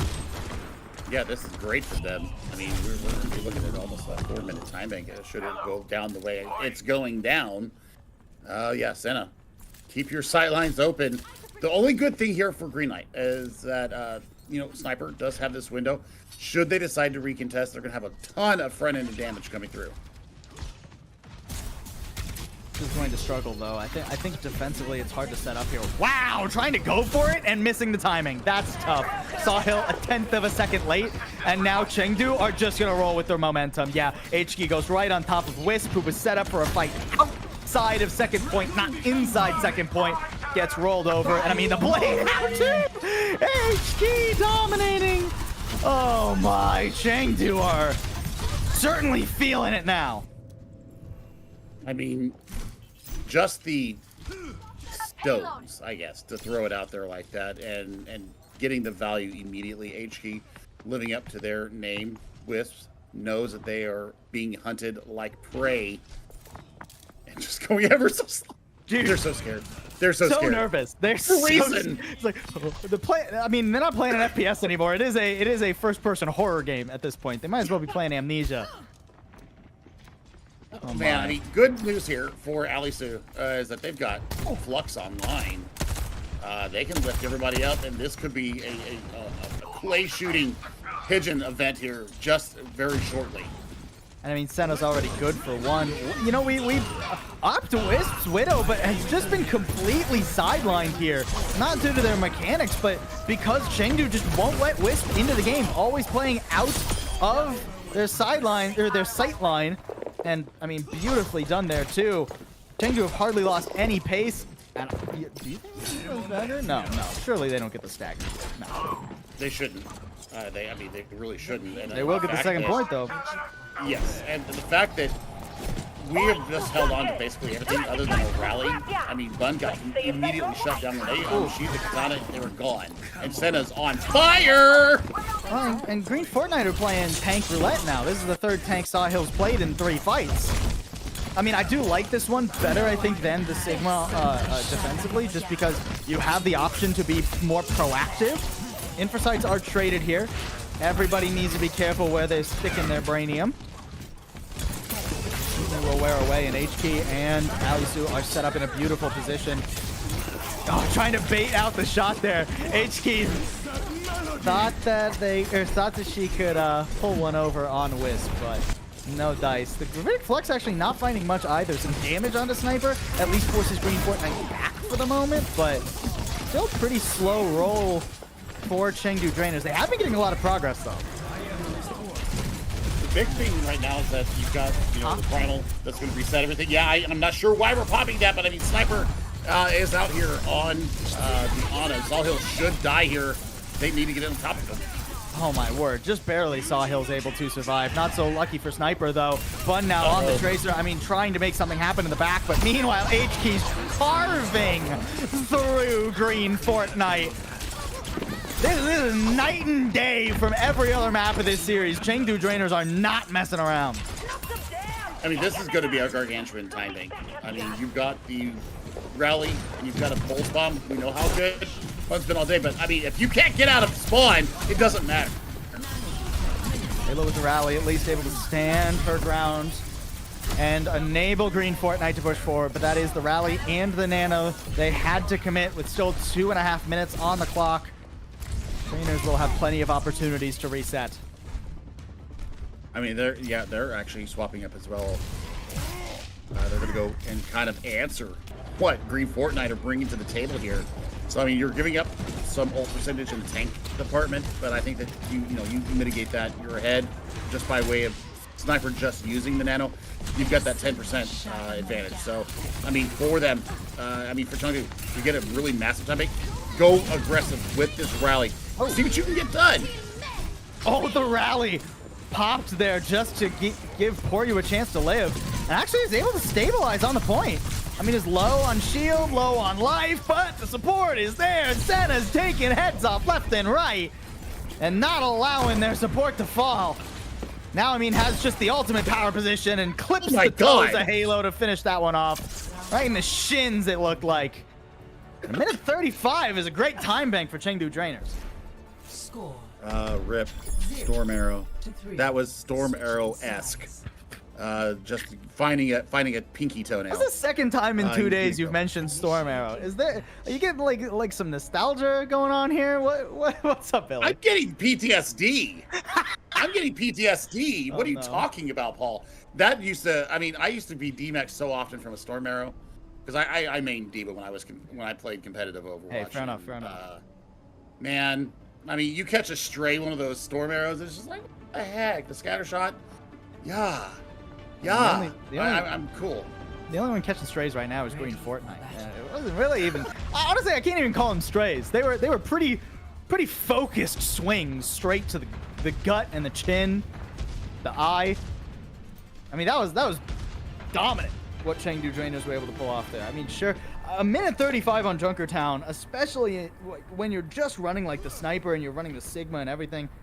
There's nothing to scoff at. Now Green Fortnite, they're gonna have to make a blazing pace on their own attack to try and match it if they want to win the series right here and deny any sort of shenanigans in a much longer first to 4 series from the Chengdu Drainers.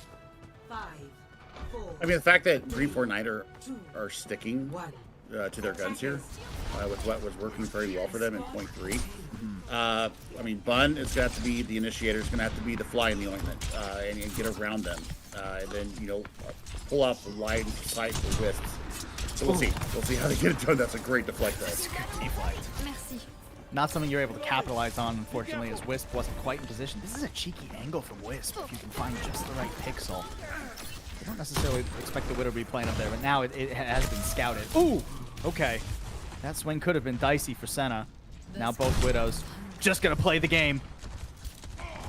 Try and mess with each other. Body shot to Wisp, and I mean, support's not actually found. Actually going for a pretty ambitious jump shot there. Still low on health. But for the most part, just trading shots across the bow.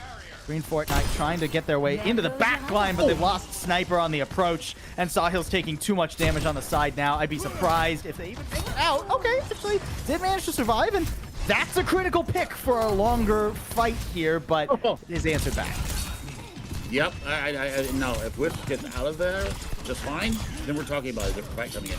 Yeah. I mean, the reason why they're getting so much work done right now is because Sahil is measuring these jumps, going deep into the back line, pulling the eye level around, and then, Wisp is fighting the shots when they need them.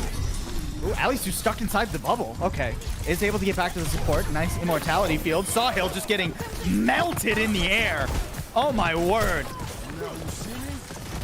No chance to even hit the ground. And I mean, Wisp is kind of caught here too, I think. Okay, able to grapple over the wall. Still had it on cooldown. I thought that CD had been used. I mean, I'm looking at Sniper right now. Sniper is being absolutely hunted down. Now the sights are going to come out here from Senna to, just put even more pressure on them. This does mean that Green Fortnite able to peel off. Bun? What the? Well, hello? Bun is just chilling. It's all the way back like, hey guys, I'm not going for this yet. Senna in some trouble. Good lamp there, but is it too early? Sahil needs to primal. Okay, just barely gets out of the stun in time, and now wants to completely control the enemy Widowmaker, but isn't able to actually hit the juggle properly. Here comes a blade from HK2 as Bun falls. Wisp eventually able to get rid of Senna, and Sniper actually getting rid of the other DPS too. Nice anti-Sniper getting in the game now. When Sniper's not hunted to oblivion, real difference maker moment. And finally, it seems like Green Fortnite will cap this first point. I don't know about that. They're still a very angry. There is a chance for a contest here. Yeah, there's a chance for a contest. The anti is going to dissuade them in the most extreme, and the window will too. What a play from Aramori! Not going to live to see it through, but I mean, draws the blade all the way over there as well. But no, okay, a rally on the cart too. That is enough. At least you get, like, you trade window to get 2 ults out of Green Fortnite. That's not bad. Not bad at all. Bun at some point had pulled the katana out and got completely nothing. Really, I mean, good slashes through. I mean, just chase down Aramori, right? Yeah, just chase down Aramori. So, Nano was invested in there as well from Trundu, so that's gonna be off the table. I want to see where HK decides to go. How do they get into the back line? Really make Wisp life hell here? Yeah, they're anticipating the jump shot for sure. Senna has been doing phenomenal. And I mean, the thing is, even if Senna wasn't able to keep up in the Widow 1v1, which Senna is, to be clear, HK has been so obnoxious for Wisp to be playing against thus far that it makes Wisp's job really difficult. It's not really a 1v1. Senna finally jumped on by Sawhill, but the repair packs are there. Poryu's got that, no worries. Meanwhile, Alisu was actually a little bit too far forward, and Poryu trying to juggle between saving Senna and helping Alisu walk straight into Wisp's sightline. Unlucky, but I mean, sights are out now, so I mean, this is going to cause a little bit of a backup. Oh gosh, what a slip! Right as the primal goes off! Right as the primal goes off! Aramori potentially saving the fight, but does eventually get squished. Sawhill getting revenge and still on the backline too. There's some support as Poryu is back. There's a chance for another fight, but for the moment, you just gotta leave, especially now with the Nano committed. Nano committed maybe a little bit hastily though. Senna actually finds an angle too. Hold on, this is far from over. Oh wait, we've also got a Venture sighting. They are on the field. Whoa. There's going to be a lot of avoidance here from Bun. This is what we need to see. You can actually evade a lot of what this Chengdu team is trying to bring at you. Not able to avoid it forever though. Chengdu will hunt you down eventually. Wisp trying to make up the deficit. Yeah, just find Senna out on the cart, just all the way in the back. It's so hard to get onto Wisp in this position. This recontest is nigh on impossible when a Widow's set up like that, in for sight and everything.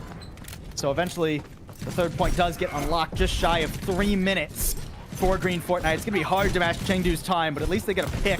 So they get some good progress here. Okay, Wisp has come alive. Yeah, this is incredible. This is an incredible turnaround. The focus has come through once again. They are more than happy to take these fights. So yeah, I mean, that's exactly what Allison needs to do. Needs to get on top of Wisp. And you know what? Not give them these favorable sightlines. Wisp. Ooh, okay, nearly. Finds Aramori's head only a couple pixels off, and that would have been game-changing. Deep dive into the back. Alisu really wants to get rid of Wisp, give some opportunity over to Senna. A blade and everything committing, getting rid of the rally. But on the other side of things, Poryu does fall. Holds onto the elf though, so we'll have it for the future. There's a dive, squishing Wisp, and Sniper is stuck in a corner. At least gets the Mega Pack. Actually, is trying to take down Alisu, and with some assistance, Sawhill is able to get work put in as well. I mean, Senna's gonna be hunted down here, and Green Fortnite aren't being stopped. I mean, they're absolutely having a wonderful time. I mean, Bun needs to get something done here. He needs to go to Rumble. Yeah, gets 3. Hello? I can dig that. Worth. Absolutely worth. I mean, that's going to do They it. almost matched the time bank. I mean, it's still lower, but the card hardly stops on third point. 3-3. Once they forced the mirror, I think that Alisu was in a very big deficit to Sawhill. And Sawhill was already in that Winston mindset. Was already, you know, flowing with the combos. You know, if you play Winston for any amount of time, you know, you've got certain tech that you can do to really close down an enemy tank, especially a Sigma. And once they forced that swap out, I mean, it was pretty much game over. Then, like you said, Wisp decided that they were just going to go ahead and get this done now because I got stuff to do. I probably have classes tomorrow. It's closing in on 9 o'clock on the East Coast. I'm hungry. You know, any level of you know what, I'm done with this. Yeah. Now we do look at the first point though, and the interesting thing is really with this small of time banks for either side, neither one capped the first point in the amount of time that they currently have remaining, right? So it is going to come down to a game of inches, and I'm not sure that, you know, less than 20 seconds, what is it, math, 16 seconds is actually going to be that impactful. I mean, maybe it's the difference between a soft reset if somebody dies quickly, but... Stop the payload. On Echo. That's bold. That does make bold. Senna's job more difficult though, because now Senna has to shut down Bun and keep an eye on Wisp, and H-Key's not able to step up to Bun as easily as before. Focusing beam exists as well. And that's something that we have to be very cognizant of. Plus the extra mobility once again. So I mean, both supports anti there. I thought maybe we'd see a little bit more of a decisive dive, but they were in a relatively safe position. Still getting some space for Green Fortnite, but with losing Wisp, now, you know, it's a question. Do you want to try and step up 4v5? I'm not sure. Halo falling too with her gone. Bun really has to be a miracle worker. I mean, they did it with the Venture. We'll see if they can do it with the Echo. Yeah, I mean, 64% counting. 25 seconds, that's enough time for them to get a duplicate online. It's gonna be close though. Oh, Alisu so low. Focusing being nearly at the ready too. If Alisu gets that low again, then things are going to get hairy. Bun does have to fall back though. Anti not able to be fully capitalized on. HK trying to go for the pick. Aramori setting her up, but it doesn't quite connect. Oh, the Widows. Oh, finally see each other, but HQ is the first one there. Nano out for Sawhill, but their backline is being hounded. HQ shutting them down and getting away all the while. Sawhill has to double back to the point. Can't let the overtime wick burn away. Eventually gets the primal, and I mean, we'll be able to stick around a bit longer, but you need more than that. You need kills, you need help, and there's just none of it left. Sawhill doubling back to the objective, trying to stall. Bunny's back and a duplicate is online, so more stall potentially, but doesn't land in time. Unlucky for Bun. Another 10th of a second and maybe things continue. But I mean, got burned down pretty quick in that duplicate either way. I think it was cooked regardless. Yeah, I mean, if you Sawhill literally on like 10 health when they pop the primal, just get burst to the heavens, survived for as long as he could, or as long as they could. Oh, I mean, Chengdu played that about as well as you could. HP is the reason why they did not get any further progress. HK was throwing their body in the back line, and they were getting it done. The dash reset there that took Bun out of that previous fight to the end. I mean, if they don't catch Bun there, I think that you get the duplicate to the Orisa. I think the Sawhill survives a lot longer, and we might be looking at a 0.1 capture as it stands. I mean, you've only got to go 69.81 meters, and we're going to be in a 3-2 match here.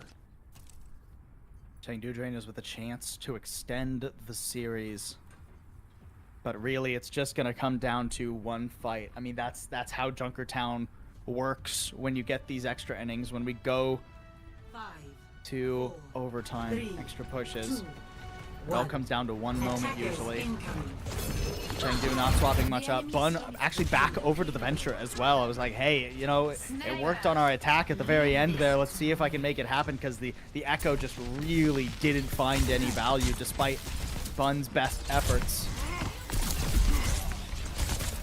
And honestly, these teams are just going to take pot shots at each other all the way up until the cart gets right about to where Sawhill is now. That's when the action actually begins. Oh, this is for free. You're just no way. HK just completely solos Bun.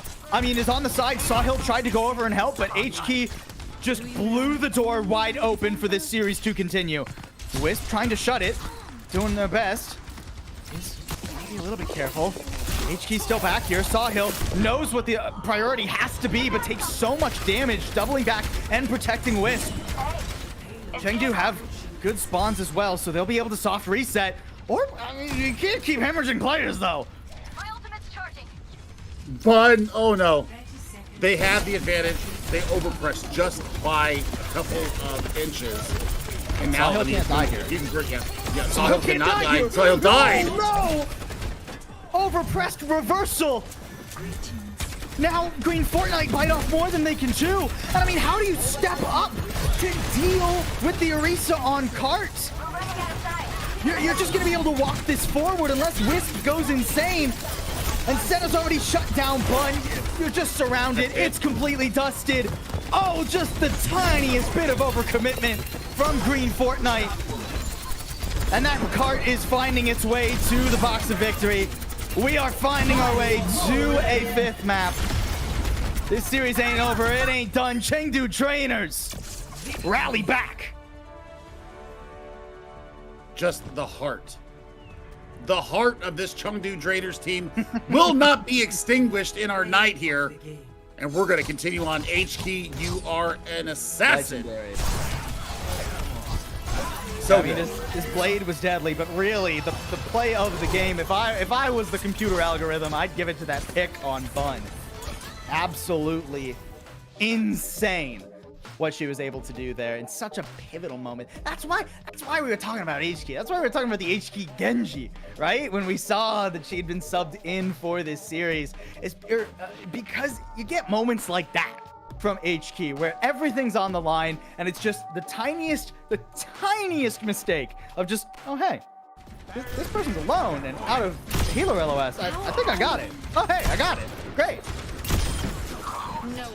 I mean, there's something to be said for nostalgia, and I am a very nostalgic person. I cry very easily. Also, just want everybody to know that. And I mean, this is classic Overwatch for our scene, and seeing HK thrive and absolutely body people is making my heart sing. I'm liking it. I'm loving it. Chengdu Drainers refusing to go down, refusing to say die. Now, they have won the last 2 maps that they got to pick. The question is, as we go forward, you know, we saw Esperanza didn't quite go their way. It was tricky for them to really keep it together. It felt like when their composition became more difficult to run, the coordination dropped alongside of it. So we can't see that as we go into the 5th map. Chengdu Drainers still need to win 2 more maps in a row to fully come back in this series. It wouldn't be like a full true reverse sweep, but it'd be pretty close. 3 maps in a row to finish this off would be the stuff of legends. I mean, this would be a legendary takedown. And, I mean, I don't want to put the cart before the horse, but now that everybody seems to be clicking on all cylinders, like how? Slow motion, thank you to our observers. Fantastic replay operator. Oh, my word. Catching everything as clean as you like.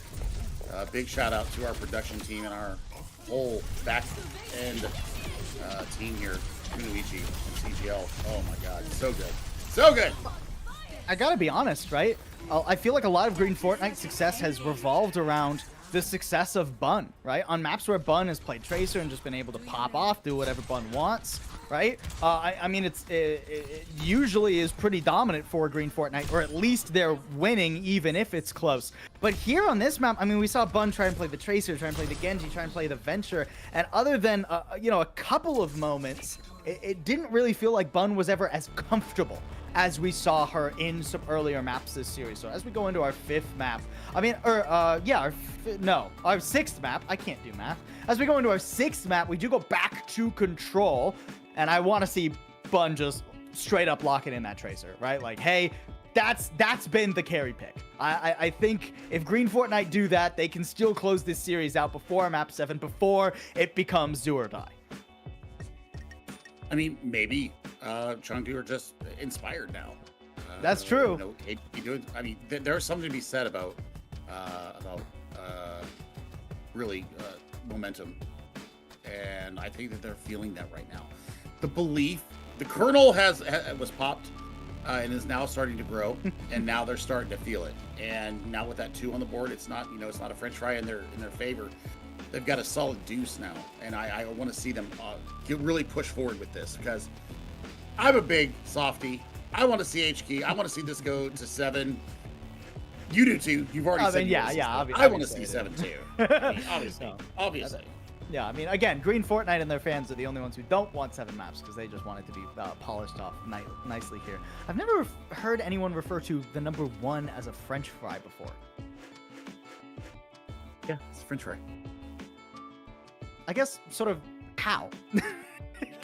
Well, because they're long and they look shaped like a 1. But that could be anything, Billy. I mean, it's just a stick.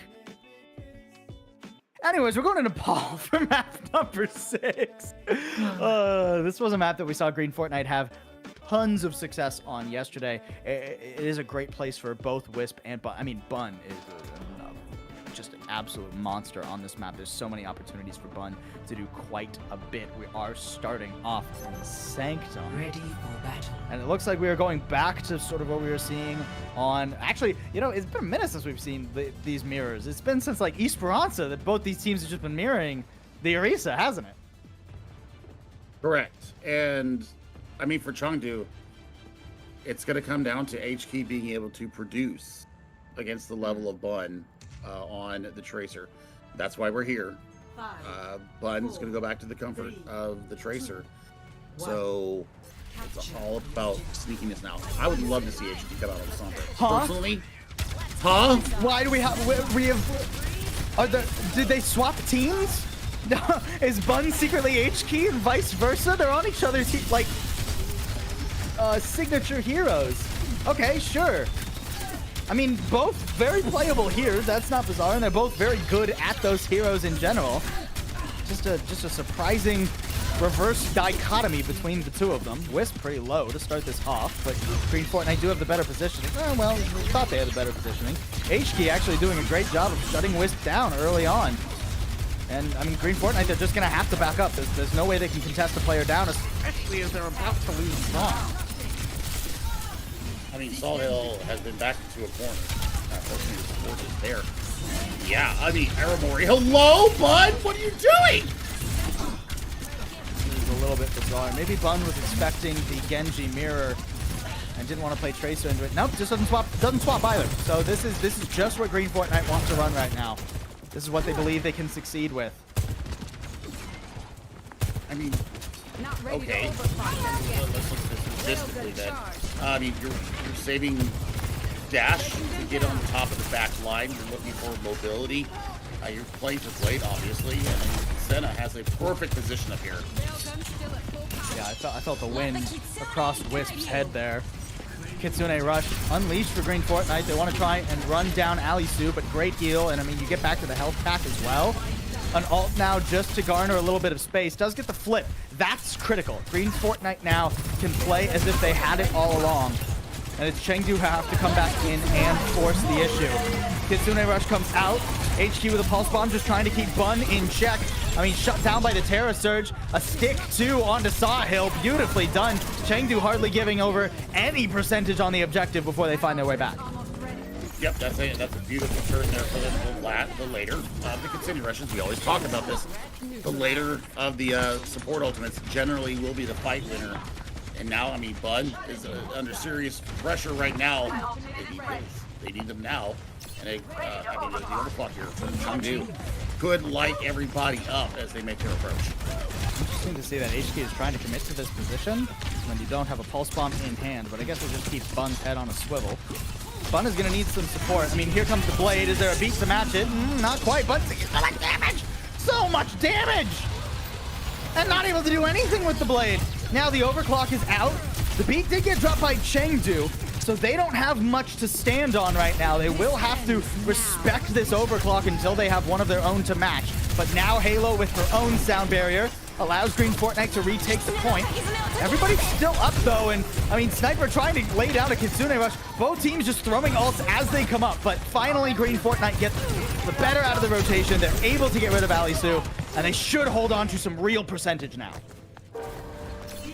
But now the support ultimates have come on completely in favor of Chengdu. So I mean, you can take the fight loss there. You can regroup with the full five. And it just depends on if Sawhill can get this Terra Surge online and commit early with it here in the choke. Buys them at least an extra 20% points. Sawhill just going for it. Yeah, pulls them all out of the choke too. Suzu using still. They take tons of damage. Dick fires back, so Sawhill getting melted. Can he get back to the health pack? Getting jungle too. Send it down the drain. But Alisu's able to find the value with the Terra Surge. It all comes out in the wash for Chengdu Drainers. Look for HG to go around the side and try to find the Lucio in the back here. Yeah, it's pretty much wrapped up here for Sanctum. Chengdu Drainers, you talked about momentum. After Junkertown, they've been on the upswing for the back half of this series. And now just one of the next two rounds, and we go the distance in our grand finals. I mean, Bun has to go back to the Tracer here. I mean, got zero value with the Blade. The one Blade that came out there on Sanctum got completely diffed out. Booped away, took so much damage as they pulled the katana out. And I mean, that's exactly what Chengdu wanted to have happen. So, man, I mean, Village is going to be our next point here. And this is an even more claustrophobic point. It's going to be even better for a Tracer here. We'll see how they deal with it. Saw Bun was hovering the Genji to start. Okay, does go back over to the Tracer, so full mirrors now. The last time we saw these two teams mirroring this composition specifically, Green Fortnite were the ones able to get the better end of it. Wisp on the Sojourn specifically, doing a phenomenal job before.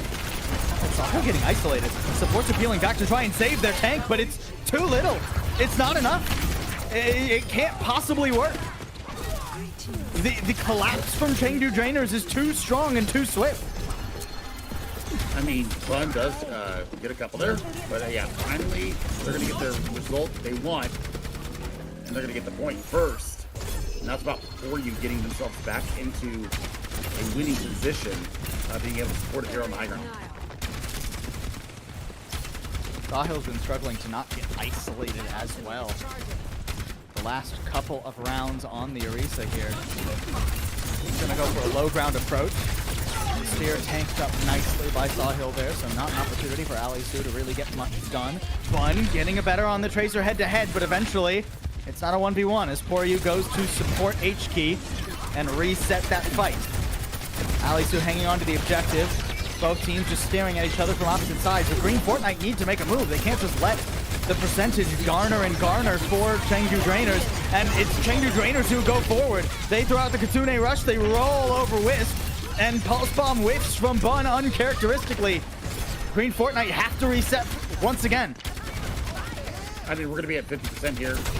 Pulse Bomb out from both Tracers. That's a huge worry off the table here. And the fact that Aramori put out his Kitsune Rush means that they're lacking in the back for that. But I think that Senna is going to be the answer to that Kitsune Rush.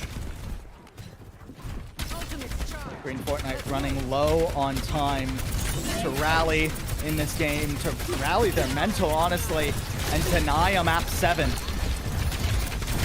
Chengdu Drainers hanging on to the high ground. Sahil trying to run over to the back line, but Alisu just standing their ground, not letting the supports of Green Fortnite walk forward. Finally, ults are invested. Terra Surge still keeping Green Fortnite at bay, and Senna has the beautiful vantage point. Gets one, but with the tank falling, things become difficult. Sahil on the objective now, and Bun is playing cleanup. Beautifully done, but not quite over just yet. Chengdu Drainers wanting to stall this all the way to 99, and it might be more than stall if Green Fortnite can't find a way to shut down Senna. Finally, Halo, she realizes, hey, we gotta deal with this Sojourn. And Green Fortnite have a chance to extend the pall. Absolutely beautiful there. I mean, it was committal, though. It took 3 ultimates to get in there. So HK's going to win, you know, the 1v1 there. Forces blinks from Bun. They're going to have the Pulse Bomb up first, though, Paul. So, I mean, can we see a good stick that we've been seeing all day long? After ready. Needs to find the opening. Needs to worry about the Suzu as well. Wisp inside. They're not going to overcommit to that one. Recall used, and now HK has to play a little bit further back. Kitsune Rush up. Just wants to try and control Wisp up on the high ground. The flip comes through. Hello. Green Fortnite, you kind of need the objective, and you kind of need your Sojourn. Oh no, Bun's not finding anything with the bomb either, and suddenly everything is done. It's all falling apart. Green Fortnite are not able to hold the objective. And we're going the distance. We're going all the way. Map 7 here in the Kunoichi Kommotion. I'm speechless. I'm so proud of this team. Showing us heart, Paul. Unbelievable. Showing us resilience. They were down 3-1. 3-1. And now we go to map 7. I mean, it's truly the stuff of legends here. And Aramori, she's been so clean with those kunai all day. Just absolutely insane. I'm loving it. I am loving it too. I think that, you know, they're going to absolutely be riding this wave, and yeah, I love it. I love it. Stuff. Every bit of it. Yeah. I mean, map 7. Map 7. We go to... Oh, and now we go to push again. And you can't play Esperanza. You have to go... You have to go to either Colosseo or New Queen Street. That's tough. Oh. I mean, Okay. Chengdu can't Drainers, go it call feels that. like everything has been set in motion for them to deny Green Fort. Green Fortnite had dropped one map all tournament before this series. And now they've dropped 2 in a row, 3 of the last 4 maps. Insane. This is crazy. I love it. The mental of this Chengdu team is just inspiring. And man, HK landing the pulse bomb HK's crazy. onto Wisp before they can get their overclock up. Oh yeah, I mean, heroic. legendary. Yeah, and I'll be honest, I'm still just a little bit befuddled that by some of the things. Nepal was not a draw, by the way. it was indeed 2-0 for Chengdu Drainers. Hence, we end up on map 7, Colosseo. I mean, if that ain't gonna be HK's playground, I don't know what would be. I mean, I love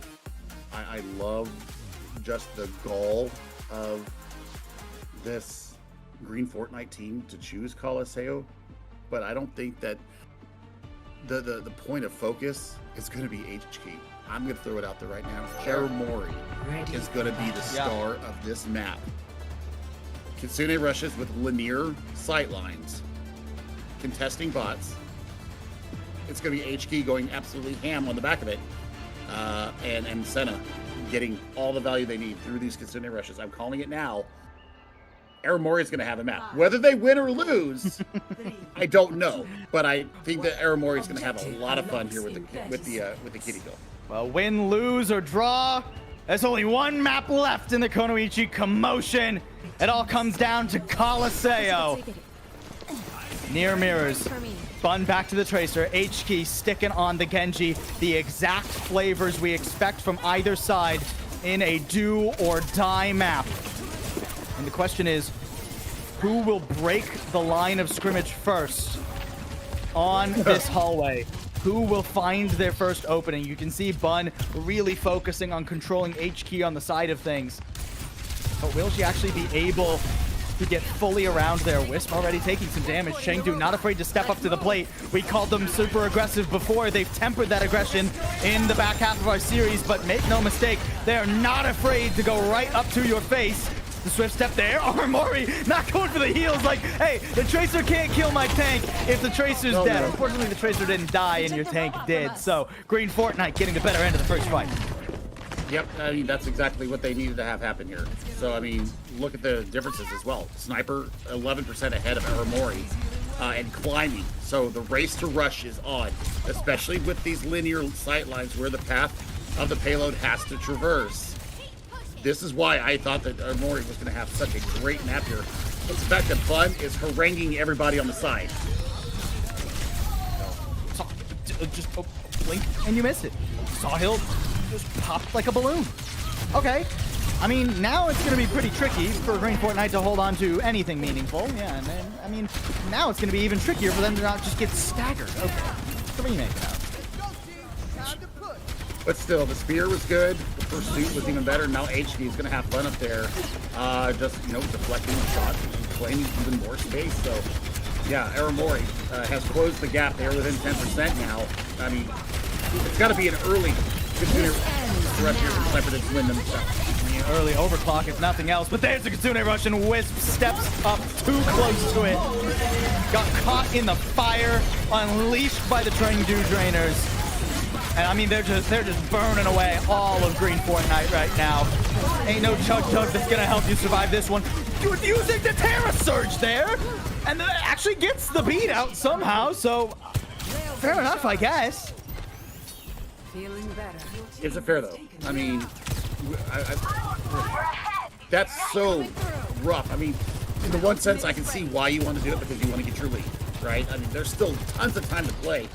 But that 20 to 25 to 35 meter mark is kind of where I think that you need to take a softer set, get all your cooldowns to your Duck Zero, and then do what they're doing now is give up a little bit of space and see what kind of ultimates you can pull out. Overclock disrupted a little bit, but not fully shut down, and both DPS are not afraid to just let it all go, you know? throw everything you got into this fight. You keep your advantage that way. And things are looking good for Chengdu Drainers. They'll get even more progress. There should be one more contest with a checkpoint, though. I mean, Aramori, though, in the middle of that, I mean, I think that was calculated. Them taking all that damage, maybe a little bit closer than maybe you and I would like, but it gets Aramori now almost 80% to Kitsune Rush. Green Fortnite, too. They have to find a way to step up here. They can't afford to let this checkpoint go over without contesting. Sawhill probably going to have to just drop off this high ground to do so. Okay, Halo's able to get it done, and Senna's been pretty isolated from this fight. Is Bun just chasing Senna down? Yes! Yes, she is! All right, now with a player advantage, and the beat drops as well. Not afraid of that Kitsune Rush from Aramori. And you're able to just push forward. Pulse Bomb still in hand. I wonder if Bun is going to need to use it. I mean, Halo does fall. Chengdu Drainers trying to make this as deadly as possible, waste as much time as they can. Sniper going down too. Hang on. Is this a 2v2 all of a sudden? Okay, now it's a 2v1 in HK. I don't think she's got it. The respawns are so much closer, you have to imagine. Okay, okay. Finally goes down. But a great amount of space taking there. You get the beat out from Green Fortnite. Now you're going to have your own sound barrier advantage. HK very close, once again, to a blade. Not afraid to pop it proactively, which is something that I've been wanting so much in my Overwatch 2 games. Is people being proactive, and we're getting it. Back to the hallway, though, so I think no active is the name of this hallway, actually. I think it's called the no active lane. These teams are just going to have to try and take pot shots. Finally, Chengdu Drainers, they do go forward, but HK was so low, they have to pop the beat, and the blade's actually not quite ready yet. Wisp does go down, and Bun, pulled back in to her own pulse bomb. That's an ice-cold Terror Surge from Ali Sue. Unbelievable. And now you're gonna have Overclock just about ready. If you can catch this out, oh my god! If you don't get out of that, I mean, we're talking about the scratch moment, absolutely there. We're probably gonna see the scratch anyways, and there it is. Forward spawns are gonna be unlocked here for the Chengdu Drainers. We're under 5 minutes to go. This would be the epic comeback of the calling all hero search that I have not seen for years. I mean, both DPS ults now. Wisp shut down. Senna just goes for a straight up 1v1 and absolutely claps in it. Now doubles back to the objective, and I mean, there's no chance that Halo's gonna be able to live here. All right, post-mortem boop off the map. Gotta respect it. And actually, with how bloody this was for Chengdu Drainers, they're not gonna be able to get an ungodly amount of progress, but it's progress all the same. And like you said, now there's only 4 minutes. It's all about time now. And if we hit 110, I think that we go into maintenance mode here with the Chengdu Drainers. I'd argue we're already there, yeah. I think we got 2 good fights. If Green Fortnite can string together 2 good fights, well, I say that. First off, they need to survive long enough to stop 110, and we're already at 105. Chengdu not giving Green Fortnite any room to breathe. Oh, I love that play from Wisp and Halo. Beautifully done, but the shutdown back. HK not letting it go unpunished. And the recall used by Bun means she's got to be a bit more careful now. Aramori falls, so long-term Chengdu, you don't think they can hang in this fight. No way you use the Terror Search here, right? No way. Okay, just going to go for the reset. And you talked about 110. Well, I see 112 on the board. 3 minutes left. Green Fortnite need to be flawless from here. Yes, I mean that's the knife's edge that I talk about, is that now they have to be perfect. They can't really lose more than one fight, and I mean they've got to get it at least to the midpoint here. Now Alisu has Terra Surge. They can pull everything out here and just make life hell. Bun looking for that critical pulse bomb. It's so difficult to find against a Kiriko, against a Lucio. The Kitsune Rush putting pressure on Alisu, but just lets loose the Terra Surge and really is feeling okay at the very least. It's about losing slowly for Chengdu until you build up an ult advantage. They pull out the beat, they pull out the Kitsune Rush. Chengdu, yeah, they get rolled over in this fight, but it's still such a long way to go for Green Fortnite. I mean, they're going to have one fight before the scratch moment, and Poryu has beat ready to go. And Salt Hill, no, once you hear the voice line, you pop the beat, and then you're going to pop a blade behind that, I guarantee it. HQ, I mean, that was I thought HQ was going to go for it there, I'm not going to lie. 3 players all on top of each other. I would have pulled the blade. That's why she's better than me. HQ actually down to 14 health, gets just annihilated. I mean, now, actually, that's worst case scenario for Chengdu Drainers. They're going to have to let the Whoa. checkpoint go through. Wisp, absolutely annihilating. Hold on, Green Fortnite. A second wind at the last bit. We're down to one fight and a minute 40 to determine this entire series. And this all allows Bud and Wisp to catch up in the DPS ultimate department. It also allows Sniper and Halo to get the healing through that they need to build up to their own support ultimates. This Consumer Rush could close all doors for Green Line. Green Fortnite, they don't even want to deal with it. They drop back through the door. They're like, hey, we got the checkpoint. We can just completely avoid the Kitsune Rush. We know that is not a fight that we can win. But now they're going to have to reset to the hallway and try to fight all the way back up. 2 more fights. Wisp, you need a pick right here, right now. Can't shut down the beat. No Ajax before you this time. Sawhill falls in the blade on top of Wisp. Basically seals the deal. A minute left for Green Fortnite to claw back in, but it's not looking good. Cooling down. Kitsune Rush and a Pulse Bomb. All that's online for Green Fortnite. Chengdu Trainers, they are feeling their oats right now. They had an extra bowl of Wheaties this morning. This would be a gargantuan result for them. Kitsune Rush has to be the opener. Green Fortnite, they've got no time to waste. But Sawhill, the one feeling all the pressure. Wisp gets sent up, and HK living free on top of the supports of Green Fortnite. And I mean, yeah, sure. You've traded 1 for 1 technically, but losing your tank, how can you ever get any progress? Green Fortnite just have to wait for the respawn, and we're down to 14 seconds left. Chengdu Drainers, they didn't even get the Terror Surge as well.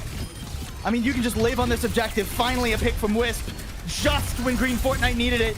We'll give them 1 more lease on life, but they've got so far to go. This would be an epic turnaround. Let me tell you, my friend, and I mean, we're losing people here. So, I mean, it's going to be back spawns. This bot is not going to slow down. It's going to be Terror Surge v Terror Surge. The only saving grace here is that they're not going to stop at the butt. They're not going to stop at the butt scratch moment, right? Green Fortnite are juggling the bot so that they can fully regroup before pushing into the enemy.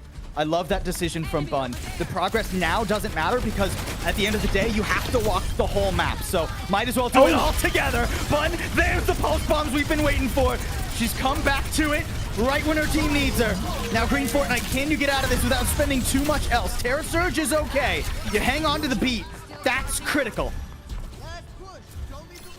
With rapidly approaching their own overclock. It's just one They've more. actually lapped Senna.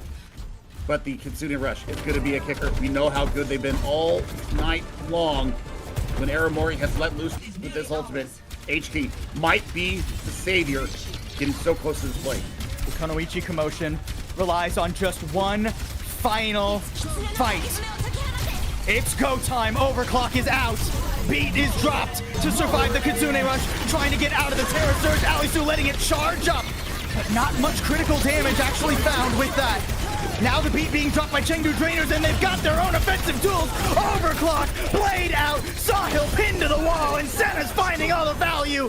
Chengdu Drainers have done it. After being down 3-1, they come all the way back, and they stop Green Fortnite from running the gauntlet on the final map. Chengdu Drainers are your Kunoichi Kommotion champions.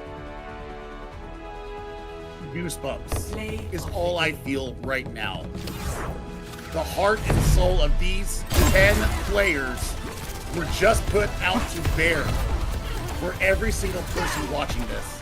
And I could not be happier. I love them all. I love you all. I just want you to know that. That's the kind of Overwatch you live to watch.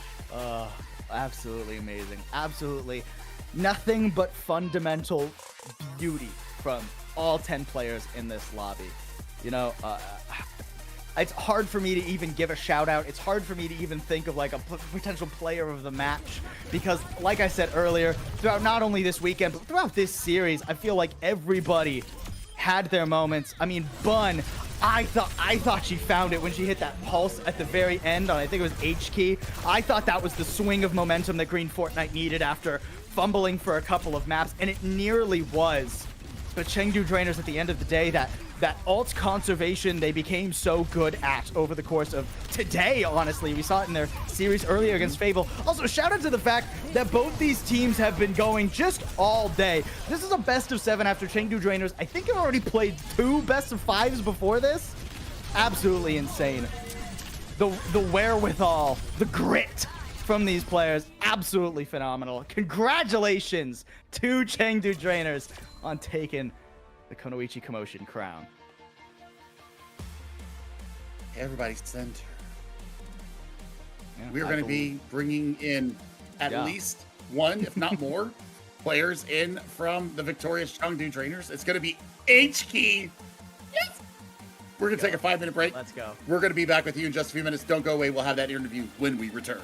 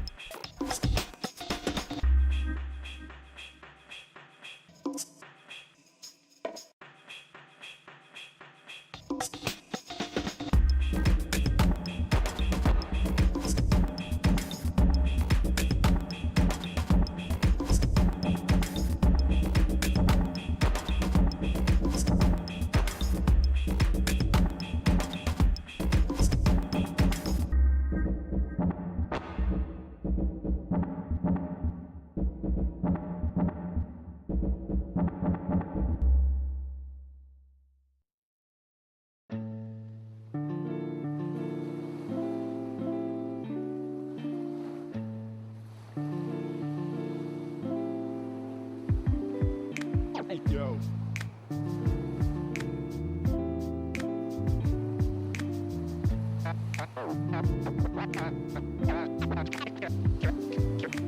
Cash and the ticket is yours.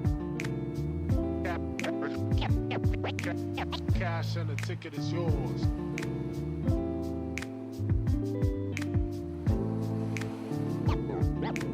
Yo.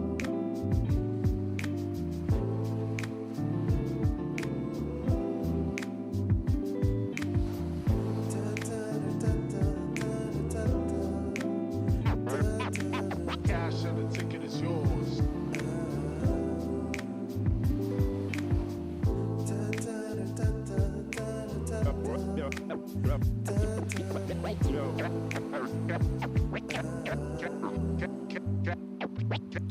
Cash and the ticket is yours.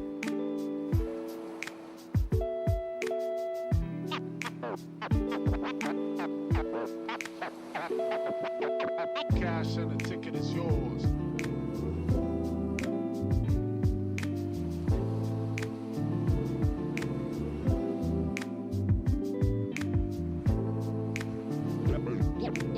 Yo.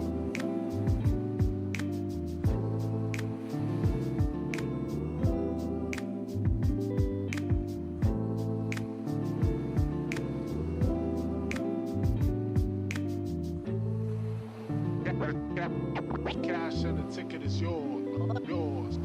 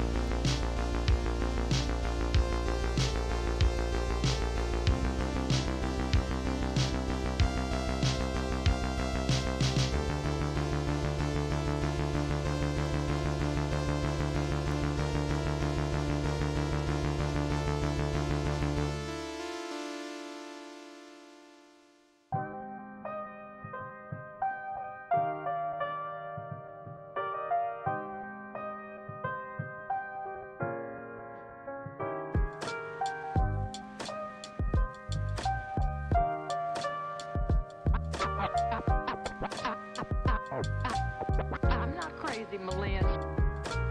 I'm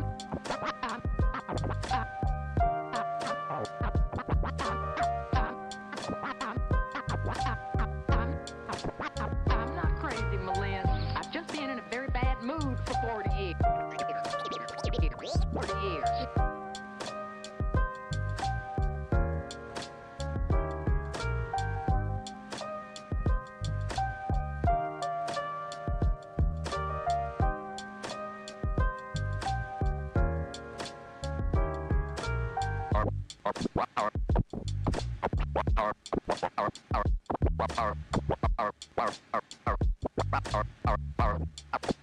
Carpe diem.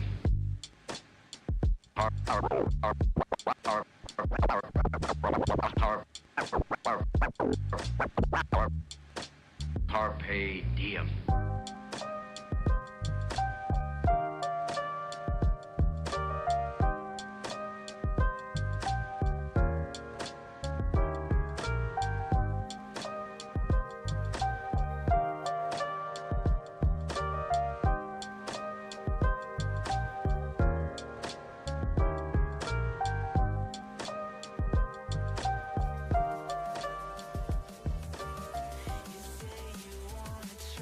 Welcome back, everybody. The Chengdu Drainers have successfully triumphed over Green Fortnite.